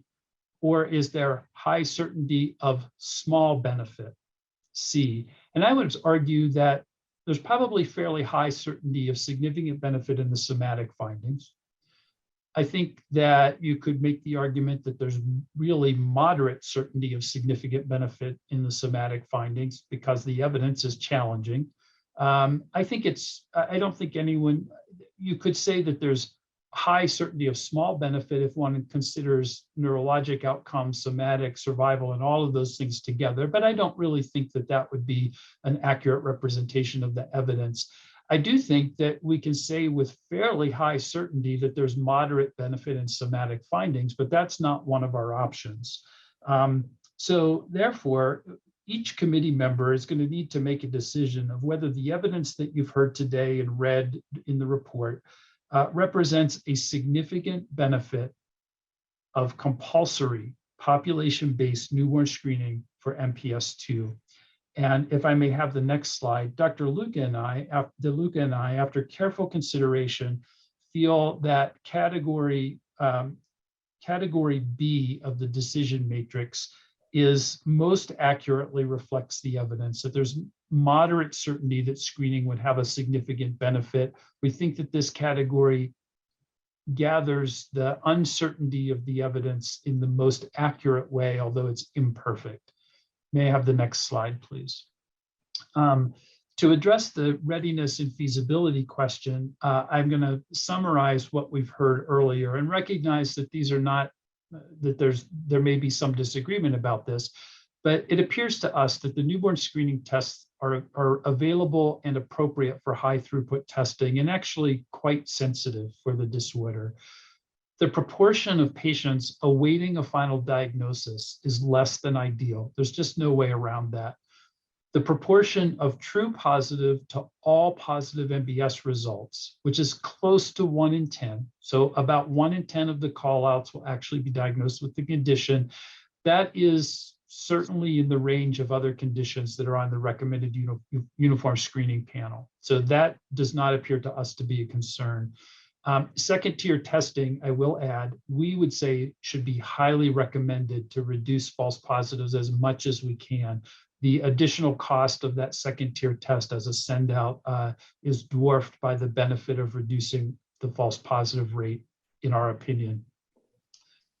Readiness, and again, I say this with some trepidation after our earlier discussion, but I think that the evidence suggests that most states could add screening in a reasonable period, 1 to 3 years. And we think that as states are adding MPS 1 and Pompeii, MPS 2 can be added using similar approaches and should not add a significant burden to those states. We do want to acknowledge that the marginal screening cost is higher than most other additions to the RUSP so far. And then we talked about this earlier, but it does appear to us that the evidence suggests that the follow-up resources are thought to be adequate for the demand for adding this particular condition. May I have the next slide, please? We feel that the developmental readiness falls into category 2, and that there is high to moderate feasibility for implementation over the next probably 3 to 4 years across the nation. And therefore, if I may have the next slide, we think that newborn screening for MPS 2 meets the criteria for matrix category B2. The developmental readiness is to enact screening for MPS 2 is reasonable, and there's high or moderate evidence for feasibility of screening, testing, and treatment in states' newborn screening systems. May I have the next slide, please? Therefore, our recommendation is that MPS 2 should be added to the recommended uniform screening panel as a core condition. Thank you. Thank you, Dr. DeLuca and Dr. McCandless. Thank you for serving as the committee representatives on the ERG and for all the time and effort that you've devoted to this process and the development of your presentation. I'll now open it up to any questions or comments from committee members. Cindy Hinton. Thank you, Dr. Powell. Cindy Hinton, CDC. Thank you for your summary, Drs. DeLuca and McCandless. I would want to follow up with something that Dr. McCandless had brought up, and it was the statement about better survival rates with earlier treatment. Was that from the sibling studies, or it maybe the HOS? Where did those particular data come from? That's a great, this is Sean McCandless. That's a really good question that I think is more based on the expert opinion than it is on the actual data from those studies. It's also an assumption that because of the improvements in overall health and the cause of death often being respiratory and cardiac issues in these patients, that preventing those or delaying the decline in those symptoms is almost certainly going to have a significant impact on mortality. I don't think it's fair to say from anything that we've seen that patients with the severe form of the disease are going to live normal lives and live to be late into adulthood with currently available therapies. I think that, like many of the conditions that we consider for newborn screening, however, the patients that we get into treatment earlier now who survive longer and better are also alive to benefit from potentially better therapies that may be coming in the future. And I think the point has been made several times that that we maximize that potential benefit for everyone by getting a newborn screening diagnosis. If I may just take a moment to pitch one of my favorite things, though, I think that you could also get almost all of that benefit from a much broader population-based prenatal carrier testing program, and that I would encourage people who think about these kinds of things to not necessarily think that newborn screening is the only answer to solving public health issues related to genetic disorders. That carrier screening has been shown to be very effective for many of these disorders. I will now step off of my soapbox and shut up. Just to respond, yes, thank you. Very helpful clarification. And I think, a while ago, there was a paper written on, what makes something a public health screening versus clinical care. And, there is that option for something to be in clinical care. The evidence that has been presented is certainly pointing in the right direction, that early treatment will improve outcomes. And we've seen that in the sibling studies. And I just want to reiterate what you and Dr. DeLuca said in your presentation, that we really, that, researchers or, people who are presenting cases for consideration really keep in mind, like, this is what we need to know. When we talk about evidence-based recommendations, like, we need to have the evidence-based recommendations. And we see things that are promising, but we're working off of assumptions.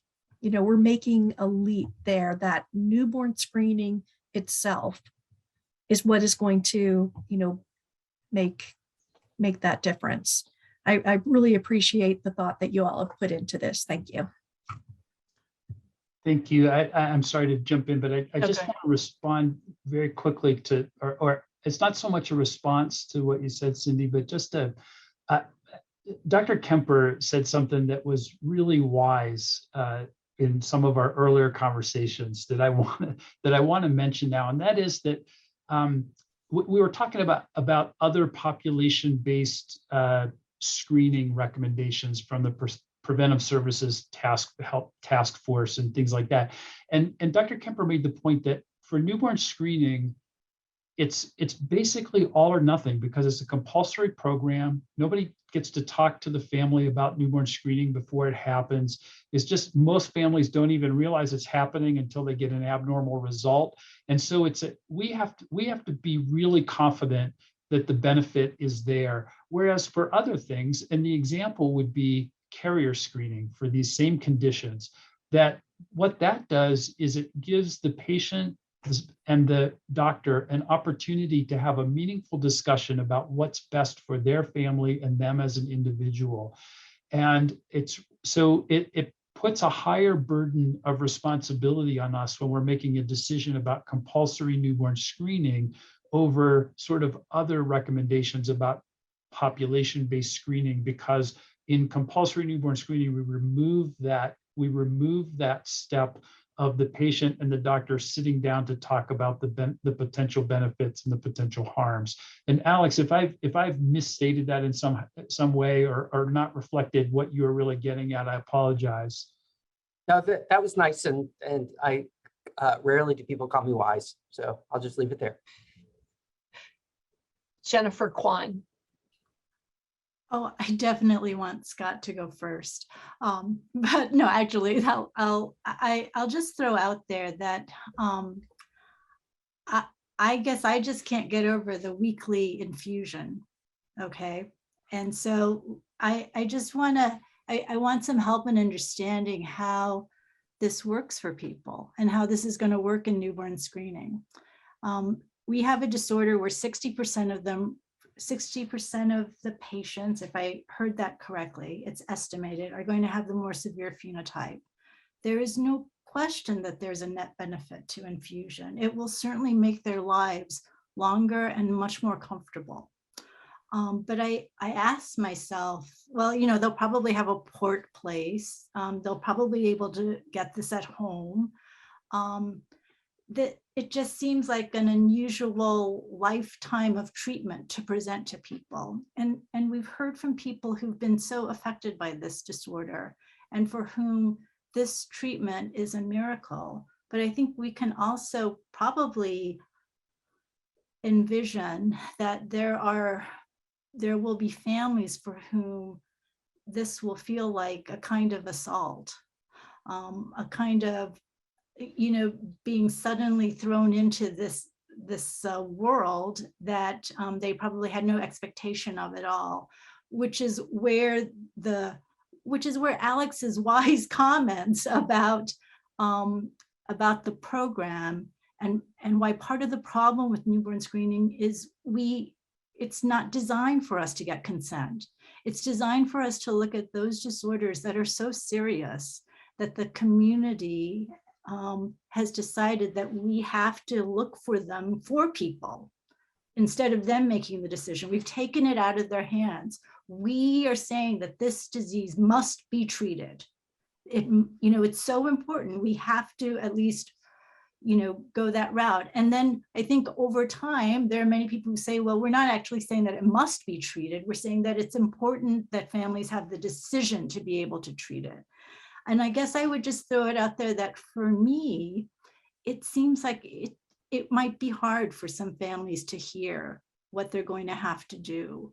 And that's why maybe that figure of families lost to follow-up just sort of resonates with me, because I think that I've seen families where that might be their reaction, to say, well, thanks, and then not come back. So I was curious, Sean and Jane, I'm sorry, I'm more informal. I probably shouldn't be, but I really am curious what you think about sort of the granularity of the actual care of these patients. Well, I can say that it's interesting because when you think about public health screening and population screening, it really does come down to the individual family. In the end, it comes down to this person who's gotten the abnormal result that has to come in and be counseled. And I think that if this spreads, and of course, if it's approved and more states roll out, we will see all these differences in terms of how families respond to this. I was shocked when I saw the 5 people who were lost to follow-up. And I wonder if, you take all these factors together, that this is a very daunting thing for a family to face, a lifetime of treatment. And maybe it was too daunting for them. And I can think of instances for other disorders where this happened, where people were lost to follow-up and then just left, the program. So maybe what we need to do is to develop ways to be able to speak to people therapeutically and talk to these families therapeutically and meet them on their terms. What do they understand? What are their expectations? But I think what you're asking, Jennifer, is very legitimate. And certainly we can speak to people in ways that will harm them if we aren't taking the care to meet people in terms of where they live when this happens. If I could just add to that, though, I would say at the end of the first off, your observation about the weekly treatment is right. I think you would have trouble finding a family who doesn't say that it's burdensome.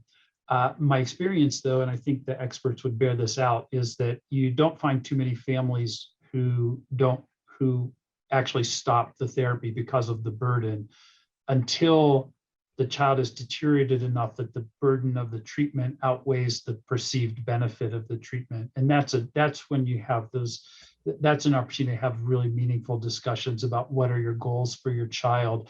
I also think it's really important to say that I don't think that we're saying that you have to have treatment. And I know that's not what you were implying, Jennifer, but I think the evidence suggests from the states that have already done this, that there was at least one family that opted not to start therapy right away. There were families who, there are choices that happen and you can have the discussion. I think that this is a case where the benefit of newborn screening is that a family gets to make the decision as early as possible to maximize the benefit of the therapy. I think it is a little different though than maybe like PKU, where like if I met a family we had just diagnosed with MPS II and they said we really don't think it's in our child's best interest to do enzyme therapy, I would say I think that's your decision to make. If I have a family with PKU who says I don't really think that low phenylalanine diet is really in my child's best interest, I would call social services, because that's not acceptable. And I think the point you make, Jennifer, is that there is a difference in those two categories, and I'm not sure how to weigh that. Scott Schoen. I definitely want Kyle Brothers to go before me, because I know I think he's got more pertinent things to say about what this discussion was before I changed a little bit. So I would like to defer to Kyle. Kyle Brothers. Scott, I hope I don't disappoint you. Yeah, I must say I'm a primary care doctor, and I'm skeptical of population level screening, just because they're, in the primary care setting, we see the adverse effects of sort of the use of medical technologies out of proportion, just the first thing we're taught in medical school is you don't do a test unless you know what you're going to do with the result, right?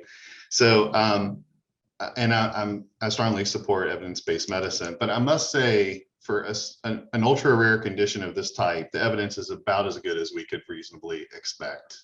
So I agree with the conclusion this is a B. And I think I'm supposed to be the ethicist for the committee, so I'll just make one comment along those lines. I really am concerned about the effects on false positive families and the way in which that distribution of harms and benefits might be unjust. But I am compelled by the scale of the benefit to these families who get a true positive result.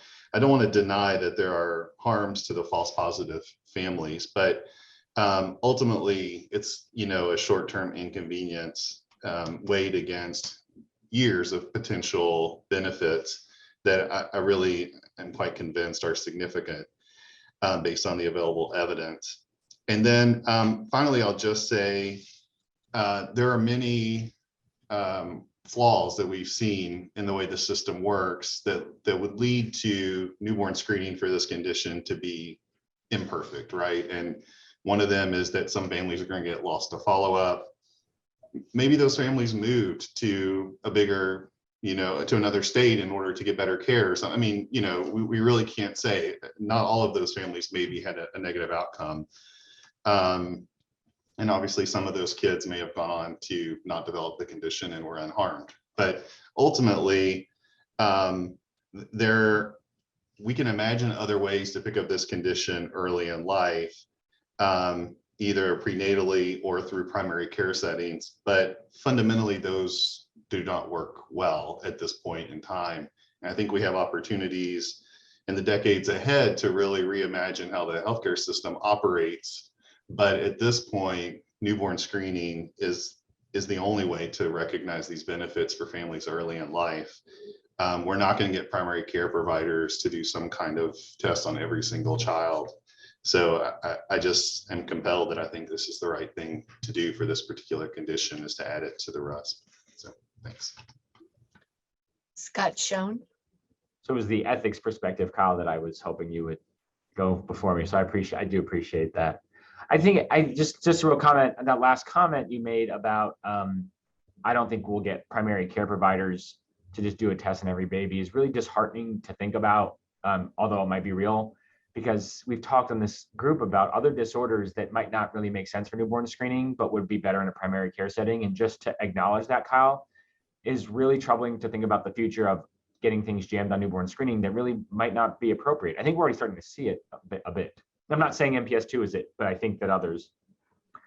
For Sean, there's and I guess for Jane, that there's a lot of likely and challenging, like just these sort of like buzzwords in the presentation about where we go. That level of uncertainty people who know me well know uncertainty gives me angst. I plan everything, and so uncertainty gives me angst.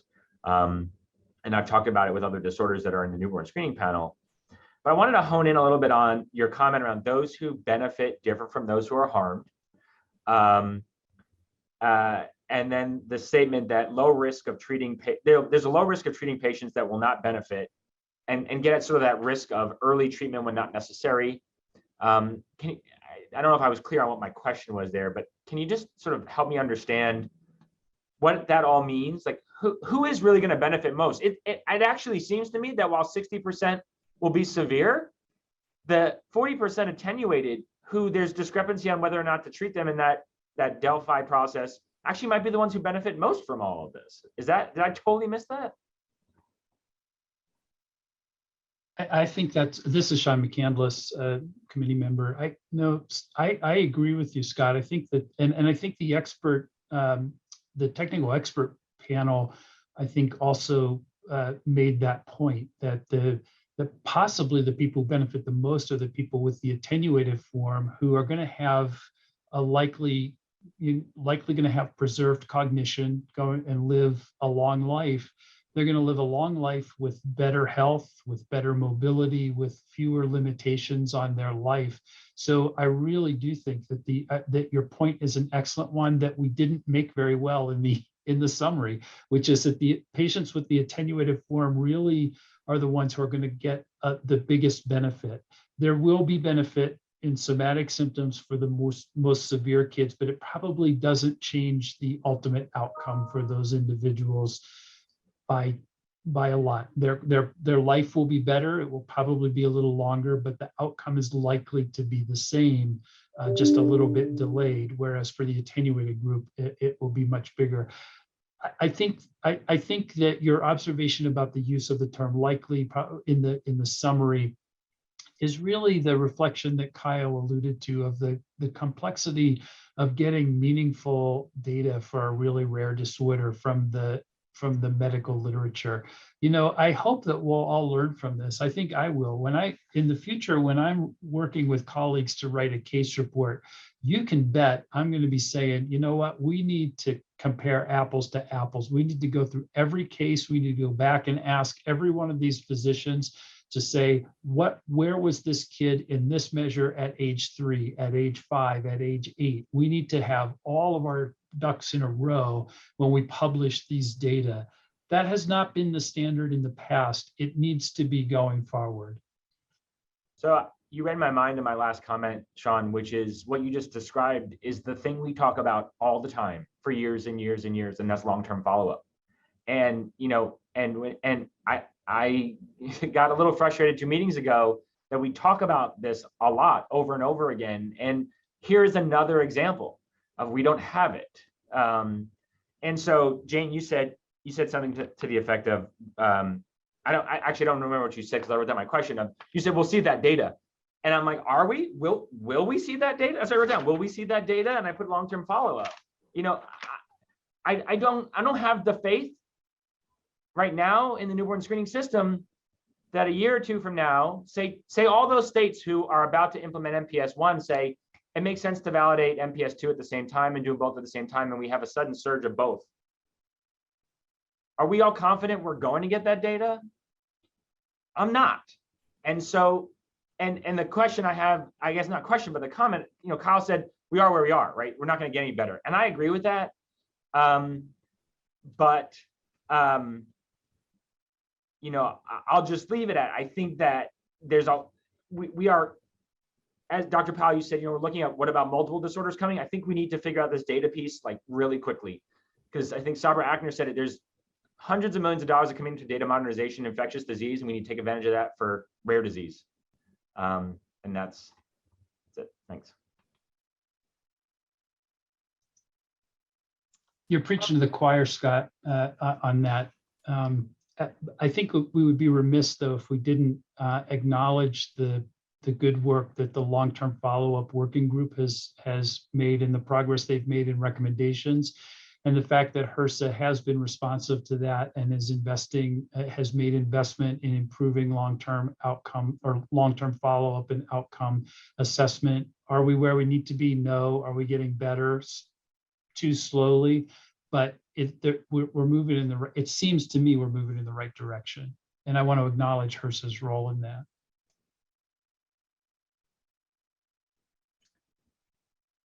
Chanika. Hi, this is Chanika Ponpatkun. I just want to go back to one of the comments about the, sort of, we are thinking of many conditions that could be quote unquote screened or picked up later in life and, relying on primary care. I think one of the point that Dr. Kemper actually pointed out really nicely was that you compared the early treatment, before 6 months and some of the chip, and I recognize the limitation of comparing the siblings, but at least for this specific condition, I do feel that we have information of a potential benefit or likely benefit for the early institution of treatment. So I think that was one of the points that I want to make to this group.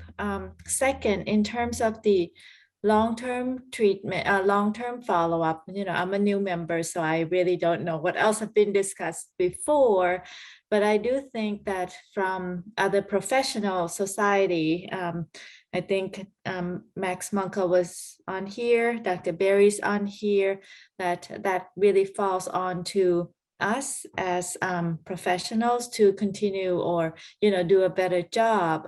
I know that it's not going to address what the question we have today, but also I think those are something that's being done. I think we don't have the benefit of SMA when it's much more common, or CF where, it's much more common to have this large, powerful data, but I think we can get there eventually. Thank you.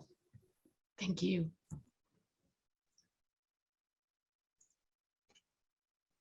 All right, I'm not seeing any other hands raised. So I think we're ready to move forward with a motion. Would anybody be willing to make a motion as to whether to accept or not accept the recommendation, both including the rating and whether to recommend MPS 2 to the secretary or not? Any committee member? This is Kyle Brothers. I move that we accept the recommended rating of B2 for this condition and that we recommend that the secretary add it to the RESP. Is there a second? A second. Are there any additional comments before we vote? This is Sean McCandless. Kyle, would it be okay if I modified the recommendation to say that it should be added to the RUSP as a core condition? Sorry, yes, thank you. Thank you. Cindy Hinton? Yes, I know that in the past, the committee has asked for, or somehow people have come back to report, how is this going? I don't know how to, emphasize more this need for the data, and that may not be in this particular point right here. So it's more like a point of clarification for how the committee operates. Yes. Well, for SMA, the secretary did ask the committee to do a follow-up evaluation a few years or within, I can't remember, Alex, how many years, 2 or 3 years after that was approved. And that is planned for all of the conditions on the RUSP. So that is something that's planned, and also the secretary may ask for that. Jennifer. This is Jennifer Kwan. Just to echo what Cindy had just said, I think that it would be really interesting to have MPS 1 and maybe also what, the follow-up on MPS 2 at the same time, just because it has been a few years since MPS 1 was recommended. And as I said, it does seem like the uptake has been a little bit slow. And I think that I think that there is information that we just aren't hearing because of the nature of these rare diseases and how they get presented to us.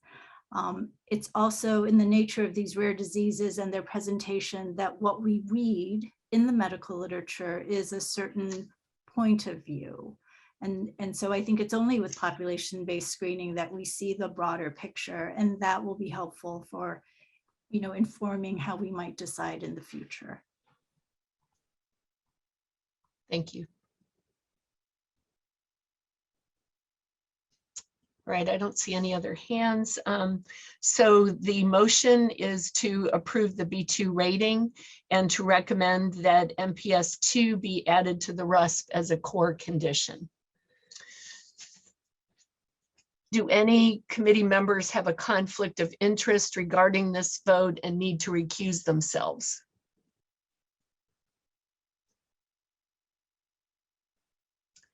Are there any abstentions?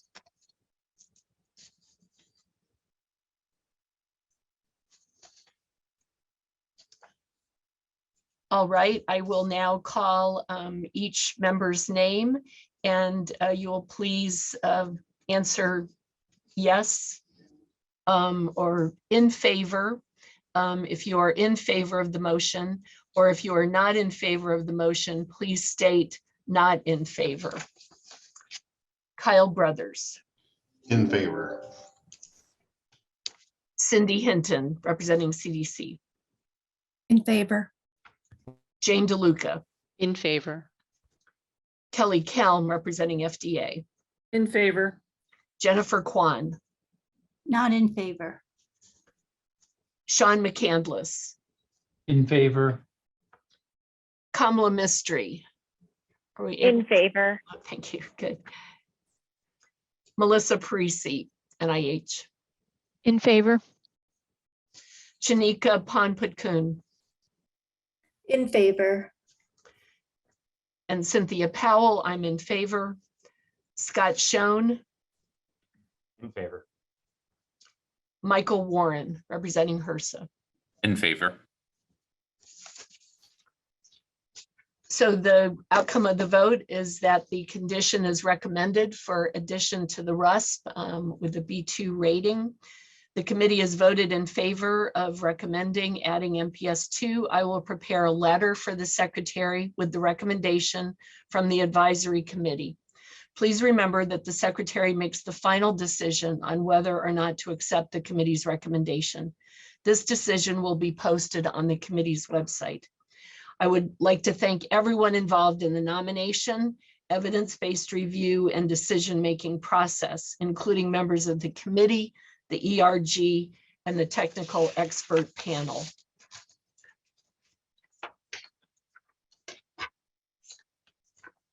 And definitely this was, it involved a lot of time and effort. Thank you all for your thoughtfulness on this and your dedication to the committee.